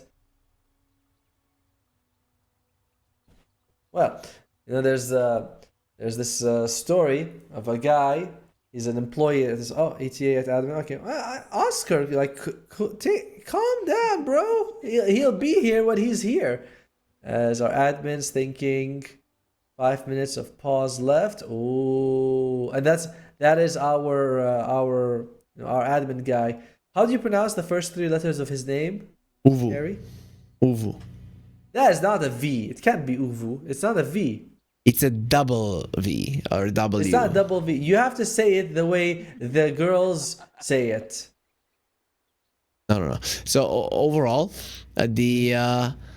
in my language, we would say double V instead of W. So in my language, it's a double V, because it is a double V, to be honest. It is not a W. A W would be if it's, if it doesn't have sharp corners, but it does have sharp corners when you write it.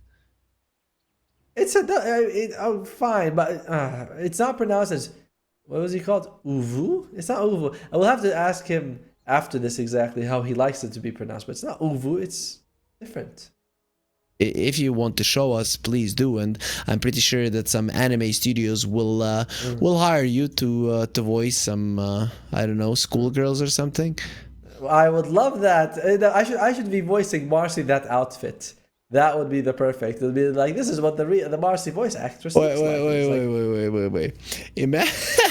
Imagine like a anime where there's like girls, high school girls, and everybody's like, oh, I love that girl's voice, like it's so cool, it's so sexy, and then voice actor, your head is just standing there looking at them. That would be so cool.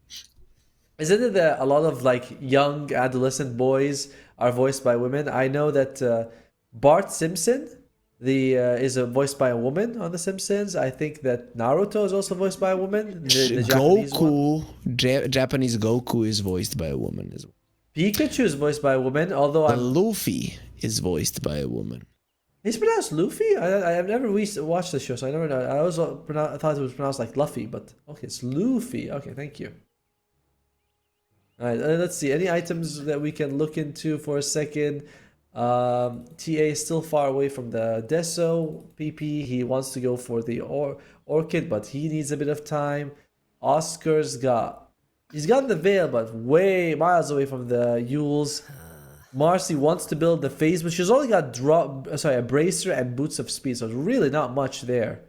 What do we have for Crystal Maiden here? I think I should play some Marcy. I feel like Marcy would be a fun hero to play. She like, I don't think that using Rebound is as hard as it used to be. Say that it is an easy hero and that people are noobs. Basically, yes. That was exactly what I was going for. I kind of get scared of skill shot heroes like Morta's Deadshot, Marcy's Rebound, Aether Remnant. Pangolier Swashbuckler. Vector targeting is pretty hard for me. 2 minutes of pause time left. On the dire side... Just to get into a lobby, this is how I practice. I got into a lobby and I just used the vector targeting because it was something completely new added to Dota. It opened up some possibilities. You are going to be needing it in the future. Muerta was added. There's going to be some more things in the future. So practice it with the Pango. With the Pango swashbuckle, and in like 30 minutes you're going to be a god at using the vector targeting. See, it took you 30 minutes to do that. It'll take me 2 weeks. All right, that's how it works. In the heat of battle, you'll be like, oh my god! You press Q and you swashbuckle in the wrong direction, facing the wrong way. And you're like, what the hell? As PP, he calls it. No, he doesn't call it. Oh well. As Krista's like, give us a second. They have 2 minutes of pause time left for Demonius. We'll see if Oscar's willing to wait for it. He's like, no, I want to play Dota right now. So, one question. We talked about the Marcy set. I asked this question to Bowie and I actually couldn't believe that he didn't see it. Do you know the CM Persona set when the wolf is carrying the small CM on the back? Yeah, it's so awesome. It's very cute. I like it a lot as well. No, it's not cute. It is awesome. It's adorable. It's so cute. Oh, but it's gone again. Oscar. He has his finger on the F9 button, like on top of it. But he hasn't quite yet pressed it. He's fingering it, basically. Oh, wait, that's not the word I'm looking for. So, the name is pronounced Aomine. It's also from an anime. Kuroko, yeah, I know. I've seen it. Did you watch it? You watched it? Oh, they're going without Aomine here. Yeah, I watched the whole thing. I think Aomine was the best, though. I like the... what's the name of the guy with the green hair? Midorima. Midorima was my favorite. I liked him a lot. You know, I thought that it got a bit. I like the first 2 seasons, and I like the third season as well. But I thought at some point they kind of had superpowers. You know, like one guy could literally make his team go invisible. I'm like, that's pretty impressive that you can make your team invisible. Like, you can do that? That's really cool. Wait, that's where you draw the line, and like their eyes start shining and literally nobody can see them move on the court, and they're like 14 years old and they're dunking from half the court. The guy and that's where okay, I'm not even gonna talk to you anymore. That's where you drew the line. Okay. All right, here's another one that bugs me because like this is gonna be 4 versus 5. Another thing that bugs me was that sometimes they do a move on the basketball court and I can get the players confused because of the way that move is done. But I can't imagine all the spectators can. Like, the people on the bench are like, don't you guys see what's happening? You have clear views. Like, come on. So, we're in a 4 versus 5 scenario. There will be the shards on Tiger, and that's risky. Even with one guy missing, they're still coming forward. Chris, very risky. Tusk is used to cold weather, but you need some better clothes, my friend. As that Crystal Maiden just annihilated him all on her own. Of course, PP gets the kill in the end. Mr. Jeans has the Orchid, has the Illusion Rune as well, so you're really not afraid of anything here. He just zips himself away. I know that kill overall doesn't... What? He walks in? What? He's fine. Actually, he's not fine whatsoever. There's gonna be the Orchid and Sonic Wave. Bye-bye. Wow, that is... He had the ward there, so there's nothing... He was by himself, there's no save. As now, Aomine... Okay, he's fine. He is the light, you know, after all. But he does need his shadow to show up as finally... Alright, Aomine is back, but that was a pretty brutal disconnect. They lost a third of their advantage, and that's a big deal. Yeah, and the question is if he will even be able to play. We know that he reconnected earlier, and still he had to disconnect once again. But it looks like Aomine is moving quite well. He has money for the shard, so it is gonna be there. This definitely gives a chance to Infinity, but I still think that Demonius is in a much better position. Oh, 100%. Particularly, like, well, you can see they have the Timbersaw farm. That's going to be a problem for the Infinity to deal with. Even, like, the Deso will help, but still, it's going to be relatively difficult. However, he doesn't have defensive items. He's got Blink and Veil, so he's all about the damage. Levels help, for sure, but, like, there's no, like, Eternal Shroud or something like that. It's slightly worrisome. As Mr. G breaks the smoke, who is he going to find? Inkswell is there. It is a shard Inkswell, as nobody gets caught. Is he done? Wow. Jeans? Okay, he is very aggressive. Yep, just wants some blood. Gonna be going there onto the side. The Crystal Maiden reveals herself, and will be taken down with ease. Fatson just cuts him down. Disconnect is there. Instant wow. time pause. Yep. Whoa. Not waiting a second. They really want this victory. I mean, I don't fault them, but sometimes you see teams are like, we'll wait for them, but here they're like, nope, we don't care. As the jump comes in, Mr. G is gonna get a neck. That's nice, easy. But 5 versus 4, we have an even game because of that.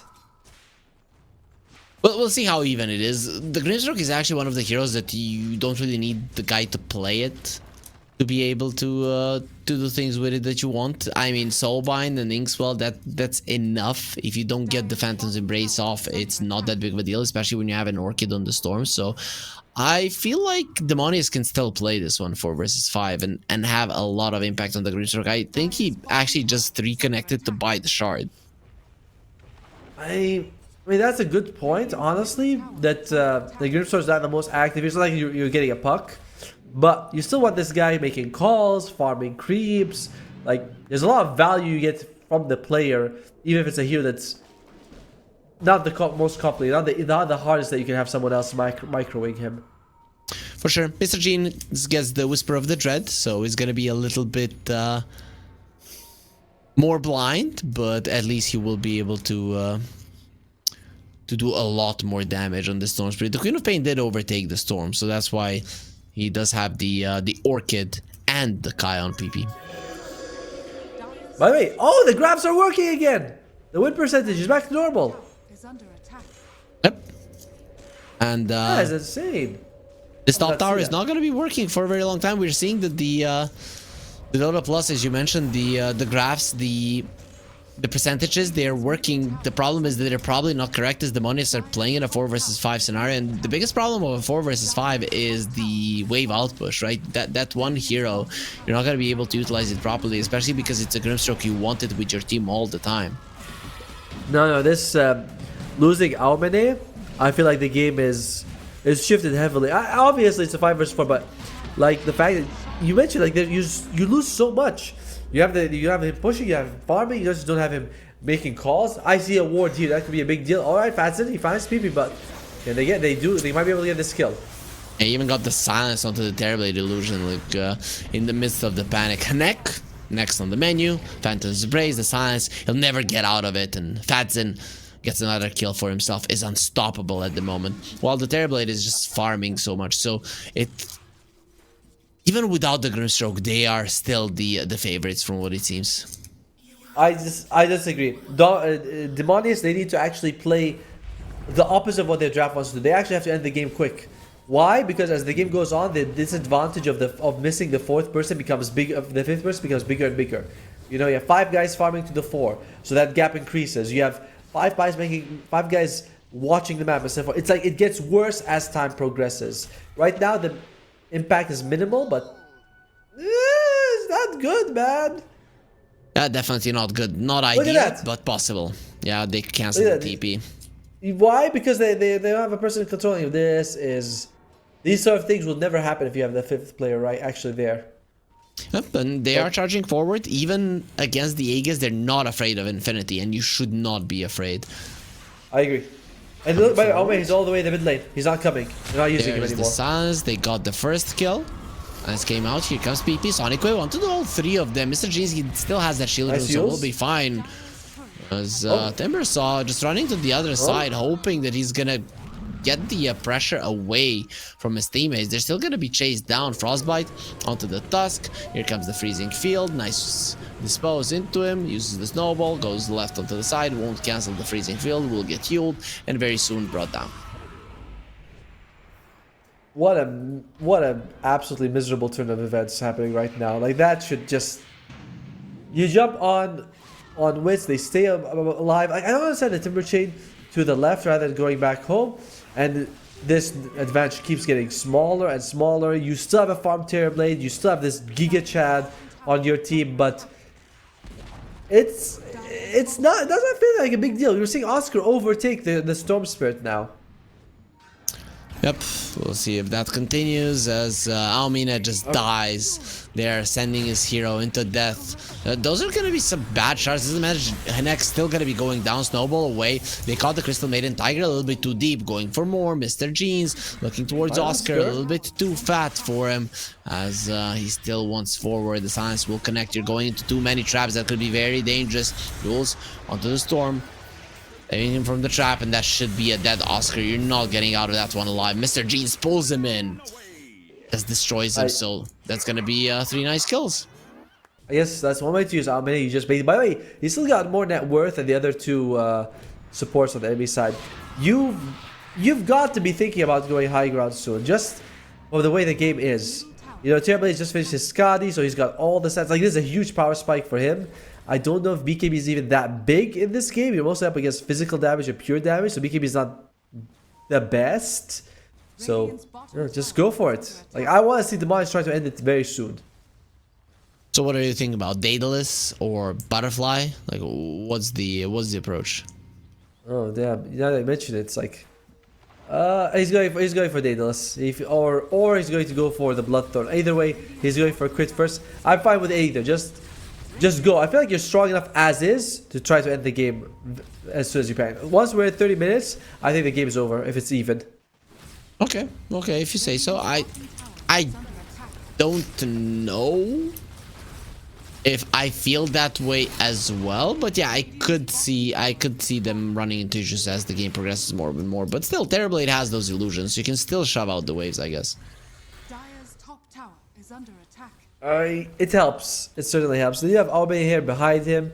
We'll see if who's going to be using it. I feel like whoever dies is going to be using the Grimstroke after. Although if you can get Soulbind early, that'll be very useful. You have what? Double Orchid, double Silence. That's basically it. Not a whole lot of combinations with a Soulbind on the Dire side. Yeah, definitely not. The smoke is used by Infinity.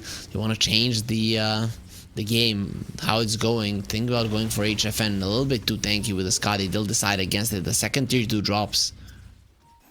Okay, I like it. Good. Oh, here we go. Oh, nice blink away. The Tusk doesn't mean that he'll be surviving, or especially with the storm coming in, they want to change this one up. Slave pulls in the Queen of Pain. There's gonna be the silence, but no, Queen of Pain gets out.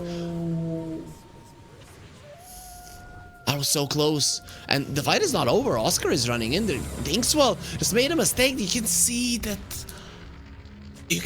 that he's missing. There's the trap, slowing them all down. There's gonna be another one that you're just running into right now. HFN gonna be silenced up once more. Still chasing forward. Grimstroke next on the menu. Level 10, not that big of a deal, but will be losing his life there. Almina dead again, even though he's not a part of this one. The Tusk is back to World of the Living. Rebound does not connect. Nice Manta from the Terrorblade, but they have more traps going in. Wits going for the Terrorblade. Sunder is at the ready. You still have to be careful if you're Wits. Standing his ground inside of the charge. The Sonic Wave there. Terrorblade still alive, not for long. He does get taken down. That trap damage, along with the silence, he couldn't go for a Sunder. As Fadzin is going to be next on the menu. They have a silence for him. Has the Yule. Snowball coming in. Save for his buddy as well. Going to be putting him in. Oscar standing his ground. Both of them silenced by the trap. The Exorcism going strong. Mr. Jeans loses all of his mana. Chris just came back to the World of the Living. Will be annihilated by Wits. They found the storm without the mana. He silenced up. But you don't even need the silence. He's already not going to speak loud enough to zip himself away without any mana. They've wiped him. That's 7 kills in a row. They take the Wisdom Rune as well, which has been there for 3 minutes. Like Demonius, they have. Remember, we're saying no Grimstroke. You have the guy collecting runes for you. That's a huge. They went from 6,000 behind to 2,000 ahead. This game it's so over. It has to be played out, obviously, but it is so over for Demonius unless a miracle happens right now. Well, we have Aomine, and you know that miracle in pubs used to be called Aomine. So you know, if you need a miracle. But you could argue he's there. He's from that generation. You know what I mean? He's definitely from there. Oh, dude. Marcy's going to have the BKB soon. Guess what? With the BKB, you just turn on your ultimate. You just punch someone down. Huge amounts of damage. There's not much you can do on it on the other side either. Hey, Almei's back. Okay. All right. That's cool. They have, by the way, they've been keeping his gold on him. I'm not sure how it works in lobbies because I know in like pub games you have to wait 5 minutes and you can sell their items and it gets distributed the gold. But he's got gold on him. doesn't work in lobbies. I think they changed it a couple of years back when there were games when people would disconnect and you sell their items. The main hero gets some gold and just the game changes. So I think they changed it in a way. So it's really bad. That's a silence on the storm. Mr. Jeans used to be there. Poor guy, just not allowed to speak in this game the way that he would want. Getting the kill on Ganek is nice, but you can see the Storm Spirit, who had. Remember, this is a Storm Spirit that started off with double kill, instant bottle, is now lowest net worth among the cores. Like, this is Infinity's game to lose right now. Okay, the win percentage is definitely wrong. There's something wrong with it. There's no way it's 80% in favor of Demonius. I like it. I love it when you're saying something and then Lord Gaben, he just tells you, yo, you have no idea what you're talking about, and then you try to find this justification for it. Nope, you just don't know what you're talking about, Automo, and Lord Gaben is right. No, he is wrong. You know, even Gaben can be wrong. There's no way. This is impossible. If anyone in chat thinks that this is... What did you say? Blasphemy. Oh, that's a game. Isn't that a game, actually? There's like Blasphemy 2. No, blasphemy is what you just did. What you just did. Said, Mr. Jeans, over a trap. Will be caught, does have a BKB, should be fine. The clone, we use Tiger, going to let it go. So bind onto the Queen. But look at the damage from Wits from the back lines. Nobody's dealing with him at the moment. Those side blades are gonna hurt Tiger. Crystal clone to the low ground. That was really well done for him. But it has a fats, and it is 2 for 2 at the moment with Terrorblade being here. Let's see what he can do. Mr. Jeans zips away. The Storm will survive. HFN, a little bit too strong, going for the DP. Yules will be there protecting her. But the question is, how much can you survive? And Mr. Jeans has been caught. Dies to the Marcy. There is a Sunder available. You have to be careful if you're Wits. You get Sundered, you could very easily die, because the Blink Away has the Pike as well, so we'll be fine as... the neck! Nah, easy, he'll be fine. It seems to have a shard. With the way he jumped, yep, got it from the Tormentor. Still not done. They smoke up, by the way, so they're willing to go for more with smoke breaks. He figures it out. Couple of hits, gets him. As Aminé, the really... Oh! Chris, what the hell are you doing? He says, kill me as well. I don't want to live in this world without my buddy. He's going to be surviving a little bit longer with the Yules and stuff. But it doesn't mean that he's getting out of this one alive. These two ladies, they pack a punch, especially Wits. I don't know what to say. Like, I really just don't know what to say. Meanwhile, Timbersaw is TPing to the bottom lane. He'll be at least getting the Wisdom Rune or not. The Wisdom Rune is still there. Would be good if they could get it, but it's like they're not interested in it. It says 85 win probability for Demonius. I mean, oh no, yeah, I'm sure. I mean, do you believe it? Is the question? Yes. I don't care what to give it. You believe it? Yes. Okay. If the Grimstroke does not disconnect once again, and if it's a fair fight, this Terrorblade should be the strongest hero from minute 35 to minute 50 until maybe the TA gets some weird items like the Revenant's Brooch. Before that, the Terrorblade is just gonna be untouchable. See though, Hanek coming for him. The rebound does not connect. However, BKB gonna be used. The HFN calls his bluff. Let's go. 1 versus 1. Why are you running away? Why are you running away? He does go for a TP out. Hanek had to run away. Those illusions really do hurt.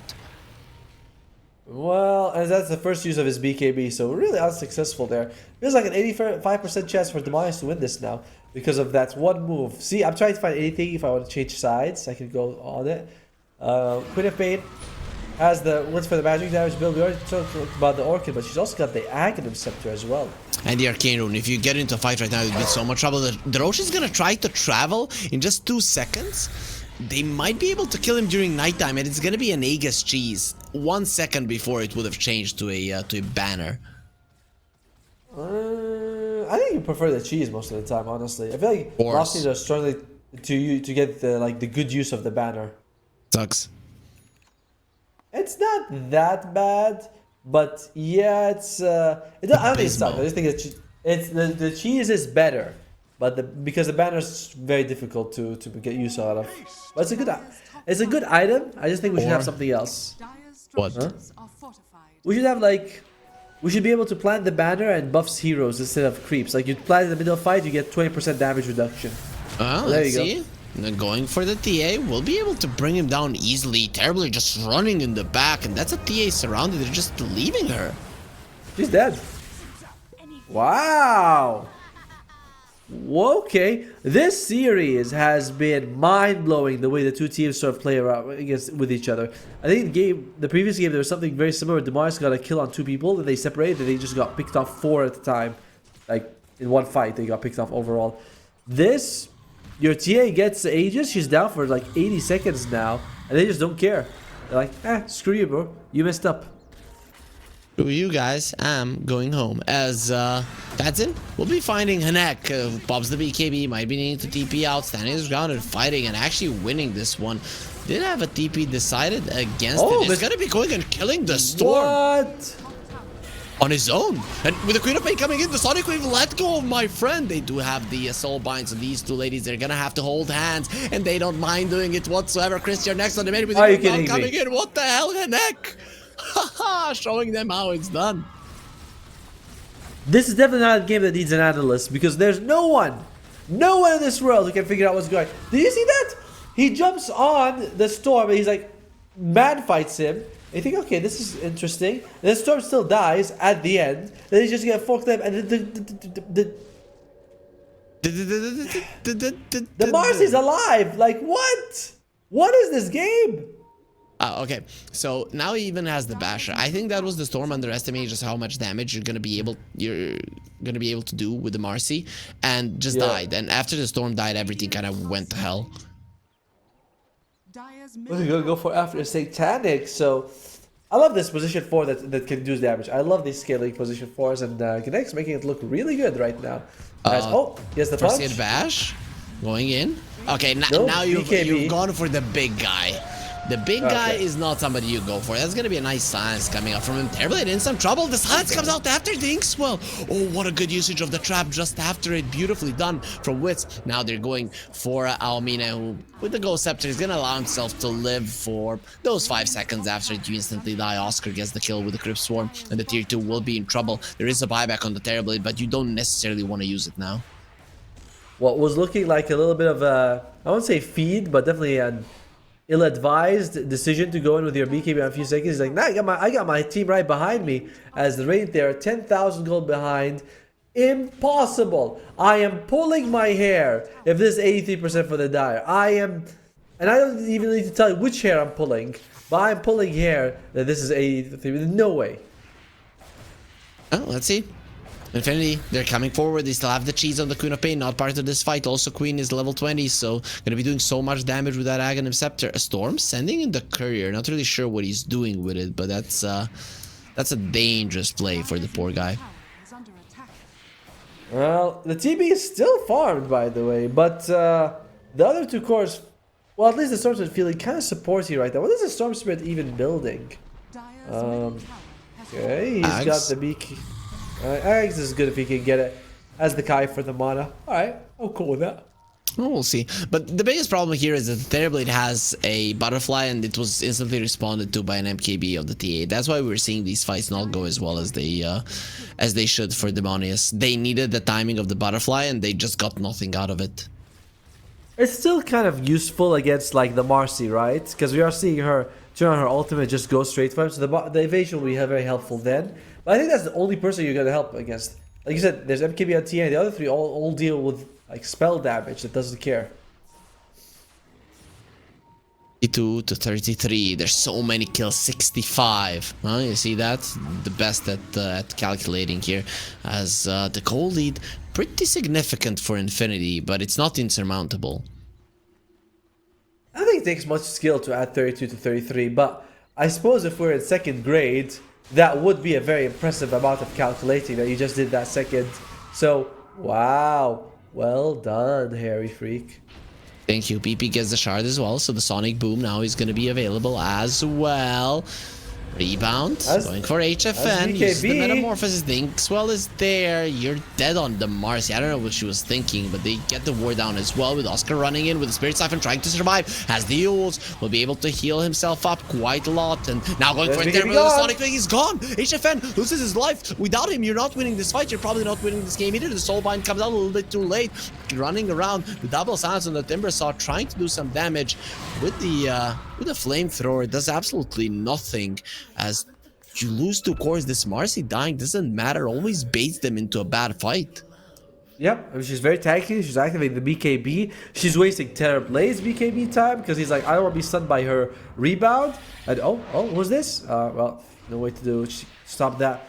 And then you're going high ground, 2 minutes, sorry, 1 minute with 2 cores down. TM is level 20.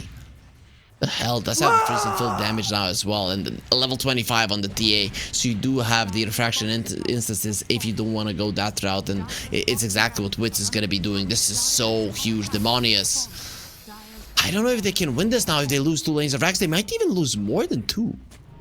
I don't know why you thought they had a chance like 10 minutes ago. I've been saying that this game is basically over for a while now, but I mean, I like your faith in the TB, you know, I think it's very cute.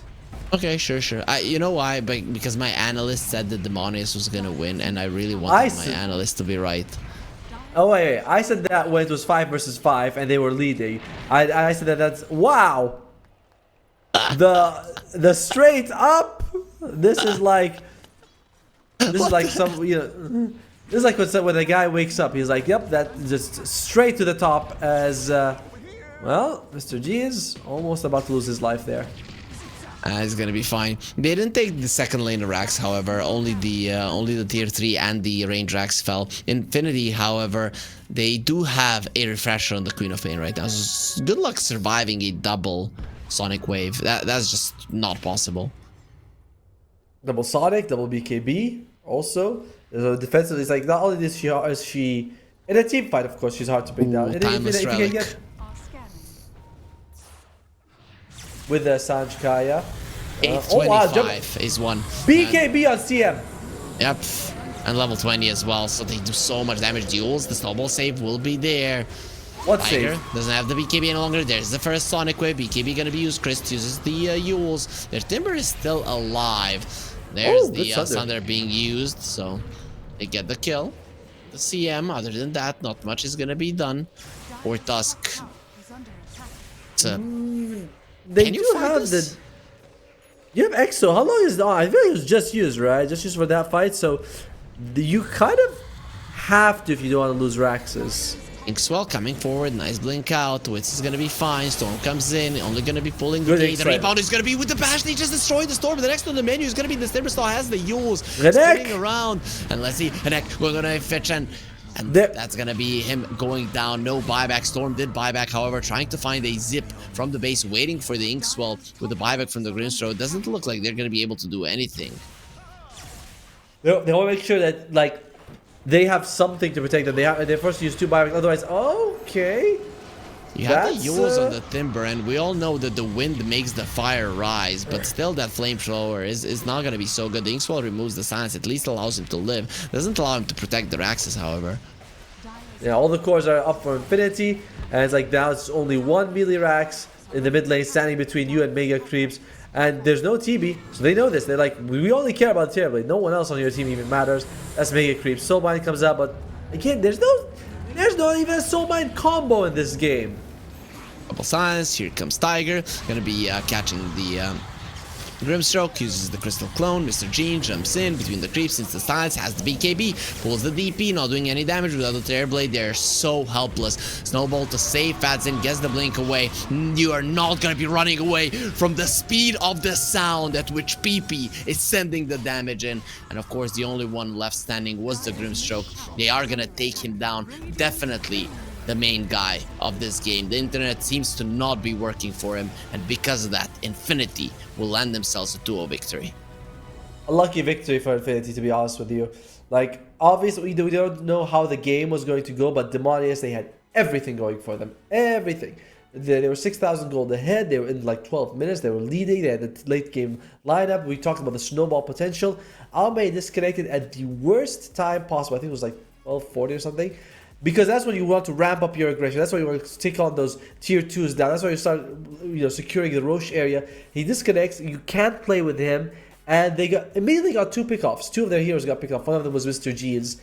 And that's it. The game was over. Your momentum stops dead. You know how the win percentage was like, yeah, boom, like that at the end? That's basically it. That's your momentum as well. It was like going like this, then pow, you hit a stone wall. It actually came down in favor of Demonius at the end, so I think you're completely right when you say it's broken. If you want to go, you can watch it, but of course our viewers are gonna be able to do it. But yeah, the win probability is at the moment broken, so unfortunately 100%. We cannot rely on it all that much in the games. With that being said, we still have one more series, Automo. It is going to be a Katsuki versus Midas Club. Before we take that 10-minute break, any predictions for that series?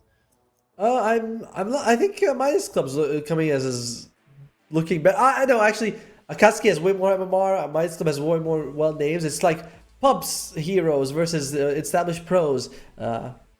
Akatsuki. I think I'll go with Akatsuki. Yeah, MMR is definitely the only real measurement of skill, but we'll see 100%. If that's the case after the short break, so stay with us. 1xBet and Eva Alfie present betting on all esports events on the website and in the 1xBet app. 1xBet. Play with Eva.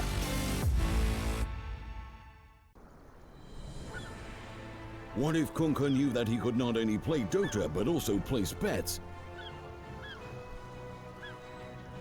Better the best black hole.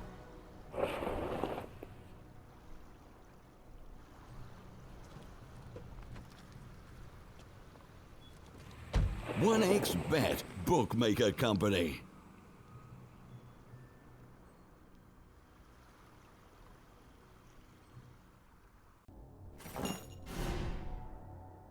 Chances of breaking items in a tournament match are non-existent.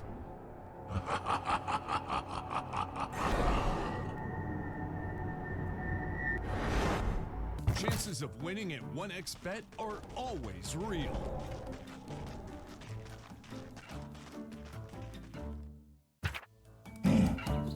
Join with me. At your service. Stealing Aegis from Roshan is very difficult.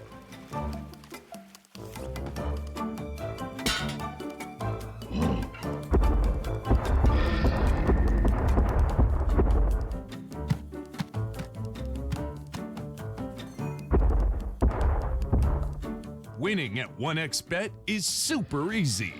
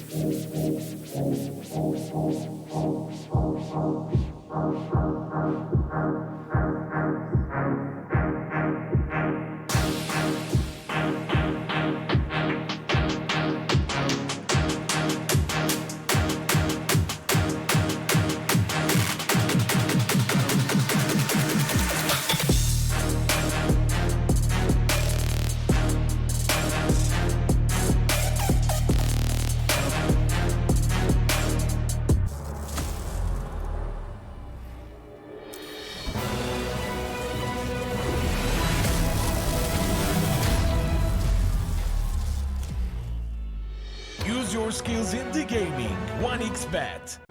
Look around. Screens are everywhere. They allow you to immerse yourself in another world, into hundreds of different worlds. Here you can be anything you want, and we will support you in this. OG, Team Spirit, 1xBet. If you are with us, you win. Hello, son. Hi, Mom. Pretty girl. This is Eva. Nice to meet you. Thank you very much. Your dad's just making his favorite dinner. It's duck. Come on inside. They're all probably too gruesome to tell you while you're eating at the table. How's your food? Is everything okay? Good, good.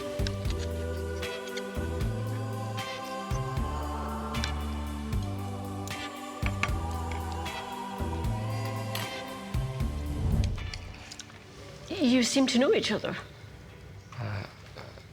Yeah.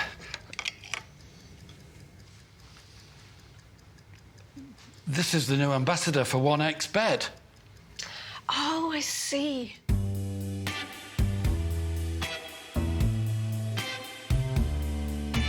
Everyone felt good when Eva Elfie became the new ambassador of 1xBet.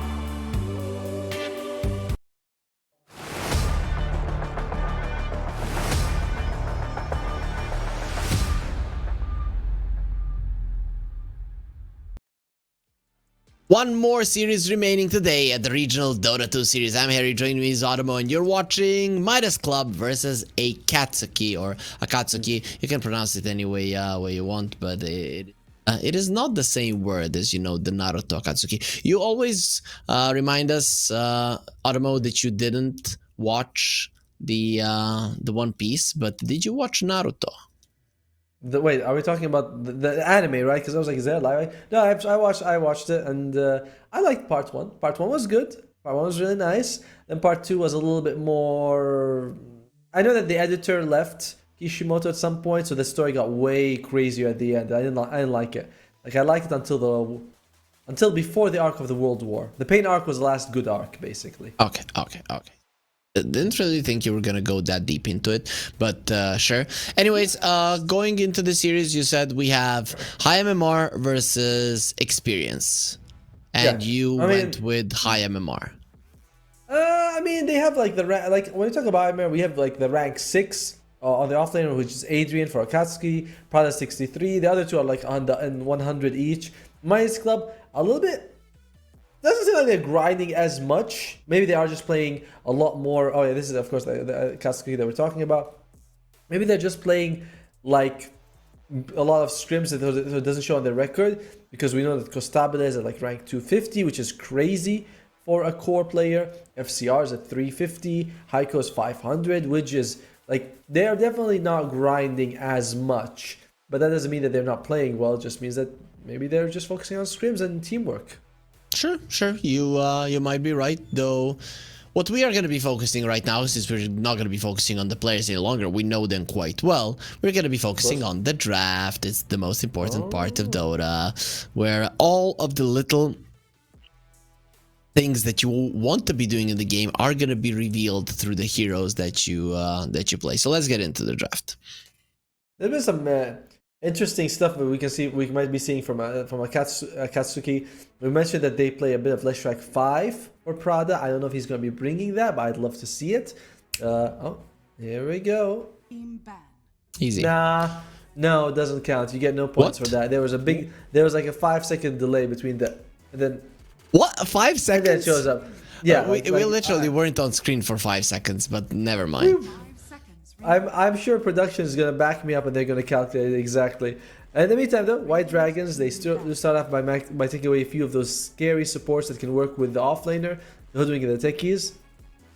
You know, Skywrath Mage would fit in these types of heroes, but we just don't see the hero anymore. Just he lacks that stun that we would love to see. We actually, I saw, I think, 2 games of a Skywrath Mage. Actually looks pretty decent. You know, I'm kind of surprised that in a meta when there's a lot of Aces Void and a Mars that the hero wasn't picked up more. Because I feel like with those two, the hero just shines. And Batrider, we kind of mentioned this hero for the previous years, but now we finally get to see it. So I have to say I'm a little bit, you know, nostalgic for some core bat mid lane or off lane, but it's most likely going to be a support. You know, you say that, but neither Kiri nor Prada play a whole lot of Batrider. But Adrian does. It's his 3rd most played hero this patch. Okay. So it does feel like it could go either way, but I'm not putting it as more this or that. I'm just saying, like, I'll see how the draft goes, because South America, you mentioned, was it you or Rob mentioned it? You were saying that this is the region that still likes bat core, you know, whereas other regions want to just bat support. And here it's like it's still bat core sometimes.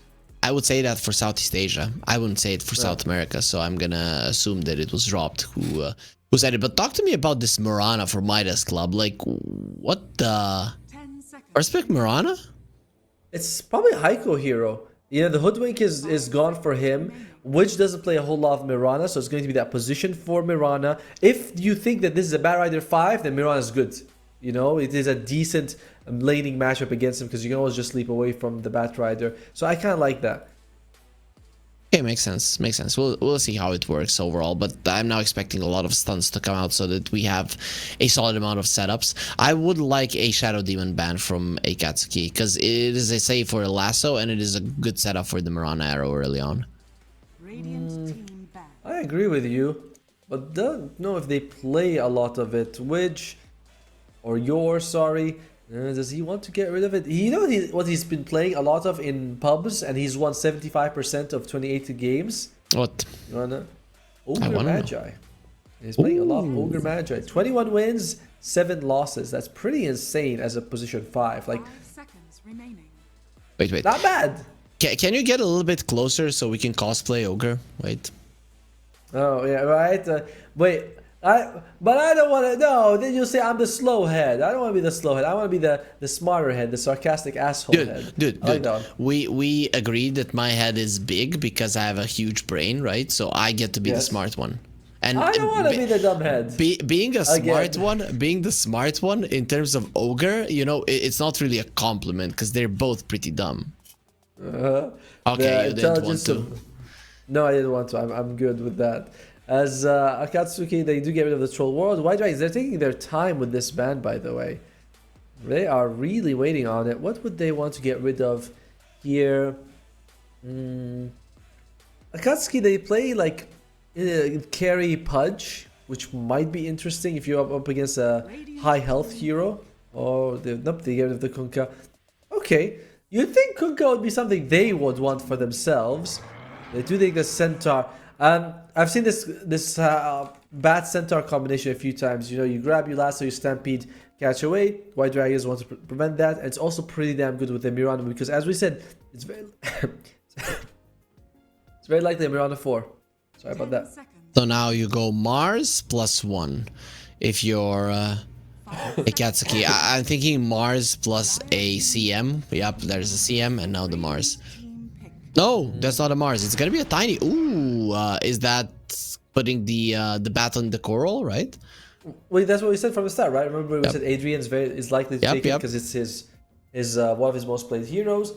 So it is going to be the Tiny 4 as well as the CM5. So it's Tiny Bat in the same lane. Not bad. White Dragons now have a chance to respond. I wonder if they're going to be considering something like a Life Stealer. You know, it's like you do mitigate so much of Akatsuki's damage. You can save people as well. I would like to see the Life Stealer. Even if someone else gets in trouble, you can just invest into them.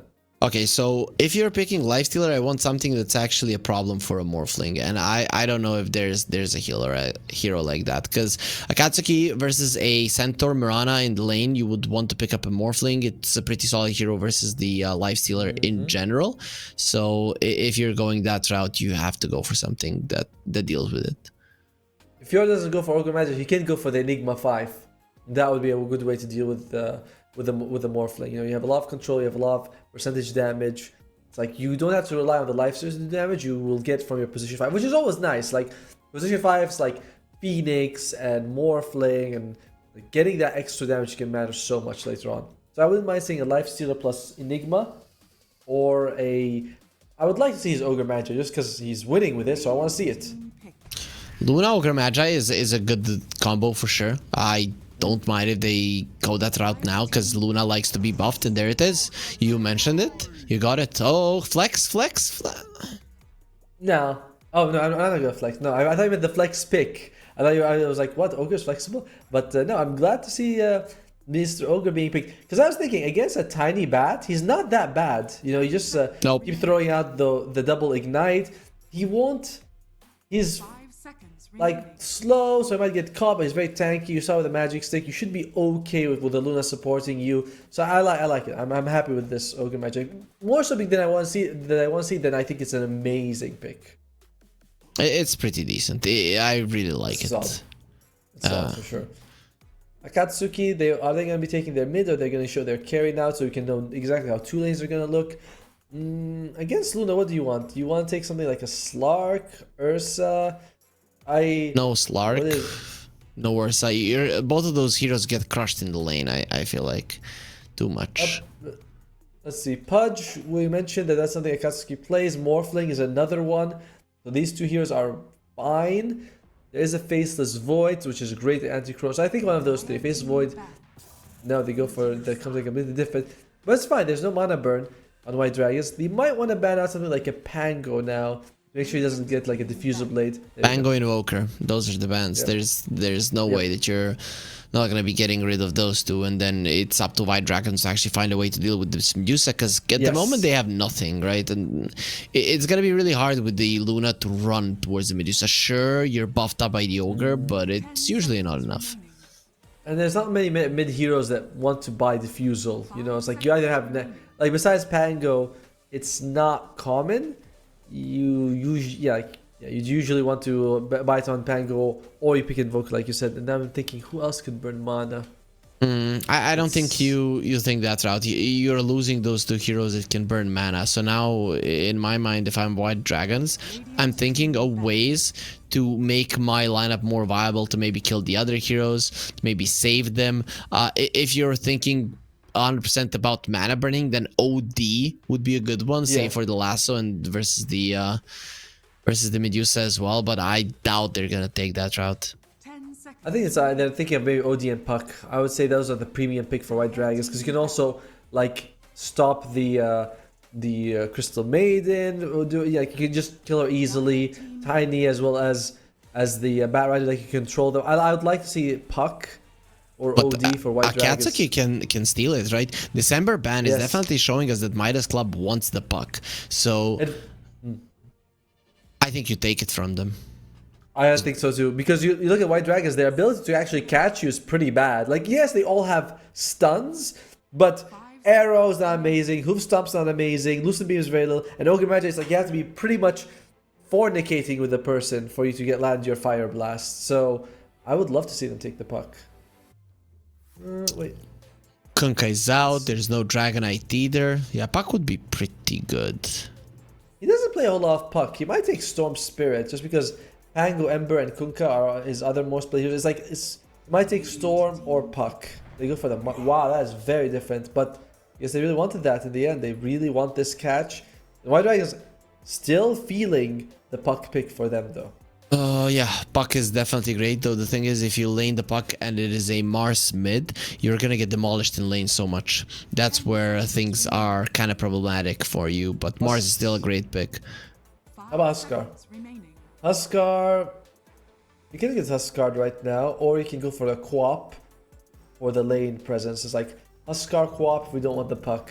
We go for this. Wow, we are pretty off with this last 2 picks, I must say. I'm not really. I don't know. I don't know. It is a mid, right? Yeah, it is the mid Zeus by 4DR here. Mid bat. Wait, it is Robo Z. Sorry, not Robo Z. No, it's mid. It's mid tiny. Mid Robo tiny. Z's playing mid tiny.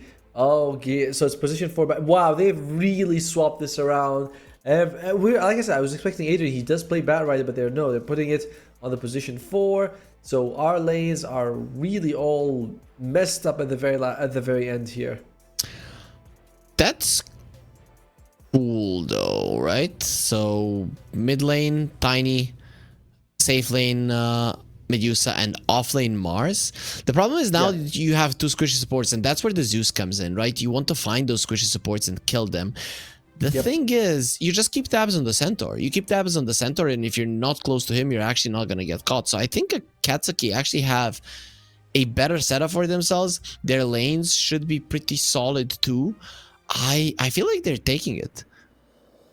I like my dragons what they have, because you have the Centaur at the front, maybe with an ogre. You have this very good range damage, but if you can pass through those 2 melee guys, you're like, just on the side, let me get to the Luna and the Zeus. You can destroy them, and you have a Bat Rider for that.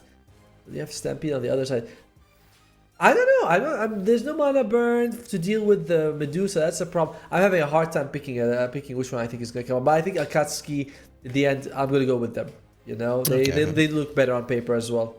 I heard in your voice a little bit of, you know, a scaredy catness, but you actually did come back with it. But the game is ready. We're going to be getting into it right now. Let's check the technology one more time. Perfect. I don't know what the hell you're talking about, Automo. It works amazingly well. And I can understand the only reason why you don't want to do it. You don't know how to snap your fingers, so you have to just... you have to just clap.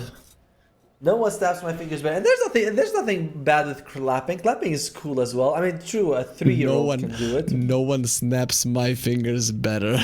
Yeah, sure, Automo, just so you know, I don't know who touched you, but if you have any issues, just point the finger and we're gonna deal with those finger snappers. Show me on the doll where the bad man hurt you. And I'll be like, this right there. Right there. Alright. So, Costabile is going to be the Luna and Ogre, solid lane, but you're up against Mars Bat. So I'm not feeling like... I feel like the melee heroes are going to be in trouble, right? It's like either the Ogre or the Mars is going to really suffer. We might have a very, very even lane as well. Mid Zeus versus Tiny. I think Zeus should be able to farm decently fine. Yes, but it should still be Tiny favorite in terms of getting the CS. He should have the advantage. Not a huge one, but the advantage is his. And I could see the side of Akatsuki winning every single lane in this matchup. Maybe the bottom can be problematic. But it's also like could go either way, right? Like I think it could, like they could win it, they could lose it, but oh, Prada is here. Do they know he's here? They're pinging the area. He wants to get a kill. Stabila is dead. If he continues with this movement, he's actually gonna die. No, he's a little bit too close to the tower now. The Mars went back. That was dangerous for the Luna for sure. Yeah, and Ogre Magi shows up as well. It sounds like a little bit like, we don't really want to. And Prada's going to go top. Plus, they revealed, like, you can't leave the Medusa alone for too long. They're going for the Luna. They revealed, and Midas Club did nothing about it. Costabile just comes over to die. Damn. What a start for Akatsuki. You get the kill on Adrian, which we mentioned. We feel like this is the better draft just because you kind of need to snowball. It's not the end of the world. It's just first blood. But you've been leaving your Medusa alone in the top lane as well. And, a pause comes out, Costabile, telling his team what he thinks about them right now. I think this first blood is actually huge because that lane was like the 50-50 that could have gone towards Midas Club, and it could change the dynamic of the game. This way, Adrian could just crush this lane. It is a possibility now, a pretty real one, and Medusa didn't really suffer, even got one deny. Yeah, I mean, she's generally okay. How are we looking about? I like that Ogre Magi has this weird mana regen from strength thing. It's he gets less though than compared to everyone else gets from intelligence. I think he gets 0.5 regen per intelligence. You only get 0.03 for strength points from Ogre, so it's not that much. Or Ogre. He has 0 intelligence. Doesn't matter. Let's go left. No, right. As Robo-Z mid lane, farming for now. Pretty okay, though he's getting pushed into the tower, so that could be problematic. Top lane, Medusa. Not gonna be in any kind of trouble. FCR just pushed back. Nothing much happening here for now. Everybody just getting their fair share of the farm. You gotta say, I love what Ogre says when the game ends, and he's like, "Did we? Yay, we won!" And he's like, "No, we were on the other team," and you're like, "Oh, poor guys." It is sad. But bottom lane, how's Adrian doing? Yeah, very even. As Witch goes up, throws out the Fire Blast, but sorry, the Ignite, but doesn't hit Adrian.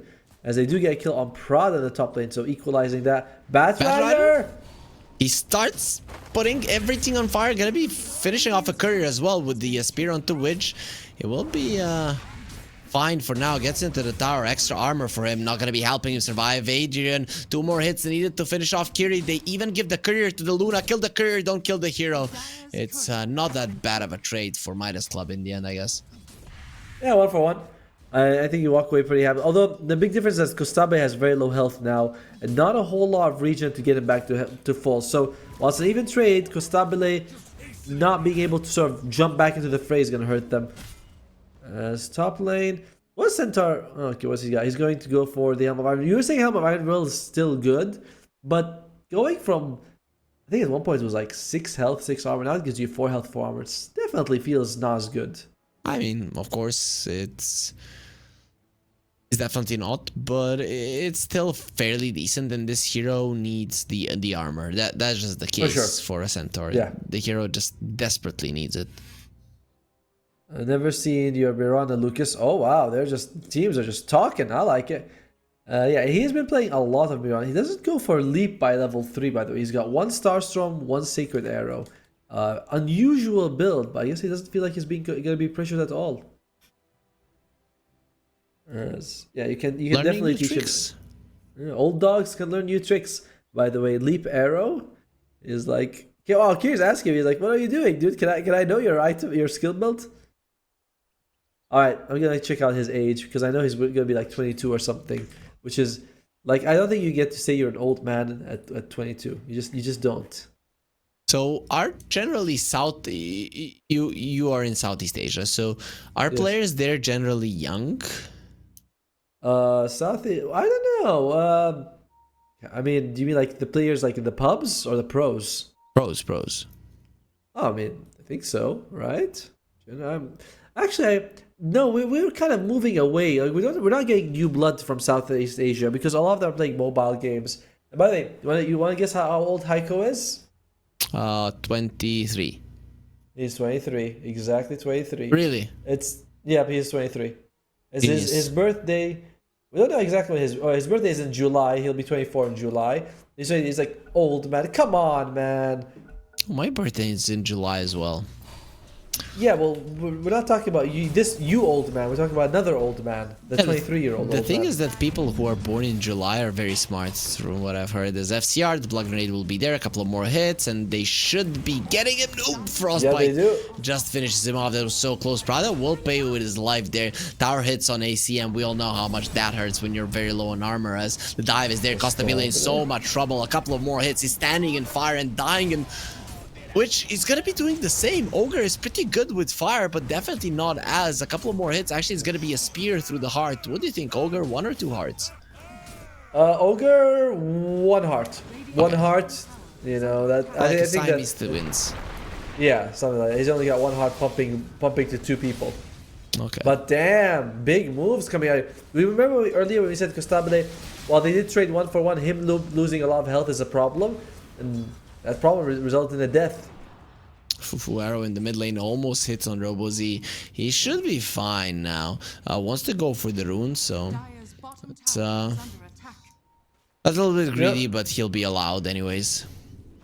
You know, if you're playing Mirana, just always aim to hit the range creep. And if someone comes in your way, a hero, you're like, what a happy coincidence! I get an extra.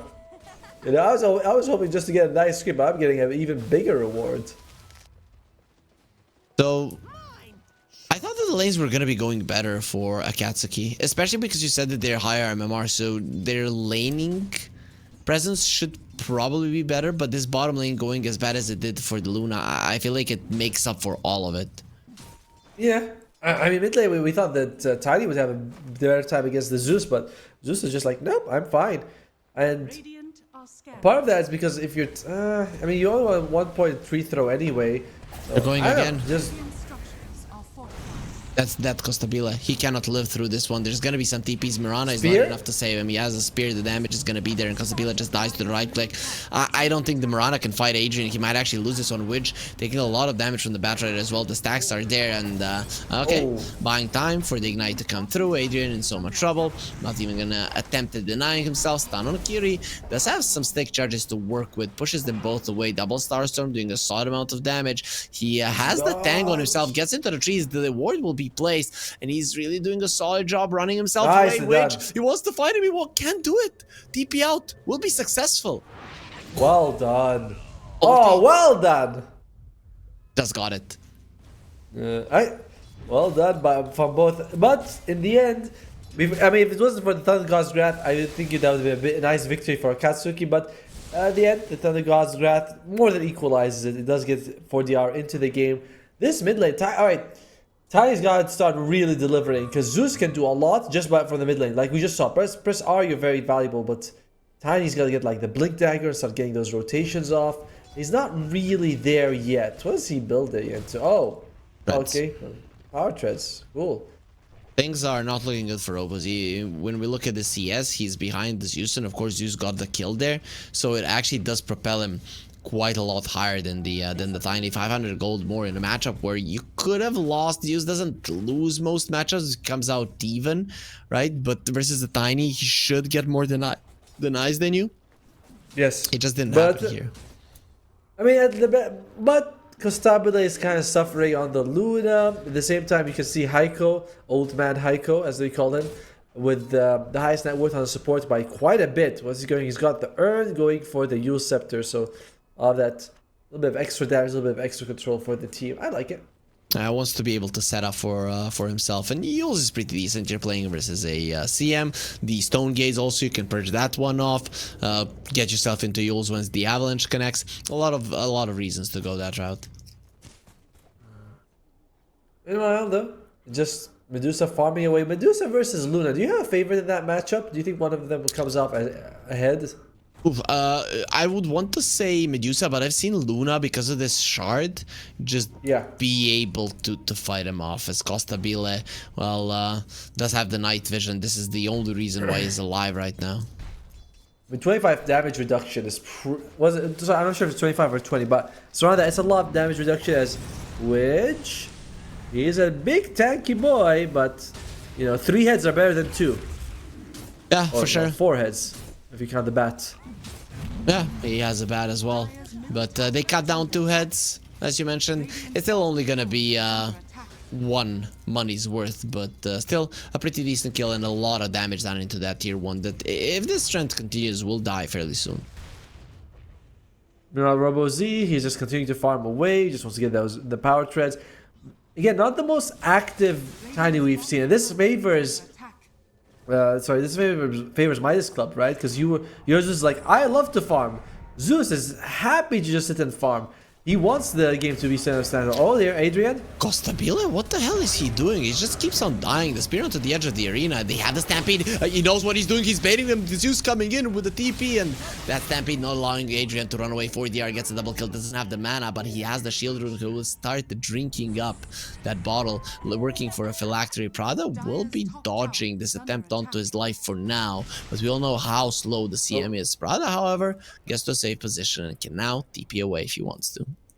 If he chooses to, Costabile a great bait in that situation. As we were mentioning, like, it's so much of this game is because of what 4DR can do on the Zeus. He is making so much space for the team.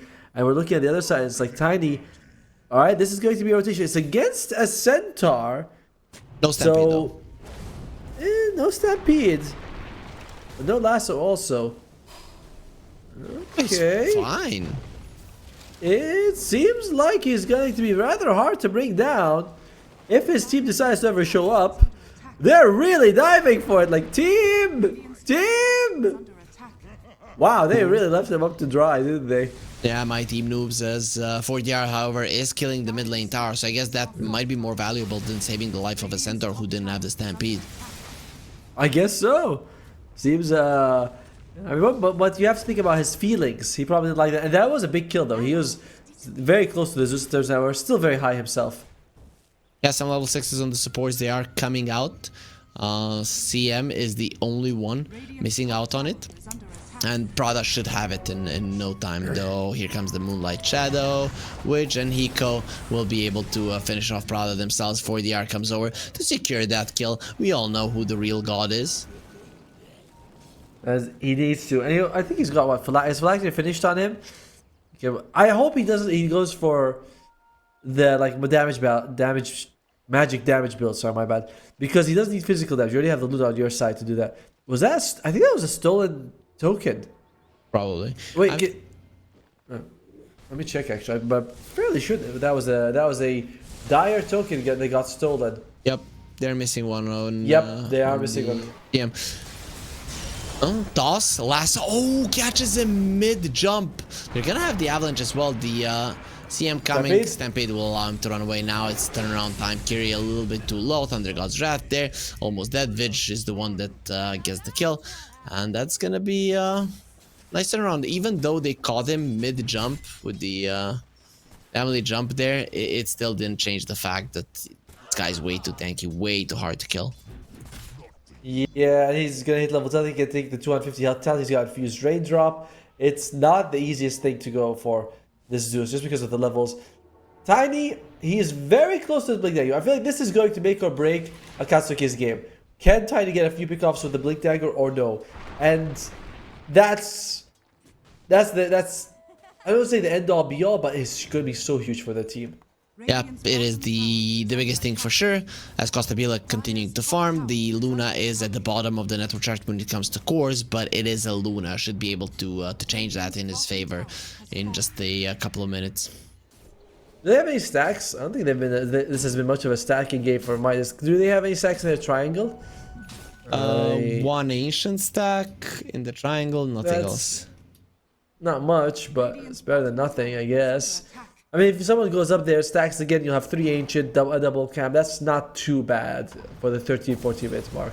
The ogre usually carries a club, but now he's carrying like a part of a broom. I'm guessing he should find the broom handle in the woods if he wants to have some usage of it.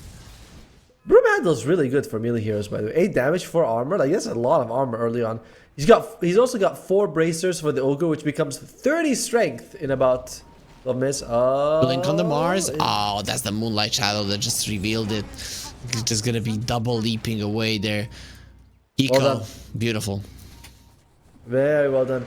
You know, he might be old, but he's still got some sproink, whatever, some sproink in his movement. There's a word for it. Spirit. He's got some movement. Okay, but the Spirit isn't playing this game. It's Akatsuki versus Midas mode.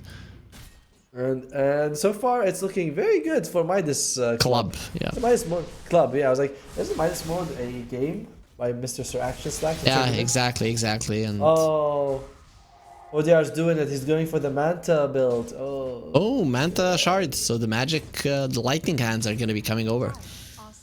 Oh man. Why? Well, what's the problem? I don't really think he needs to do that. You know what I mean? There's a good amount of spread damage from the other side that was going to remove these illusions. You have to be much closer to the fights to get your attacks off because it's like, you know, less than your Aether Lens plus Q. What's his attack range? I think it's like 400, right? Yeah, but listen to me. You get a disperser and you actually fight the Medusa with the Zeus and you kill her. Of course you do. I mean, that's... You know, that is an idea. Why not? You get Disperser, you get a Grove Bow with a Dragon Lance on top, and you just show her... I mean, I imagine you do what Zeus does to Medusa in his mythology, basically. What does he do? I don't know, probably Dater. I mean, we all know that half the creatures in Greek mythology are because Zeus was thirsty. You know, so he probably was like, "Oh, snake," and then Medusa was born. Wait, yeah, I think that makes sense. I actually know Medusa. She was cursed by God of the Sea. What's his name? You know you know he's Poseidon, right? Okay, Automo just destroyed my childhood, all of the Greek mythology that I watched, read, and stuff. So, thank you, Automo, for doing that. That was very unnice of you.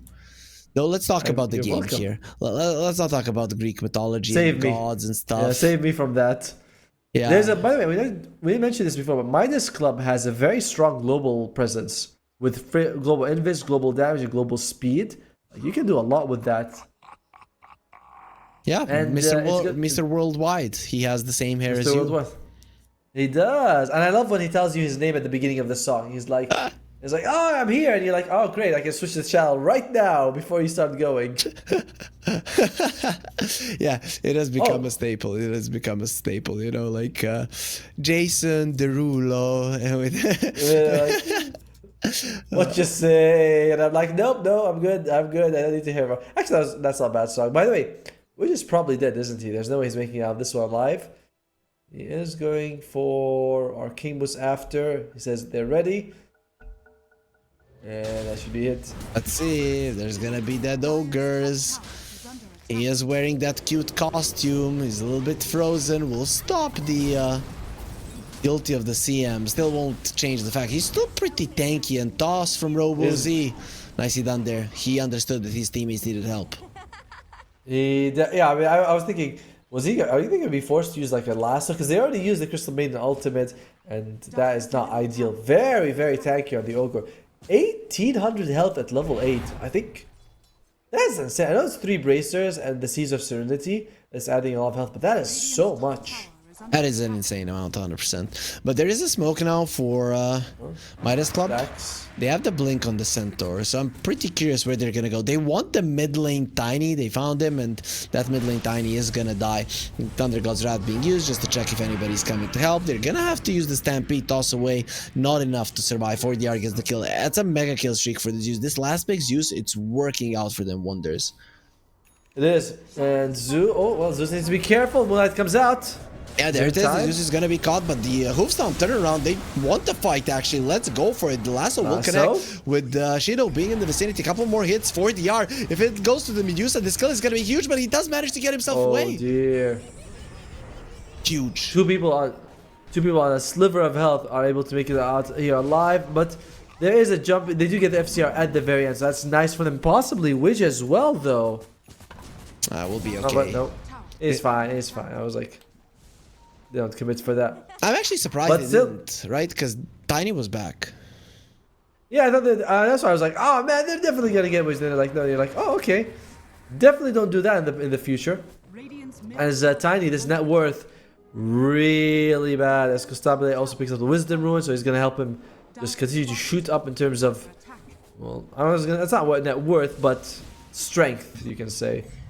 Yep, and this Luna has been working her way to the top. Yeah, don't look at the win probability; it just doesn't work.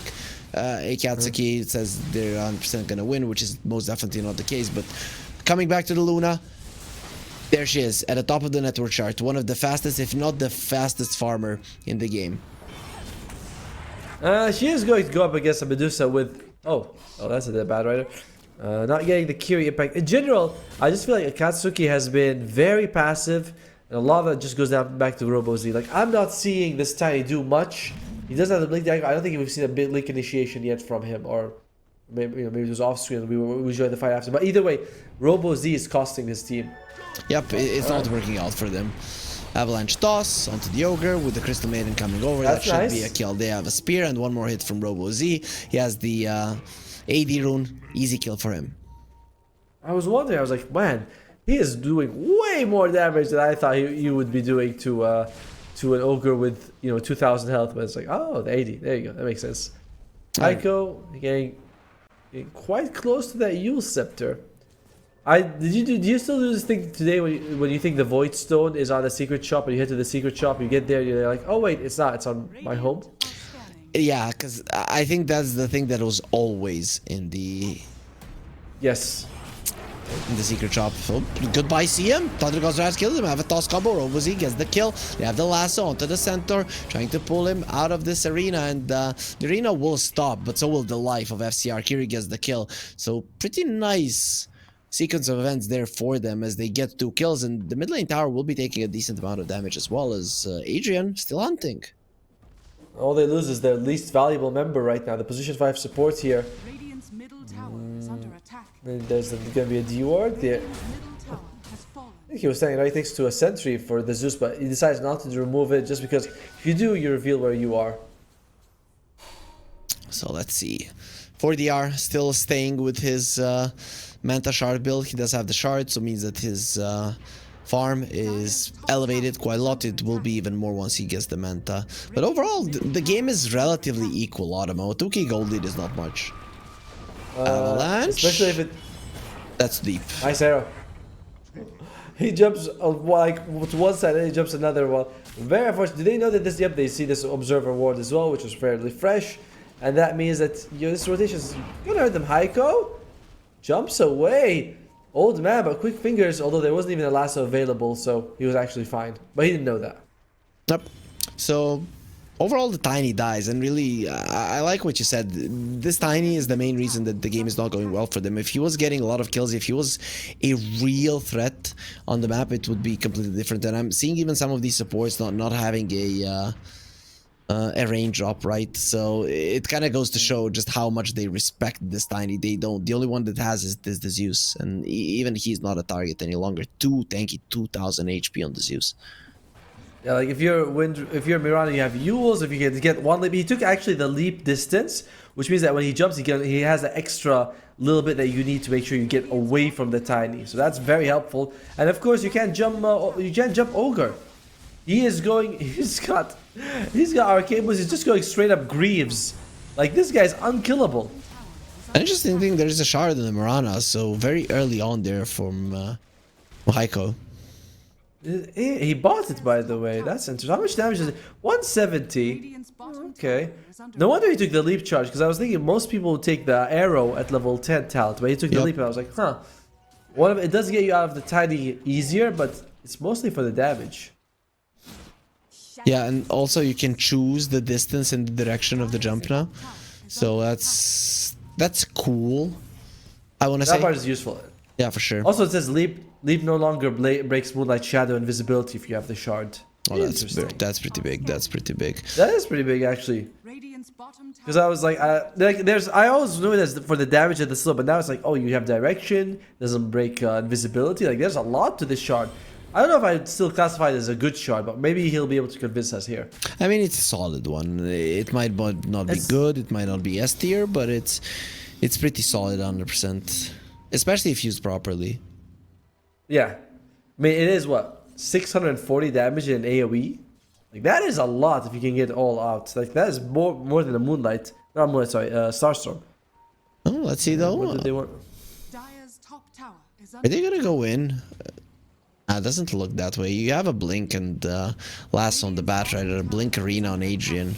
A really good positioning from Midas Club at the moment, they use the scan, however, Bat coming forward, TP out from the Mirana, which is not gonna be as lucky. He does get lasso, the avalanche is there will be a toss follow-up, and this Ogre Magi will die, so they finally get something for their troubles. The tower, if it falls, is actually not too bad. Yeah, pretty profitable engagement. Not the most important tower, just because you still have Roshan access for the raid side just from the outpost, but it's pretty damn nice here for the Dire squad. As another thing is that Medusa, she's not fallen off. Like, we're seeing the other two cores struggling, but Medusa has always been at the very top. She's got her own disperser now. Yep, the damage up to the Medusa is actually insane. Heiko does die. RoboZ is starting to pack a punch. With the Echo Saber, you actually cannot survive even on the, on the supports, even if they are relatively tanky or tankier than what you're naturally used to. I think the Ogre can, but definitely not Mirana, because she went for no stat items. She's got the Yules. Like, she's not attending to... Oh? Yules? Spear? That's FCR dead. Avalanche toss. You don't use the Stampede here. You know that your life is over. You're gonna save it for another day.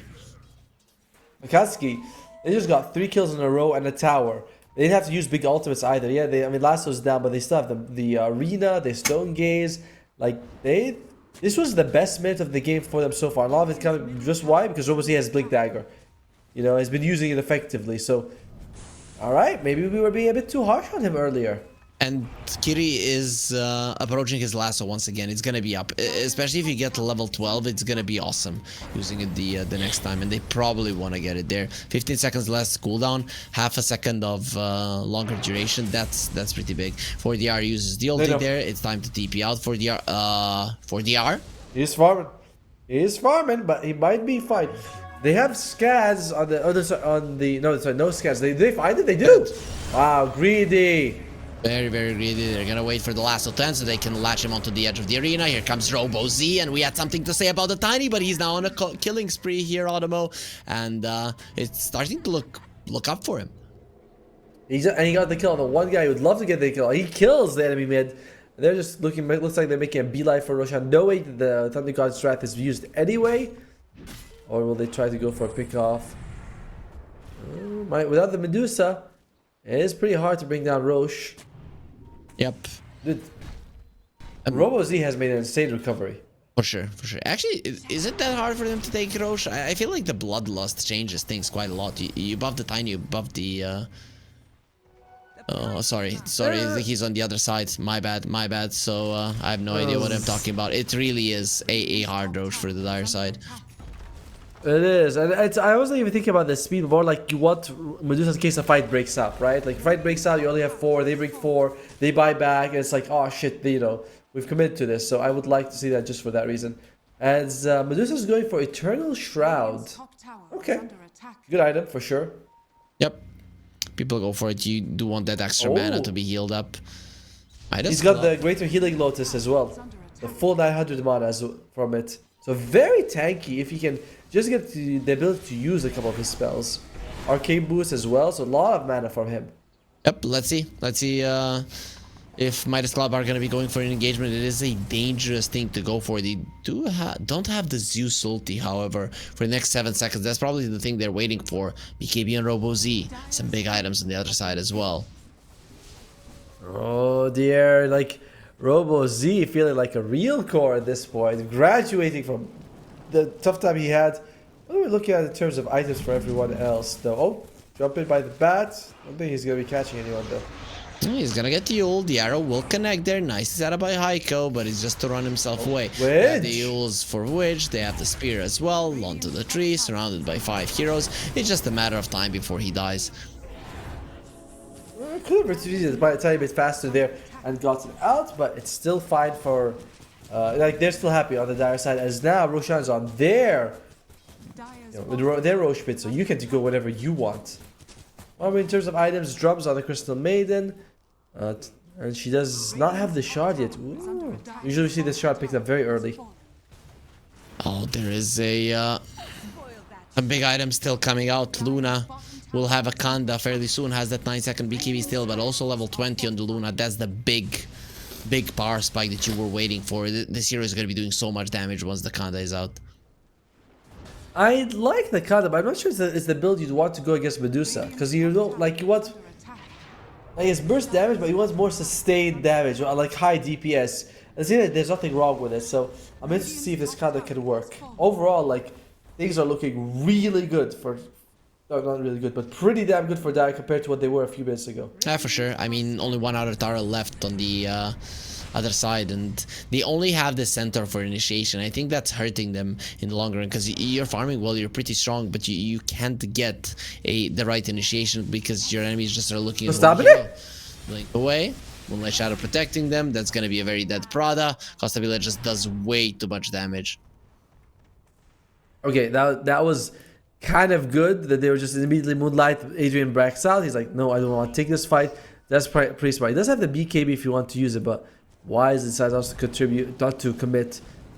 Luna also has a BKB. I don't really believe this one's used, so there's a lot of fresh BKBs on the map, or at least a couple. Yep, Costabile has one. The Robo Z, the Adrian has one, and also Zeus is working towards his as well. So it's a huge deal, and Centaur is gonna have his in like 50 gold. Yeah, there's been this trend of Centaurs going for. By the way, he did do the thing we talked about, right? Where he keeps the Veil but does not upgrade to the Shiva's Guard because he like it's just way too expensive. Oh. On the tiny Robo Z has the beacon, doesn't get it off the Lucent Beam at the perfect time so that the arrow connects. That was beautifully done. Adrian will pop the BKB, but right next, they're actually they're still fighting? to be careful because they use onto the Medusa. Wanna take it easy here. Yeah, they're coming forward even without the tiny. I don't know if that's smart. Now Costabile will just be going onto Shido, and those glaives are gonna start bouncing. Costabile is way too strong. Goodbye mana, goodbye Medusa. He had some one charges to work with. That's not going to be nearly enough to save Shido's life. A couple of more hits there, especially with the lightning bolt. What a fight. Why did they take that one out? It was obvious you've lost it after Robozy just dies. I mean, I don't know. Like, they had the... It was like, Chinese gone. We should go back now. Maybe they felt like they had to ensure that they don't give away the Aegis. But they give away so much more than just the Aegis with that. Adrian at least finds 2 Wisdom Roots, so that's going to mitigate the EXP damage that he just took. Because they didn't kill anyone that fight. And, dude, look at the graph. Not the graph, sorry. The net worth heroes. We're seeing this happen again and again. Teams, like all 3 of their cores at the top. The enemy team, the other cores next. And that's a very bad sign. Looking pretty bad. Only the Medusa is doing well at the moment. While Midas Club heroes, they're all very, very farming. I mean, even look at this Mirana. It is insane. Yeah, when Akatsuki, 100% gonna win. We see it now from the graph. It also makes... Yeah, I wouldn't put my money on it, but sure. I mean, if our viewers want to, they can press the banner down below. 1x RLG LATAM is the promo code. You get up to 120% bonus on your first deposit. So feel free to go for that one, guys. I would recommend you put it on my disc club. And remember, don't gamble on any money you're not prepared to lose here. As tier 3 items are starting to get picked up here. This Centaur, he's got the shard, he's got the level 15 plus 15 strength talent, he's looking, and he's got the BKB. So these fights, he's got Blink in, BKB, you're gonna be getting a lot of these shard charges that you need. Oh, it's scary. Smoke. Used, they know exactly where their enemies are. They destroy Prada. The question is, can you get anything else? Leap, Yule, Arrow, perfectly set up. They does go for a BKB. Not enough. I mean, you don't have any BKB piercing disables on Midas Club. Haiku actually tips Kiri. He's like, hey, how do you like my my Mirana now? No bounty and amplified damage also being taken by 4DR. Oi, oi, oi. That's a lot of damage going to be coming out from him. Just in general, it's feeling like that not late, but low impact Blink Dagger at the beginning has cost the Dire side so much. Akatsuki, I don't know if you can take... Akatsuki, I don't know if you can take a fight. Yeah, if you had gotten more with the Blink Dagger at that point where you had your time with the Medusa, you might have been able to break the base. But because you were so behind and you were actually coming back in the later portions of it, you weren't able to capitalize much on it. And now we're seeing the repercussions, as you mentioned. That's a lot of multicast on Takiri. He's not going to have another one. But that Ogre Magi packs a punch.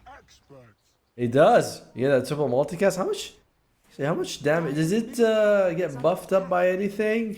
Because I know intelligence buffs up. No, sorry, that's with magic resistance. Yeah, just a lot of damage overall. He does a lot, and also Batrider is probably the least tanky hero on the map. I mean, Maiden has kind of the same amount of HP. He's got 600 health, and he's got the Boots of Bearing, which is nice when you get stampeded on, right? You can just still run away no matter what. Heaven's Halberd picked up on Mirana. I've always felt like the Sanj has gotten the biggest buff, and the Heaven's Halberd with it. You get a little bit more evasion, I think 5% more, and well, the life stamp is whatever, but you are able to just, it's super good against the Medusa. So really like the item in general, and really like it in this matchup as well, because no one else actually right-clicks. It's only a matter of time before we start to see a decrease in these ranged core heroes as the halberd gets picked up more and more. It's just too big of a counter. Yeah, I mean, you'd think like, you know, Luda and Medusa, Gyrocopter would be suffering. In this game, they will. Not if anyone on the dire side is making a halberd. That could be a nice way to come back, but you still do a lot just with the Lucid Beam. Yep, exactly. I don't think it's a good item overall. Who's gonna build it? Maybe the Mars, but Octarine Core, Wind Waker, I think both of those are better choices, maybe even Axe. I agree with you. And it's like, if you have a Mars, right, the one guy who can bulwark and absorb the Luna hits anyway, so is it really worth it to build the Heaven's Halberd? Just have your Mars tank it up to the face. Yeah, just no... 13k gold. Is this a lead that you can get back here, Automo? How do you feel in general about the game? Is there comeback potential? And if there is, what is it? The standard. Tiny blinks and catches people off guard.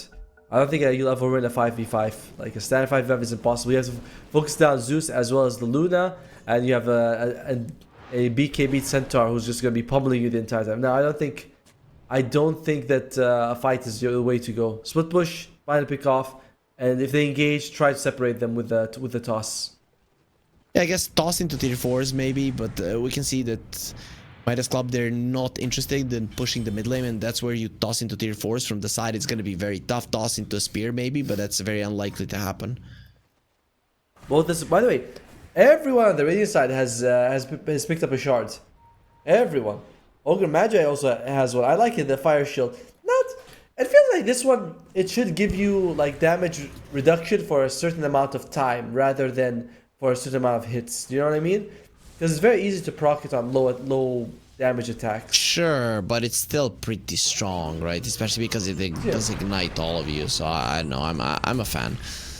But they might have to. All of you. Gonna have to. Like you can multicast. Yeah. And there it comes, the Luna special with Bloodlust this time. So it's faster than before. They are taking their time. This is very dangerous. Your Aegis is going to be expiring in 5 seconds. You don't want to risk it. The range Rexus takes a solid amount of damage. It's unhealable, and you're going to be fine. You're happy with what you got. You know, not every push has to be this GG end-all push, and we've seen many teams throw away advantage because of that. So you can wait for the next Aegis. It will be up in 3 to 6 minutes, though. That's going to be sometime. So a pickup would be helpful if you are for either side, but mostly Dire. Dire really needs it. Medusa is still farming pretty well, though, despite everything that's happening in the game. Yeah, very true, very true. I mean, there's so many camps on the map. It's very unlikely that a hero won't be getting anything. There will be a Daedalus on the Medusa, meaning next fight you can actually pack a punch instantly. They're going for a smoke. They understand. You just wait, you lose the Roche, you're probably going to be losing the game. So they have to make something happen now.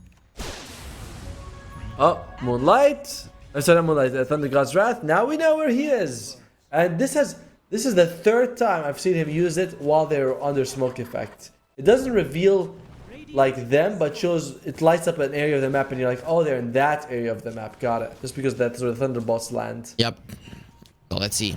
Now the smoke is still going, but you haven't found anything, and Midas Club, they're waiting to see heroes on the map so that they can continue with their Tormentor. And that's exactly what they're gonna do. They already have all of the shards, so nobody's really gonna be benefiting from it whatsoever. And the Centaur having a shard, we didn't talk about that, but that's gonna be a lot of HP that you have to chew through. I said something. I said with the BKB you can't stop it, and then he's gonna get multiple double edge. And it hurts my feelings that you forgot that. It will never happen again, Automo. Sorry. It is morning where you are, but it is very early morning where I am, which is 2 a.m. at the moment. So I'm very sorry. I got distracted for a second. Adrian, he got distracted for a second with his usage of the Spirit. Does have the BKB. Might allow him to live. Uses the Yules on the Centaur.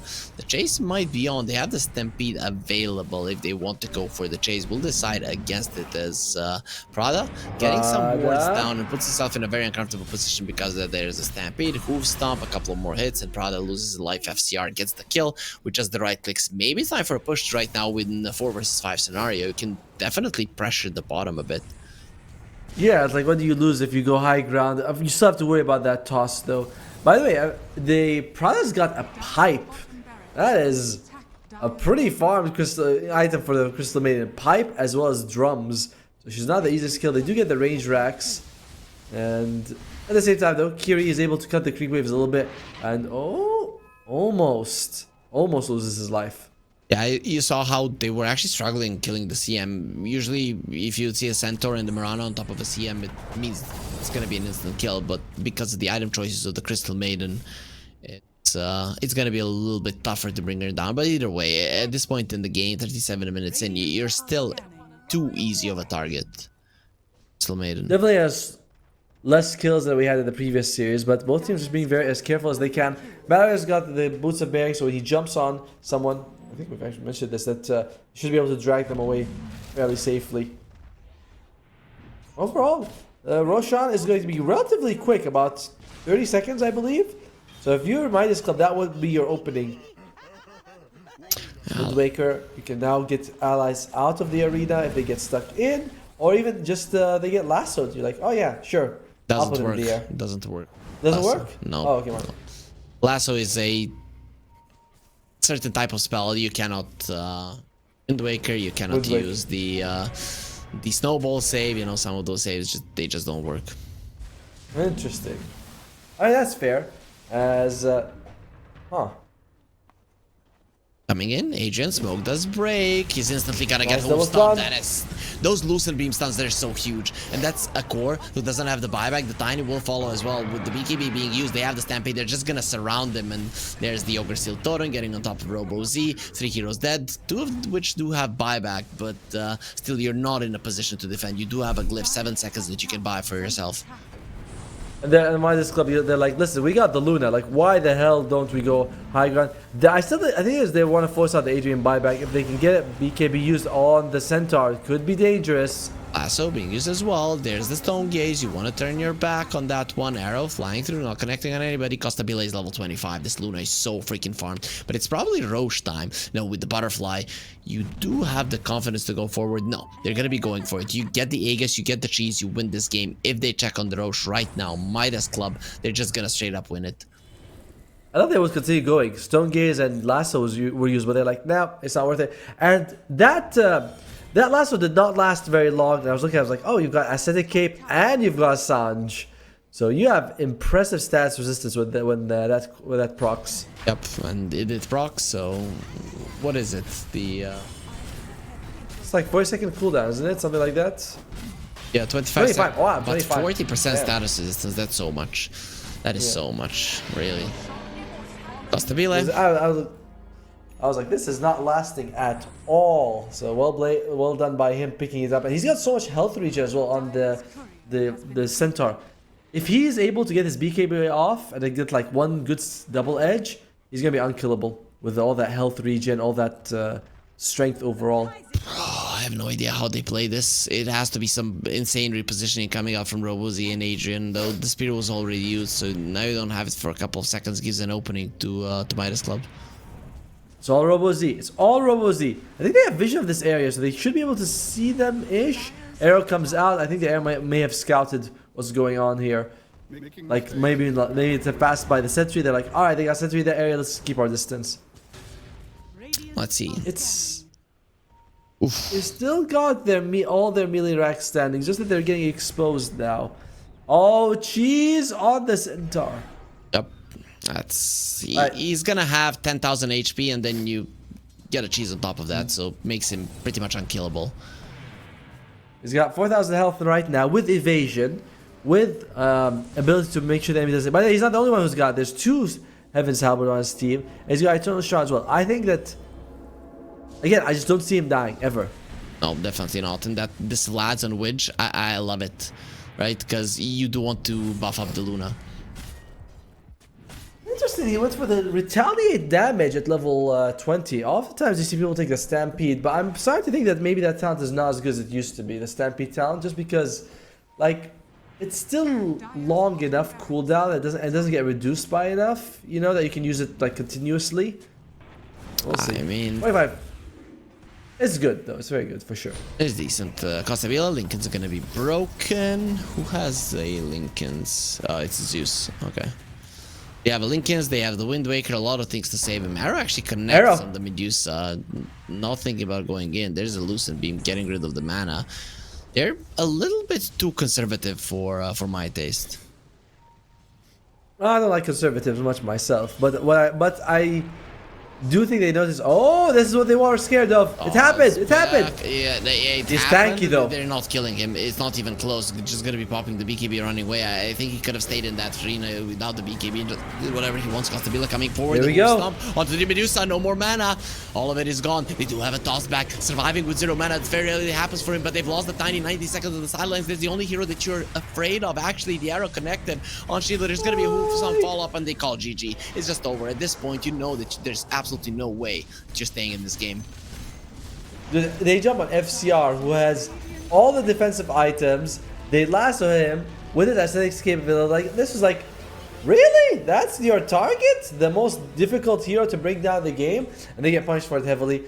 Did not really see a whole lot of the Akatsuki strength on that one. You know, it just feels like they played very passively. The enemy controlled the pace. Zeus versus Tiny. It's like, you think, all right, cool, Tiny's going to do a lot, but he just didn't do anything. So, unfortunate game. I'm hoping they give us a better show in game 2, though, because that was very one-sided. They had to do something there on Akatsuki. They tried, they failed, but there is still one more game to play. Are we going to be seeing another 2-0 today or another 1-1? Because we've seen both of them. We'll find out after a short break, so stay with us. 1xBet and Eva Alfie present betting on all esports events on the website and in the 1xBet app.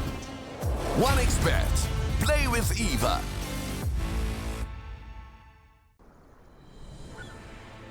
What if Kunka knew that he could not only play Dota but also place bets? Better the best black hole.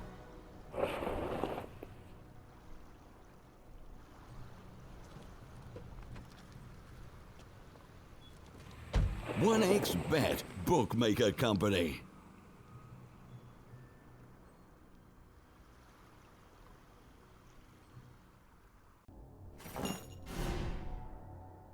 Chances of breaking items in a tournament match are non-existent.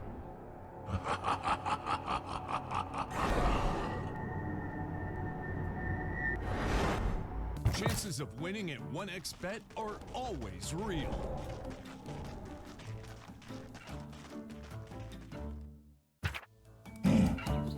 Join with me. At your service. Stealing Aegis from Roshan is very difficult.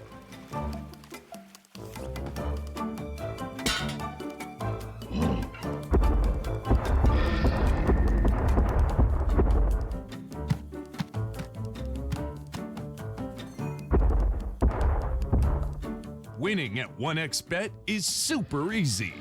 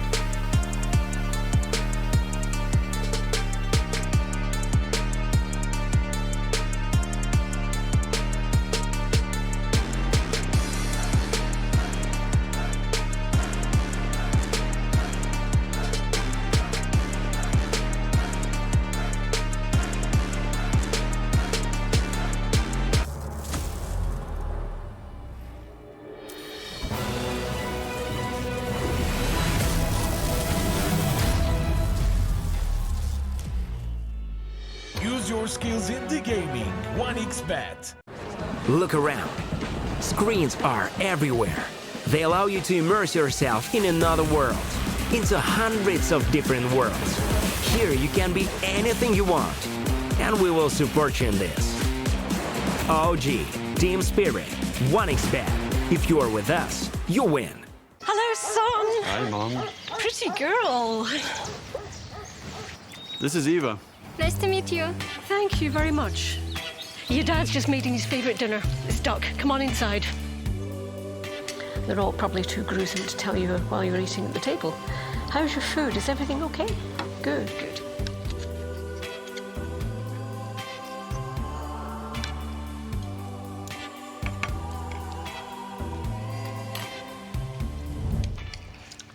You seem to know each other. Yeah.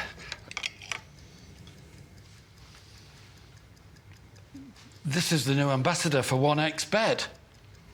Oh, I see.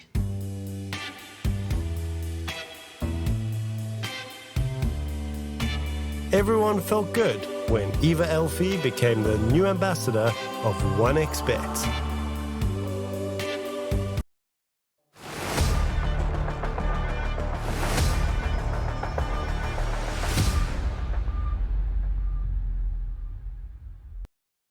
One more game remains here at the Regional Dota 2 series of this day. Only one more best of two to end here between Akatsuki and Midas Club. I'm Harry, joining me is Otomo. And Otomo, we saw Akatsuki kind of struggle in the previous game. So what needs to change? That's a question for you.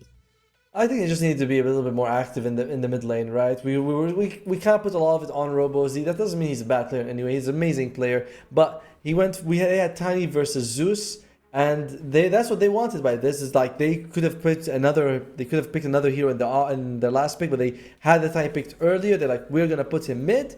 It did not pay off at all for them. He was farming slower than the Zeus, so he didn't crush him in the lane phase. Zeus was getting kills thanks to Thunder Gods. Tiny didn't have his dagger, and overall it was just a disaster because of that mid lane matchup. But like it's a small fix. Just get a better mid. Easy. A player or a hero? Yes, is the answer to that one. Okay, and has the draft started? Yes.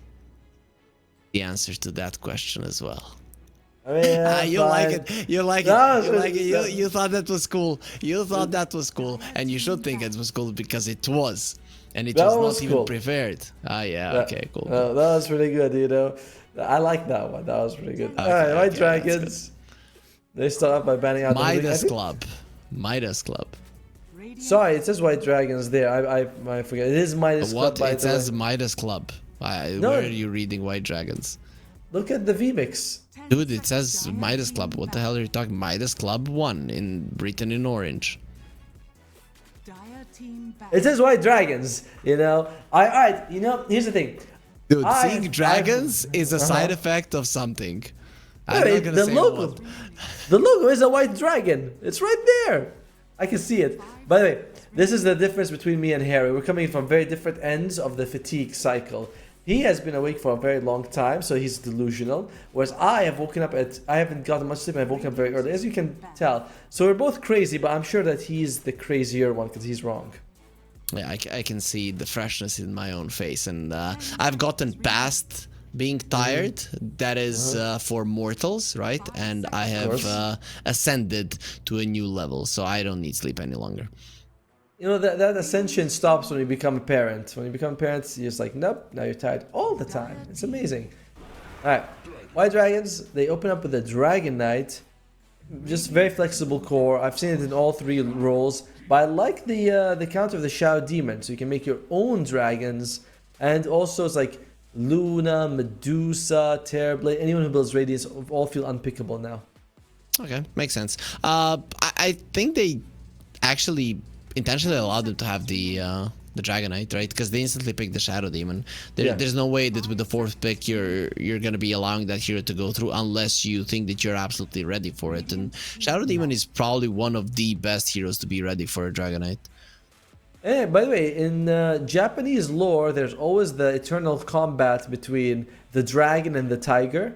And we kind of have that, we have the white dragon on one side, and we have the cat on the other, which is kind of like a tiger, but smaller form. And usually I favor the dragon when they face off, but it'll be interesting to see how that one goes.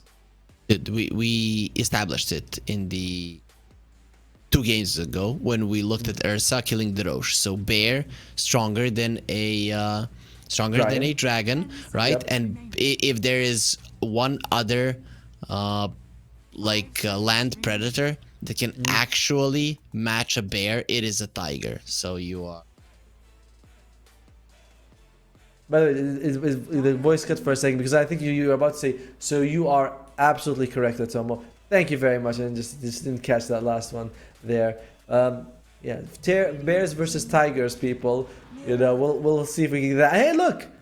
Another tiger on Akatsuki's side as Miran has picked up with Segan. It took a second. I was about to say Salamene and I was like, Miran riding Salamene. Don't Google that because it's different than what you think it is.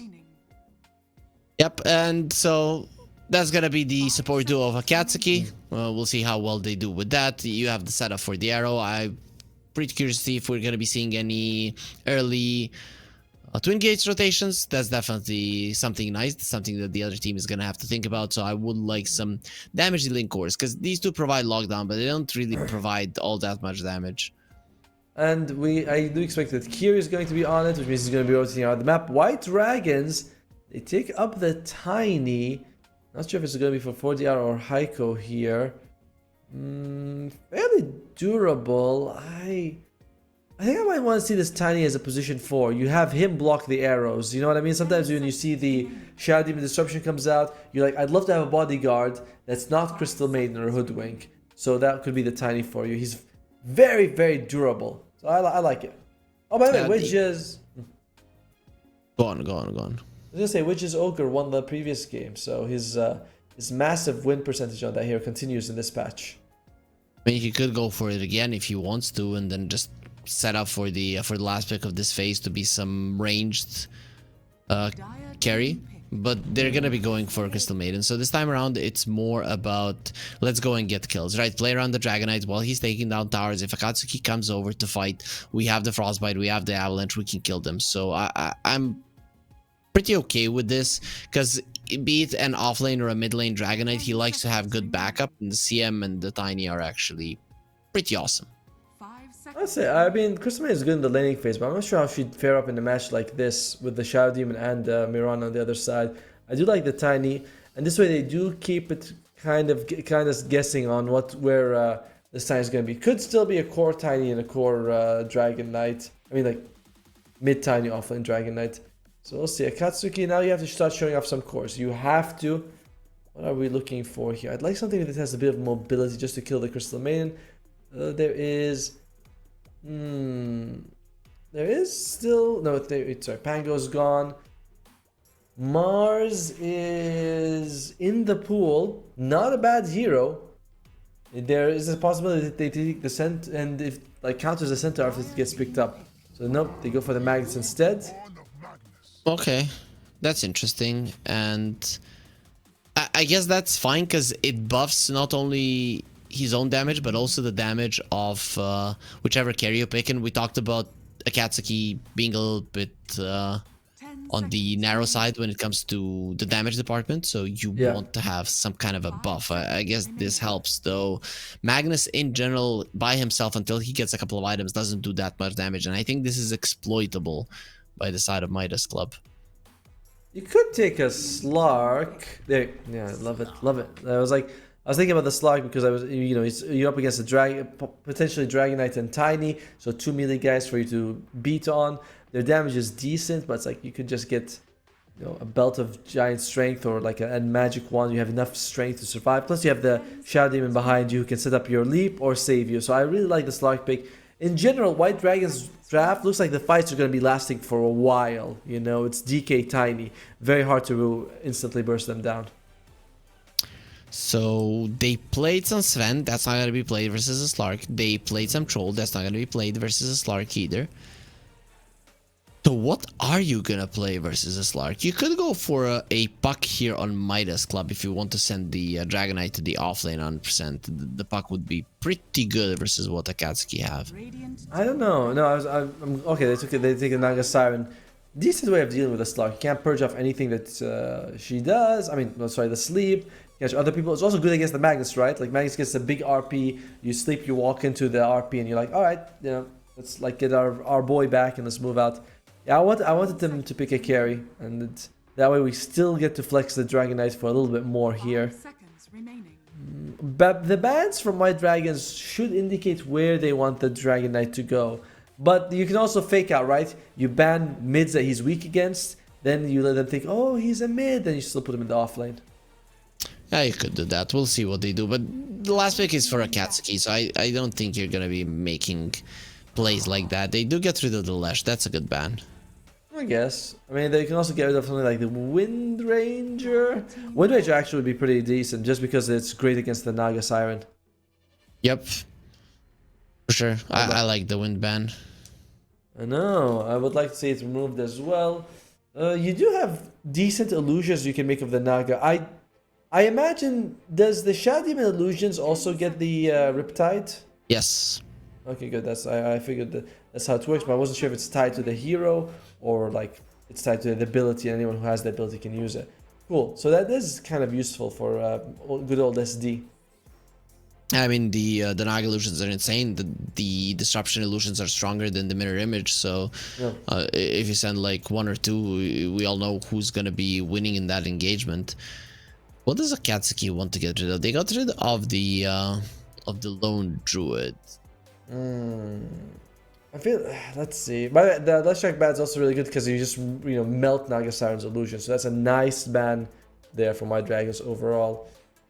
As long as just to protect the DK if he goes mid. Although I don't think the DK cares too much, but mostly just the Naga Siren here. What's a Slark counter? Like, is there really a hero that this hero is afraid of? I think during the laning phase you hate burst damage. You know, like you hate to go up against Centaur and Skywrath or Hoodwink and Mars, like things like that. As the game goes on though, I guess he doesn't really man fight too well. Ursa, Troll, Monkey King, Sven, like they can all just stand up and like, oh, you hit me, I hit you, let's go. Yeah, but the Slark doesn't say that. The Slark says, okay, I'm gonna jump out, jump in, jump out, jump in, jump out, and just kite you out and win versus you in the fight of endurance. If we're gonna go by that, then PL is not a bad matchup, right? Because they are both very elusive.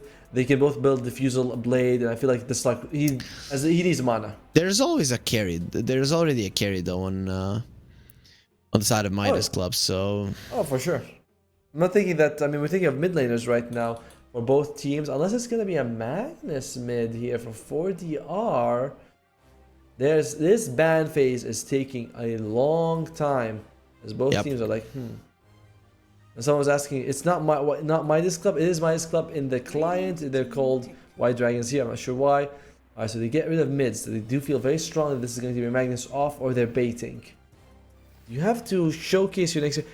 Wind Ranger's still in the pool for both teams, actually. For White Dragons, I don't like it. It's just not that good of a hero versus the Shadow Demon. It kind of sucks, so I'm thinking only for Akatsuki. But I just cannot think of a good hero for White Dragons. Like, do you go Queen of Pain? Do you go Lina? Do you go Visage? So it's gonna be an offlane Visage. I'm actually okay with this because it is burst damage in the lane versus the Slark. It does give you a push. You have to push heroes. Yeah. This White Dragons lineup is actually very dangerous. They control the lanes really well, and this is something that the Slark hates. Yeah, I like that. He's got Tiny. He's a pretty good bodyguard. You know, a lot of times we're looking at lanes. We see the position 4 can't protect the Visage, and he suffers. Akatsuki, who is going to be your mid lane? You're not up against Dragon Knight. Necrophos. Pick a Necro. Easy win. Let's go. I wouldn't mind seeing Necrophos. I wouldn't mind seeing Huskar. There's potential you can go for a Meepo here. There is an Ember Spirit. You can go with that with a Mage. Wait, what does their mid laner play for? Akatsuki, not much time here. Pango is gone. Ember is here. Ember is the safest. Ooh, oh, wow. Okay. Melee versus melee. Why not? Yeah, but the Dragon Knight is a weird hero, right? You don't lose to a Monkey King. You might get a couple of denies because of the Jingu, but he's not gonna push you out of the lane. Not at all. It's like one of those things where we've seen, like, you know, when it's Monkey King versus Ember, he crushes him, right? Like, he sends him running away. But it's Monkey King against Dragon Knight. Dragon Knight is like, I'll just put an extra point in Dragon Blood and it's all good, you know? Plus, you reduce damage with Fire Breath by 30%, so it's all physical, so I don't really care. So I don't love the last pick, Monkey King, but the team fight's amazing, you know? I don't know. I feel like this is a hero that you're going to be able to exploit by White Dragons. You have a Tiny in the CM. The rotation to the mid lane from these two is amazing, where Akatsuki rotations aren't bad, but you need a certain type of, oh, we are going to find the Dragon Knight alone, disruption into an arrow, you get the kill. Something along those lines. If it's 3 versus 3 in the mid lane, I feel like Akatsuki could get severely punished. I'm all in. I like White Dragon's draft a bit more. Just I think the Naga Sleep is super good. I think they can really deal with her. It's 3 melee cores as well, which is meh. Yeah, I don't think White Dragon is going to do well. The only thing I don't want to see is FCR rushing Phylactery. I've seen some of this. It tends to look pretty bad most of the time. No, Vlad's drums I think is the path for the Visage. I've seen some Visages go Vlad's into an Ags if the game is going really, really well, but Vlad's into drums is just the preferred route. One thing though, if the game goes later, Akatsuki are insane. But the thing is, the side of Midas Club, they're just gonna control the map so well. It's not like they're bad either, right? Dragon Knight, we've seen the scaling with the Aghanims and the Manta style. Like, it's been working out very nicely for them. But that is, and we've talked about the draft. But what I want to see is the game. So Harry, can you finger us in? There you go. It actually has to be really quick there. Like, oh yes, we gotta be. We never know when they're gonna be doing it. Is it? What do you think of Crystal Maiden with the black hair? Do we like it or do we not like it? I mean, you said that you don't like blondes. I don't like blondes, but that I'm asking you. Can we look at Crystal Maiden on Midas Club, please? There you go. She's got the black hair. Looks like a witch. Looks like a freaking witch. Looks way better if you ask me than the blonde hair. You know? Yeah, nobody asked. Nobody asked. Well, Observer, do you prefer blonde or black hair? I don't know how you're supposed to indicate it, but you're supposed just do it, you know, somehow. Wait, just a second, Automo. Did a blonde girl break your heart at some point in your life? Because I'm getting those vibes. Yeah, okay, it doesn't matter. No, sure. Okay, I get it. Sure, the black CM is great. Okay, all right. Black hair, show us Sentry Ward. Yellow hair, show us Observer Ward. Observer means you prefer blonde CM. All right. And Observer is completely not playing with us on this one. Nope. Boo! Alright, well. Yeah, he's just not with us. Fine. Let's we'll talk about the draft a little bit. The blood is on my hands. What the hell? Okay. There at my reflection. Are those some quotes? I'm definitely sure that's a song lyric. Might be Linkin Park. Yeah. Really? Can you sing it to me so that I know which one is it? No. But I'll sing it to you after. I'll sing you to sleep after this. All right? What the hell, Automo? We are in live. We need to be giving some entertainment to our viewers. Naga Siren will sing for you guys if Automo won't. Regen Ruin on the monkey. Why does he turn to a Regen Ruin? Anyway, he's going to be the mid lane here against the DK. Very, very much a wash. But neither one should really come out with a massive advantage. And bottom lane is going to be Crystal Maiden and the Naga Siren against Magnus and Miran. Yeah, I'm favoring the Dire quite a lot on that one. Well, that's Costabile in a lot of trouble. He took a ton of damage there, which is definitely gonna make this lane a lot tougher for the Naga Siren. So yeah, now you definitely do favor the Dire side. And also, it's like he doesn't want to use 2 tangos to heal up.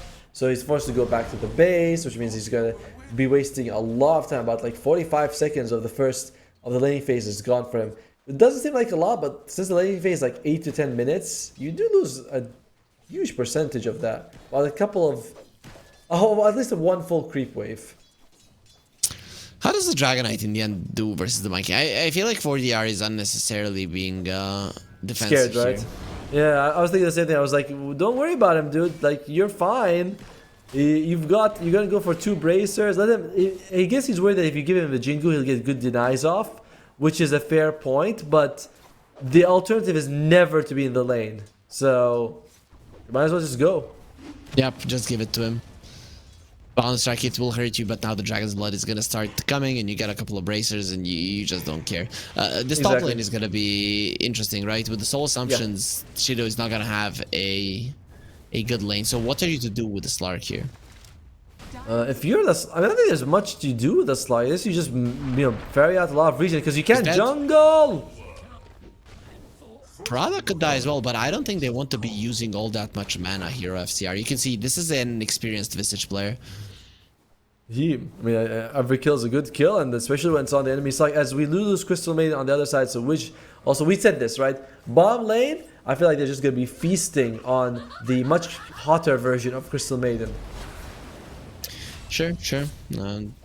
I'll know if you are made of ice and you're hot, that's actually not gonna be good. The Visage survives. The double point in the Shadow Poison is just not gonna be doing any significant damage, so he does get himself away. That's gonna be another kill with very low amount of punishment.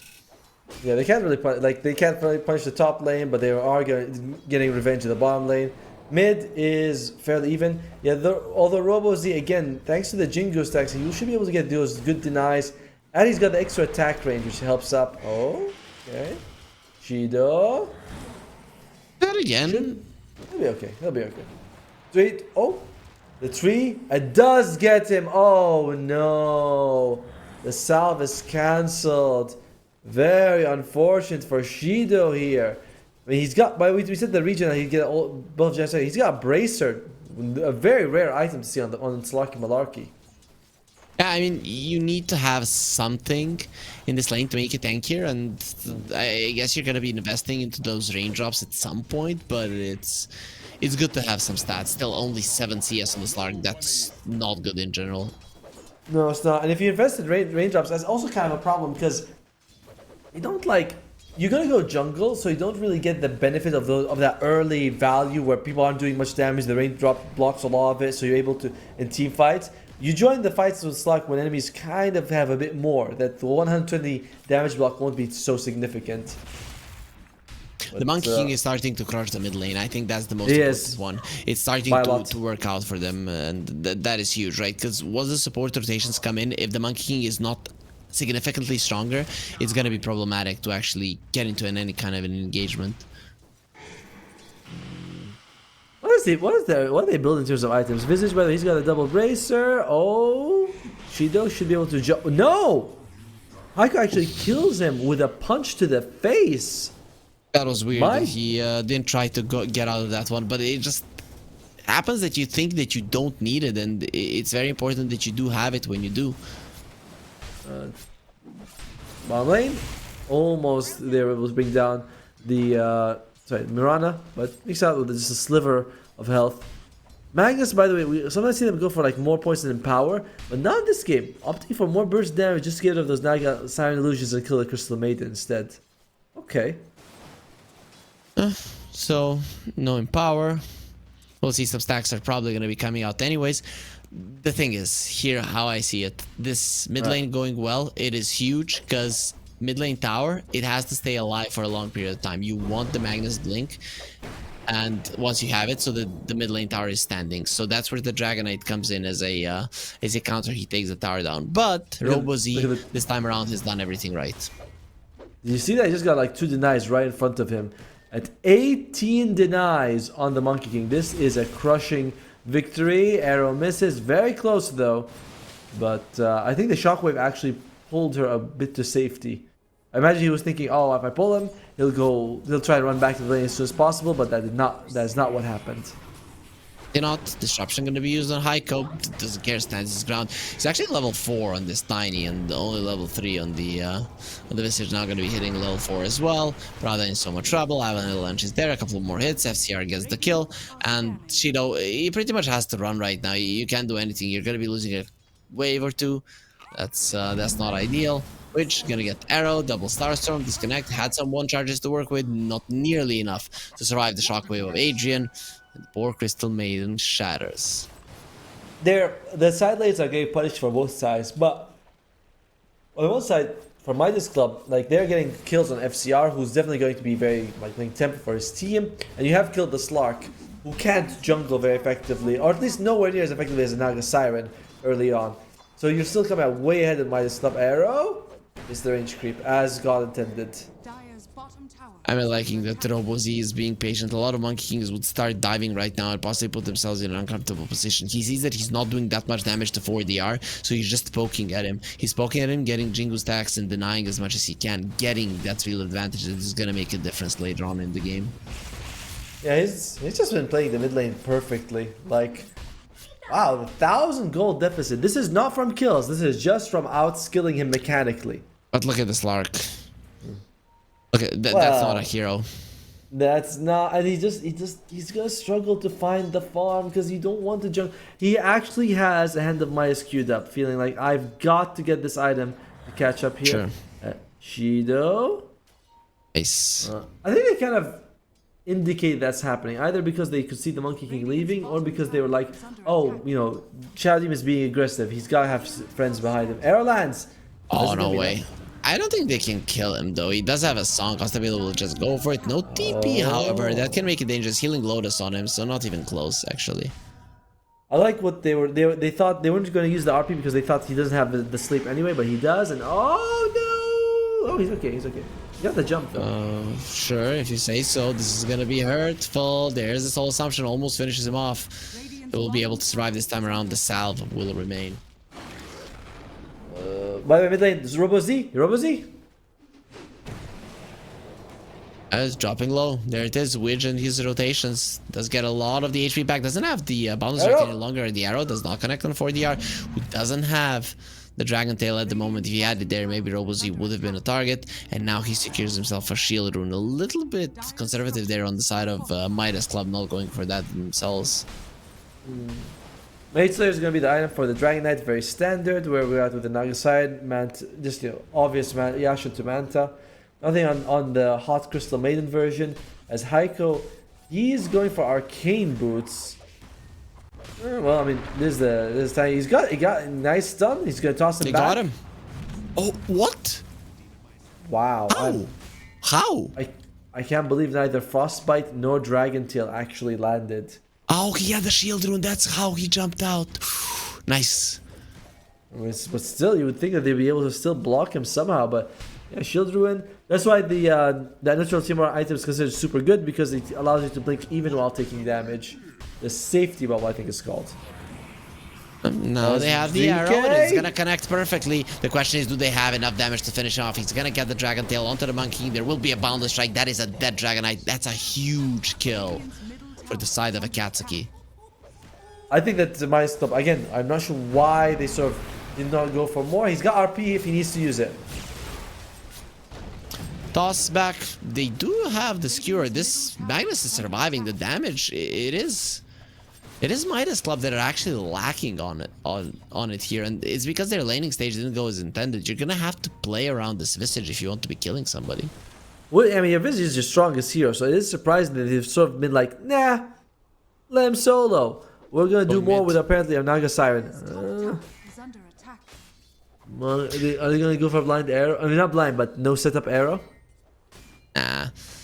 This rotation from the Visage, they want the mid lane tower. With him, they can actually get it. And considering that he was spotted on vision, you're gonna be pretty careful, but that doesn't mean that you're gonna be able to save this tower. And you won't. This is what you want. The Dragon Knight damaging towers, and FCR there as well to keep the team alive. Oh, arrow comes out. Okay, Observer. There you go. Not sure if it landed on anyone or not, but Observer keeps us guessing. He's cool like that. Yep, Illusion Rune gonna be picked up by the Dragon Knight, gonna help you farming a little bit, and those Disruption Illusions are gonna be expiring. Well, let's see what 4DR will actually do with this. Actually, he just wants to send the Monkey King away, because it has been so annoying trying to farm with him constantly spanking you. Slark finishes the Hand of Midas, by the way. I wonder if that's something Dragon Knight should also be thinking about. He's like, listen guys, we are in for the long haul. I know everyone was asking for a 100-minute game, But well, we might be here for a while, as both teams feel like at least the dire side definitely wants to farm for a bit. Yeah, Adrian is going for an Echo Saber first, which is, you know, now that your tower in the mid lane has fallen, fine, but imagine if he had the blink there instead of that Ogre Axe, and he TP to the mid lane, uses the RP, kills the Dragon Knight, you delay that even more. I wouldn't have hated it though. You know, turning around completely your eyes towards farming, I guess that's fine as well. I think the farming pattern is the less risky one, right? You might get Blink Dagger, you blink and you die, and you're like, I can't believe I wasted time farming an item that just led to my death. Whereas an Echo Saber is always giving you good value, you know, with the speed up that you get. That is very true. You do farm really fast with it. There's the Echo Saber is done. He has 3 points in power, so the amount of farm that he's going to be able to get with this is actually insane. He has a couple of ancient stacked as well. He's going to be stacking them even more. You know, despite my mentality that farm is good, I still don't play carry. You know what I mean? Like, but I like seeing that my course farm, and it's like the supports can make space for you. Like, focus on your a couple of farming items before you start engaging, because engagements won't always go well. Heiko, he's got about a couple thousand gold to go before he gets the Blink Dagger, so some time away here for our tiny friend. RoboZ is really doing a good job with his farm, and I'm actually surprised that the Dragon Knight cannot keep up whatsoever. I guess at this point the Dragon Knight, until he gets his level 12, is just not going to be that big of a net worth threat, and his level 12 is never going to come. He's only level 8 at the moment. Well, not never. I mean, eventually, far off, in the distance. He's almost level 9. He still has to. Oh, he went for the Spark of Courage. Okay, I'm cool with that item. Moonlight? Can Eaten by a creep. There is a dead Monkey King actually. Oh, the disruption comes out. They're staying inside of the Wukong's command. He goes for the Boundless Strike. Actually turns around. It will be a kill. With the Soul Assumption, FCR gets it, and he uses the rotation for 4DR as well. A bonus kill there, burning down Prada. Oh, that was so close actually to killing the Visage, but the Visage surviving makes it just a catastrophe. I really loved what they were able to do right just now with Prada, keeping RoboZ alive so that Wukong was alive, was around for longer. But that next fight's not going to go as easily for them. Adrian does have his Blink Dagger and about 100 gold. Things will get a bit tougher. Mage Slayer on 4DR. Naga Siren has the Manta recipe coming out. Nothing on the Crystal Maiden or Heiko just yet. And even FCRs doesn't have a whole lot. Oh. See, disruption is there. As the Disseminate, jump in from the Slark. Heiko doing his best to run away. There will be a Demonic Purge, and Heiko is dead. It's just a matter who kills him. Did she don't get the permanent agility there? No, he did not. He was just out of range. I think that's what the Shadow Demon was trying to do. He was trying to get it to pop, so he gets the kill, but it's like, nope, it's still too far. Just get him down. There's the Blink Dagger reveal. 4DR has been found. Dragon Tail, it doesn't matter. He gets arrowed. You know, these two lovebirds, and whoa, you use the CM to instantly cancel out by the Boundless Strike that wasn't even meant for you initially. And with Adrian having a blink in a second, this is a very dead Witch. There's a couple of hits there from the Magnus. He just packs such a huge punch. They are. There's just kills around the map right now happening here for the Dire side. It's a little bit scary because their scaling is amazing. Very true, but also look at what the Naga Siren is doing, shoving in all of the lanes. So you get some kills, but you're not really getting any objectives. And objectives is how you win Dota. Versus this Naga Siren, it's going to be very hard to do so. You look at these heroes, and none of them are good at shoving out the waves. That's going to be the fun part of Naga gameplay. You know, I miss the old days when Naga Siren gets Radiance, because you're up against 3 melee heroes that will do physical damage. Radiance or any form of mischance is really good against them, but no one's likely to get it on the Radiant side. There was a meta when people were going a little bit more on Radiance on the Naga Siren. It's just not the case any longer, it seems. Long time ago, but yeah, in a game like this, I feel like it has value for sure. Wow, Visage 3,000 gold in the pocket, very close to that Aghanim Scepter. Will give you that Silence the Grave ability. For smoke, you get a couple of kills, and that's exactly what's gonna happen. They don't have the blink dagger on this mid tiny. Sorry, on this support tiny just yet. And Heiko, he just wants to be able to get the initiation in, though. For now, not gonna be happening. They're waiting for the regional and baiting it out. Oh, there he goes. Adrian, RP into an arrow. Here comes the boundless strike as well. They're gonna have more than enough damage. Midas, they're coming over to get something in return. Mirana for Naga Siren. You take that any day of the week. And twice on the weekends, in fact. And there's really, like, if Heiko had the blink dagger, which is not his fault, he doesn't have it, just be like, but that's the way the game is. Could have blinked and maybe saved to Costabile, but Costabile loses his life on the Naga Siren just as he gets like, you start building towards that orchid. And he's okay, what, buddy? You got really funny recently. Like, what happened? You didn't used to have that good of an art. This is insane. Your brain is working overtime. I take casting slightly less seriously than before, where it was like, no man, we talk about the game and nothing but the game. Everything else, like, let's have fun and also have the game on as not as a background, as the focus, but it's like better to just talk with friends about the game rather than cast it as a, you know, what do I call it? Like tie wearing professional. Okay, sure. But either way, look you like for that funny of a guy. This is the real gem here, hidden talent, guys, and now we are listening to real Otomo, who is not 100% serious. There is a 1k gold lead for Akatsuki. Of course, it is not something that's insurmountable, but it definitely can be a start, and it's starting to increase. This Magnus is so far. I don't know how you can be this fat. And not only is he ultra farm, but we can see after Shido, after he had a very tough start, he's starting to play. He's almost ahead of FCR. Once he uses the Midas, he'll be fine. Oh, Avalanche, Dragon Tail toss. They did overlap their stuns a little bit, but the damage is more than sufficient to get the kill. And there it is, the blink dagger on the tiny being revealed. You get a nice kill, and you can continue to go for more. But the other side, they have similar plans as well. You really have to be scared once the RP comes out with. Oh, they know, they see him. Oh. There you go. Wait for the tiny avalanche. They cut the tree. That's gonna be 4 seconds. They'll start by the RP. They turn around. This is gonna be huge. The Wukong's command, the bundle strike. This is gonna kill them all. Oh, he does get disrupted. It is still staying in Wukong's command, which he lets it go. It doesn't matter. The damage is gonna be an amazing. Adrian solos Midas Club.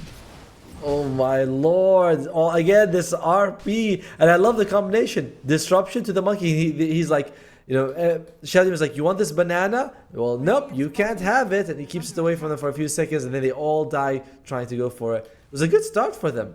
You know, using the fillers to find him, dropping on them, but just was not enough. As now, what is the win percentage? I imagine it heavily favors the dire side. It doesn't work, though. I know, but now it's like the 100 kind of makes sense a little bit. Sure, Otomo, whatever the hell you say. 5k gold lead, it's 100% win rate. That's what we are gunning for.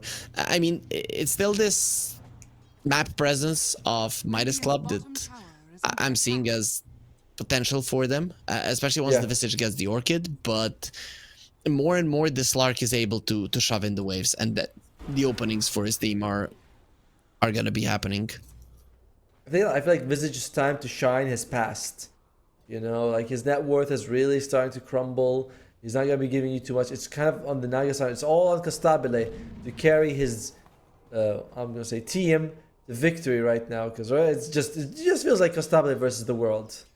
And he's going for a butterfly. I like this as an item, right? The Eternal Shout in this game doesn't do you that much. You're versus all of these right clicks, though.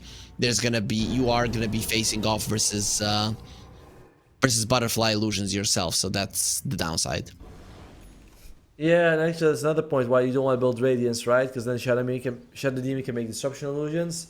So there's a reason, like it makes sense why my club doesn't want the butterfly solves your problem though. We said it's all physical damage on the other side. You want to be able to be like, can't touch this and dodge it. Can't touch this. No. This is the... What have you never heard? I've never heard this song. I just know that he says can't touch this at some point. What? Yeah. You never heard the song? No, that's not. Now you're pulling my leg. I'm not even gonna just it's the attempt truth. to. No, it's not the truth. Just stop lying to me. Adrian gonna be coming forward. It's a level 18 Magnus, 21 minutes into the game. He does have an RP. Costabile, run away. If they find out which is the real one, and they should, the smoke is gonna break. They know. And they're still invis. Costabile now is gonna get RP'd, and then they're gonna have the follow-up arrow and the demonic purge and the boundless strike that misses completely, but it doesn't matter because Adrian, he packs a punch, and that's the carry that as well. Midas Club, they just can't seem to get anything done on the map, and this is during daytime. Once the nighttime comes, the Slark will finally start to get active as well. The advantage of winning 2 lanes is very obvious right now. Monkey King destroyed the Dragon Knight, even though he's not a bear. And in the bottom lane as well, Adrian had a really good time. And those RPs have been just insane for them. I like he just drops on Costa. He's like, I'm not risking him running away. Let's just get the kill. Roshan is up. It is on the Radiant side. Midas Club, they're sort of, hovering around, checking the area, making sure it's good for them to move in. Yeah, they have a solid Roche lineup because of the Visage, but it is still dangerous to go there. I guess you're just thinking, let's make use of the RP being down, but you're just not powerful enough. The gold lead is way too big at this moment. Now there's a Manta on this Magnus. Adrian is just too strong. Okay, they're gonna try anyways. Let's see, item round. By the way, the Shadow Demon only about 1,800 gold away from his Aghanim Scepter. He's like, yeah, I want to have 3 charges. Why the hell not? Isn't it 2? Okay, fine. Fine, it's 2. It's 2 charges. Okay, that's a Roche. Did they manage to sneak? A lot of the things that happened on the map, and you're going to be needing to deal with the waves, but we already talked about it, that for Midas Club, that should not be a... Oh, that's a bash from the Tiny. That feels so bad. Heiko was about to TP out. Well, that's life sometimes. You could take the Twin Gates if he wants to go defend top, but he'll have to approach from a different angle. What do we have? Kiri, he's going for the mech into the Greaves on the Mirana. Magnus just continuing to go for Harpoon. I like it. Monkey King, Diffusal, as well as BKB. So, decent damage, decent attack speed and all that. As well as Slark. No Aghanim Scepter on the Slark, but I don't think it's actually that useful for him. It's great against Magnus, but it's not great against the Radiant lineup because Magnus on your team. What do you mean Slark has an axe? Oh, the Scepter. Sorry, the Shard. Sorry, my bad. Oh, the Shard, yeah. I'm gonna buy it at some point, I guess. It's just a necessity on the hero. It's way too good. Oh, it's amazing. It's Scepter level, man. That Shard is so good. Very true, very true. So the Magnus is approaching level 20, so we'll see what he gets in this game. Still topping the network chart by a huge margin between him and the Nagasari. Though good positioning now for Midas Club. I guess you cut your losses. You allow Heiko to die. Actually, he breaks the smoke. Boundless Strike will connect arrow. They're gonna go for it. There's the demonic purge, so no chance to dodge the arrow, and Heiko will just be taken down. You just want to clear out these parts of the map and then just continue chasing the enemies. Look at how the Monkey King is already rotating towards the top lane, though he's a little bit alone. By the way, when you're saying max level 20 talent, does anyone ever take the 125 shockwave damage? I mean, it's nice, but I don't think but I feel like I saw it when you have like a shard and you have issues shoving out the waves, then people go for it. So I've seen it actually quite recently. I think it was the regional Dota series in Southeast Asia where I saw it picked up. So it is in this series of tournaments. Speaking about the series of tournaments, guys, it is a series of 12 tournaments, 4 in each region: Southeast Asia, South America, and of course Europe. That's what we are going to be visiting. Next tournament is going to be Europe after we finish this one. It's a $50,000 tournament every single time, and the teams collect points that they're going to be using for the LAN invite that is going to be happening later in the year here in Belgrade, where I am from. So be sure to follow your favorite teams throughout this tournament. It's a lot of money in the Tier 2 scene. We are here keeping Dota alive with the regional Dota 2 series. Yeah, without us, the whole thing crumbles, Yep, Dota just doesn't exist. As looks like Heiko, he might not exist. He wouldn't have existed if he stayed there for a bit longer. Adrian, he gets close, but where? There's the Dragon Knight. Can he catch it 4DR? But a tanky opponent. And I might be able to For the run like the wind. Can you? He's got the blink. He's gonna be fine-ish. He actually stops it. He's baiting. He wants to fight. Actually, Magnus is in trouble. Has the BKB TP out. Nothing they can do to stop it. They don't have any BKB piercing disables. There will be a song being used, but nobody's in the vicinity. They actually thought that people are coming to help the Magnus, but he's good all on his own. That was a bit of a problem because Heiko died. And on the other side of the map, they're like, all right, we're 5 versus 4. Our people have rotated top. Adrian, he could have RP'd, but it's tough. You only do physical damage as, oh, they want FCR. On the strike, onto him. Here comes the Slark, and that is a dead Visage. The 9-second BKB of the Monkey King gonna be used as well as the Magnus is still chasing forward. He is pretty speedy, has the harpoon. If he sees anybody, that hero is gonna be in a lot of trouble. Even with an Aegis, they can kill you twice. Cost the Bela, the chase is on. Monkey King has the AD rune. He is thinking about getting on top of these heroes, and which getting away from the Naga Siren. Nice dodge there from the Crystal Maiden. Will be surviving just because of that little decision to go up. Yeah, they kind of knew where they were going because of the couriers. They see them. I think the Monkey King was in a tree. A courier passed by. He's like, all right, I know where they are, but just not fast enough. Dude, the Magnus, he skewers, blinks, and then he has harpoon. Like, the catch range of this hero is incredible. Oh, they have a shard, and you talked about the Aghanim Scepter for the Shadow Demon. He's gonna have it in 20 gold, so that's gonna be double Demonic Cleanse, double Demonic Purge, and his level 12 is coming as well. That's so huge for Prada. He'll be a big, big problem. Yes. Oh dear. He actually, yeah, he has the gold if he wants to get for himself right now. Like, you can buff up 2 of your guys and slow down the enemy team. They have nothing they can do about it.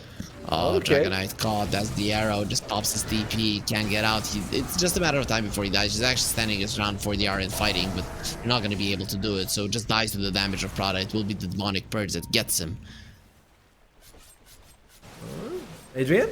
Just stop it. He knows. Oh! But he knows it's just a real one.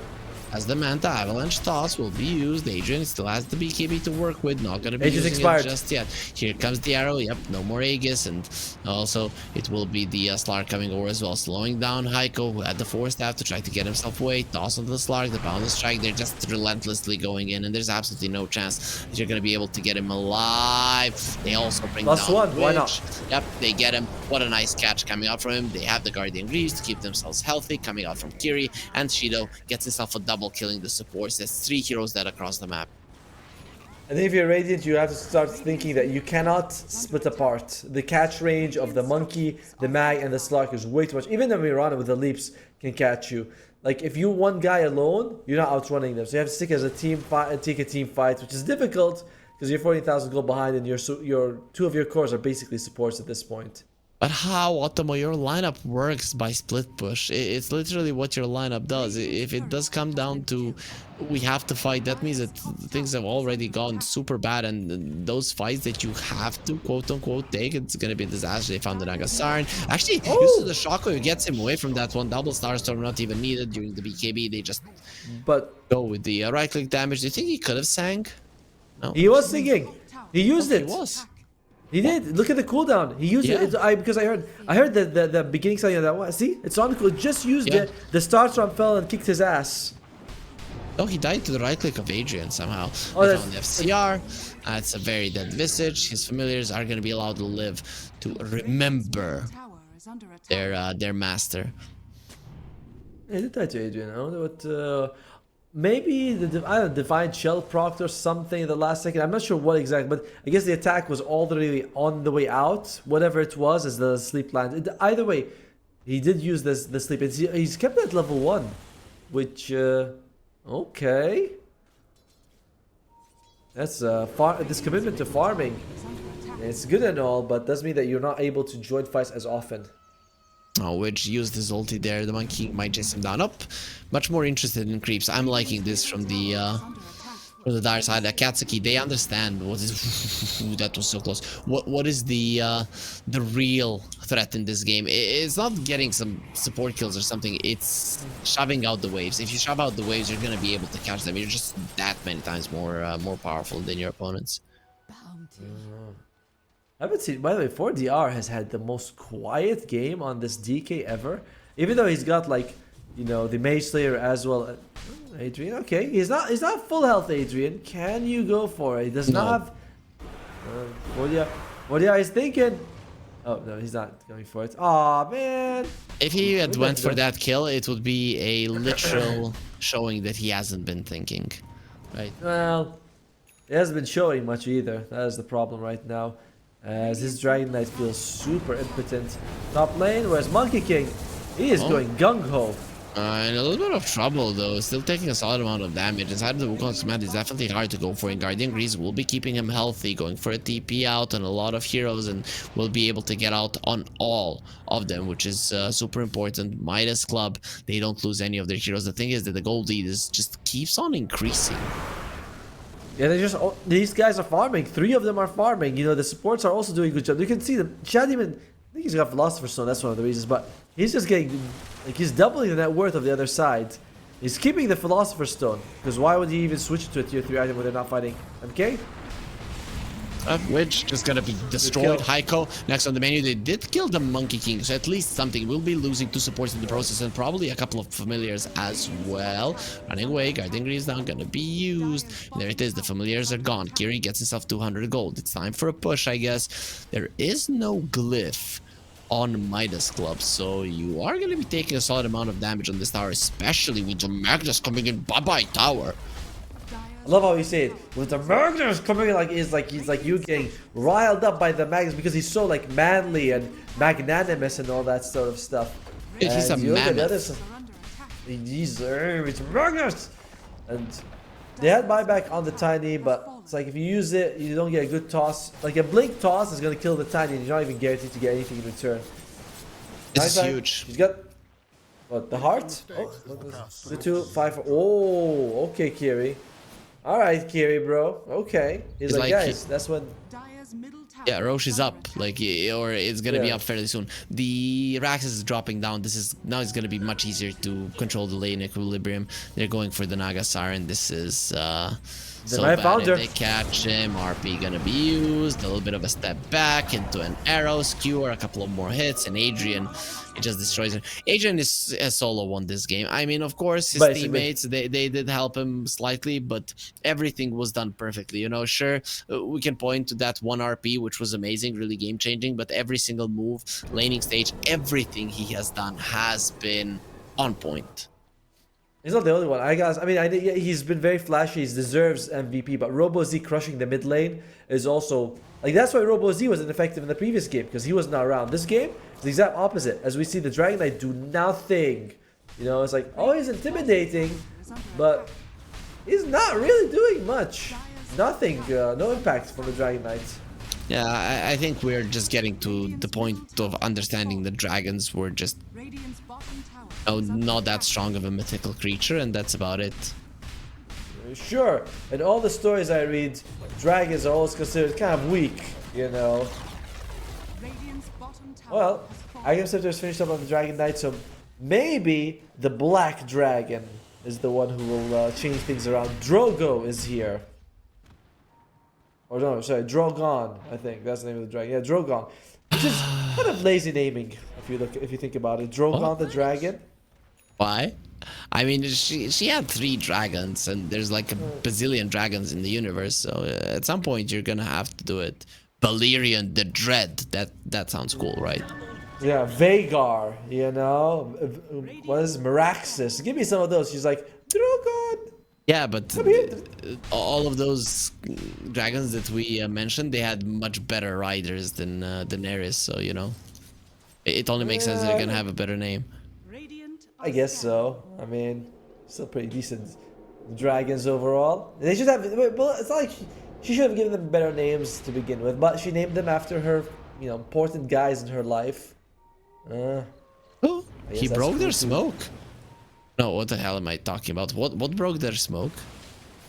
I'm not sure if it timed out or if it was just that Visage was invis and, you know. Yeah, and I read it as a smoke. Either way, the rest of them are coming back. They're thinking that they might be able to find somebody. The gold lead just keeps on increasing now to 24,000. It's...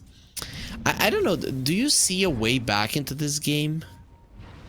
No, I mean, there's a tiny toss, but I feel like if you do that, you're trading 1 for 1. You know, Tiny dies, and you maybe get some with 1 in return. Stabile is being hunted by the Mammoth, by, as Harry Fick calls him, the Magnus. Yep, that is true. That is true. I get super excited when somebody packs a punch, right? In the meantime, though, there's no one here to contest from the Radiant side. They're coming. Are they? There you go. Run. Inside of a smoke, coming in. Kiri gets out of the pit. They know. Here they go. There's the big black dragon. Shido, he wants the road. Bundle strike there. Aegis on the ground. Robo Z will pick it up. Cheese onto Slark, jumping to the side. They're gonna be going for 40R. He's a little bit too deep there. Nobody to help him, but it is taking a long time to finish him off. Adrian, up the BKB, standing his ground, going for Heiko. Costa Bile, he's singing like, my guys are dying, but I'm singing. That's fine. Feels like Titanic. It seems, and well, the CM will be going down. So it seems that it's not women and children first here. Well, that's usually when Tide Hunter's around. As 4 people lose their life, there's a buyback on the most important one, black-haired Crystal Maiden. But apart from that, a disaster of a fight, as kind of expected when you're 27,000 gold behind. They almost killed the Mirana, but beautiful save from Prada. Absolutely fantastic disruption. And it's like, alright, there's not much we can do. Garden Robo forward. He's gonna be removing the signs. Doesn't even want to pop the BKB without the song. There's nothing you can do about it using the mirror image, so that's gonna save him from the arrow, but it doesn't matter. Actually, let's go for TP out. We'll be successful at surviving Boundless Strike. Stop the TP. Vistage nowhere to run, nowhere to hide. He did have the stone form in a couple of seconds. Won't get to a point to use it. I mean, at least your Naga makes it out. I thought that without the sleep it would be very difficult, but he does. Magnus, he has the shot coming, as well as he's going to be finishing this in a second. What's he building with that? Do you see his damage? Probably the overwhelming blink. It has to be the overwhelming blink, because he's... It is. What's with the damage? Now with the overwhelming blink, he's going to have like 600 damage. I mean, put the Bloodthorn on it. Come on. So you do 2.5 times your damage with overwhelming blink. So that's 440 damage when he blinks it. That's a lot. I think overwhelming blink is the best blink upgrade. I know that I like the agility one as well, but I think the arcane blink is garbage. What? 7-second blink? Come on. It's good. Oh.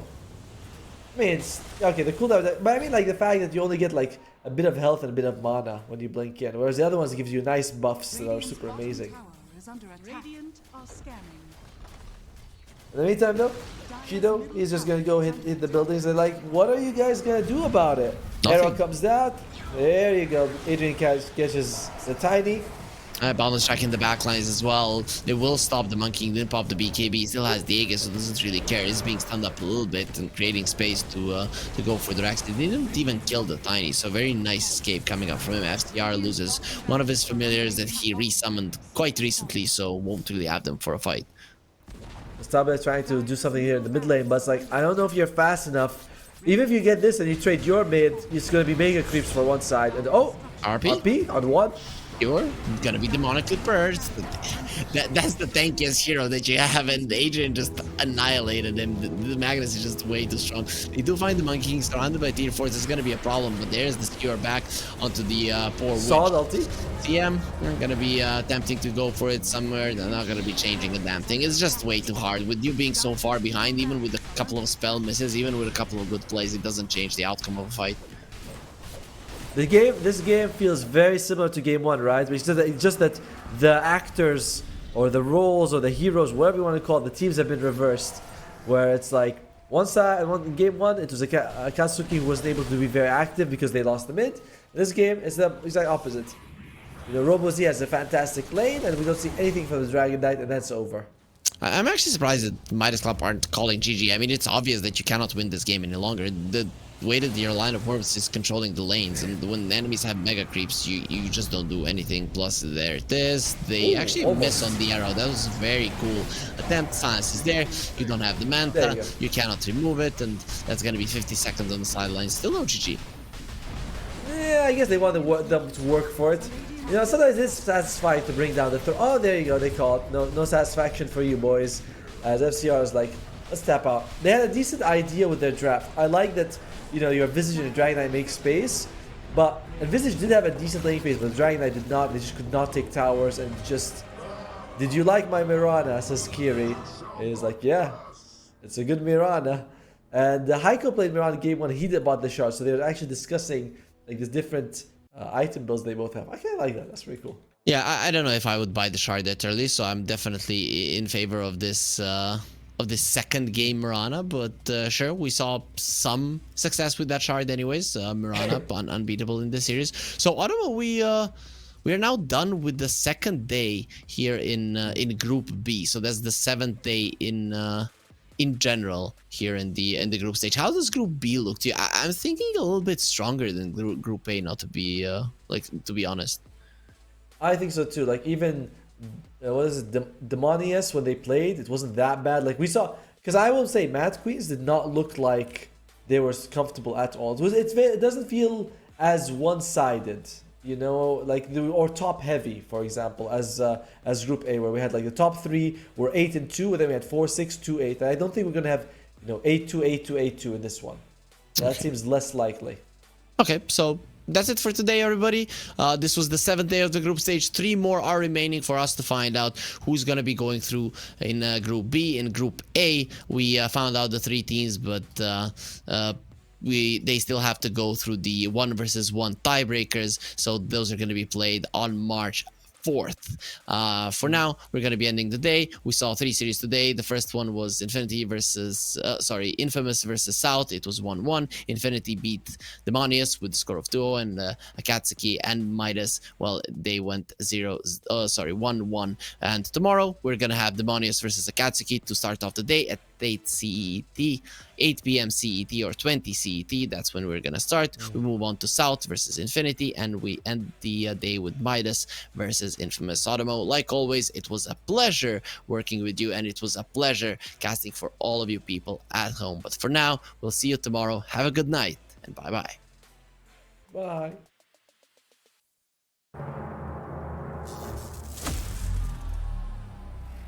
Fuck.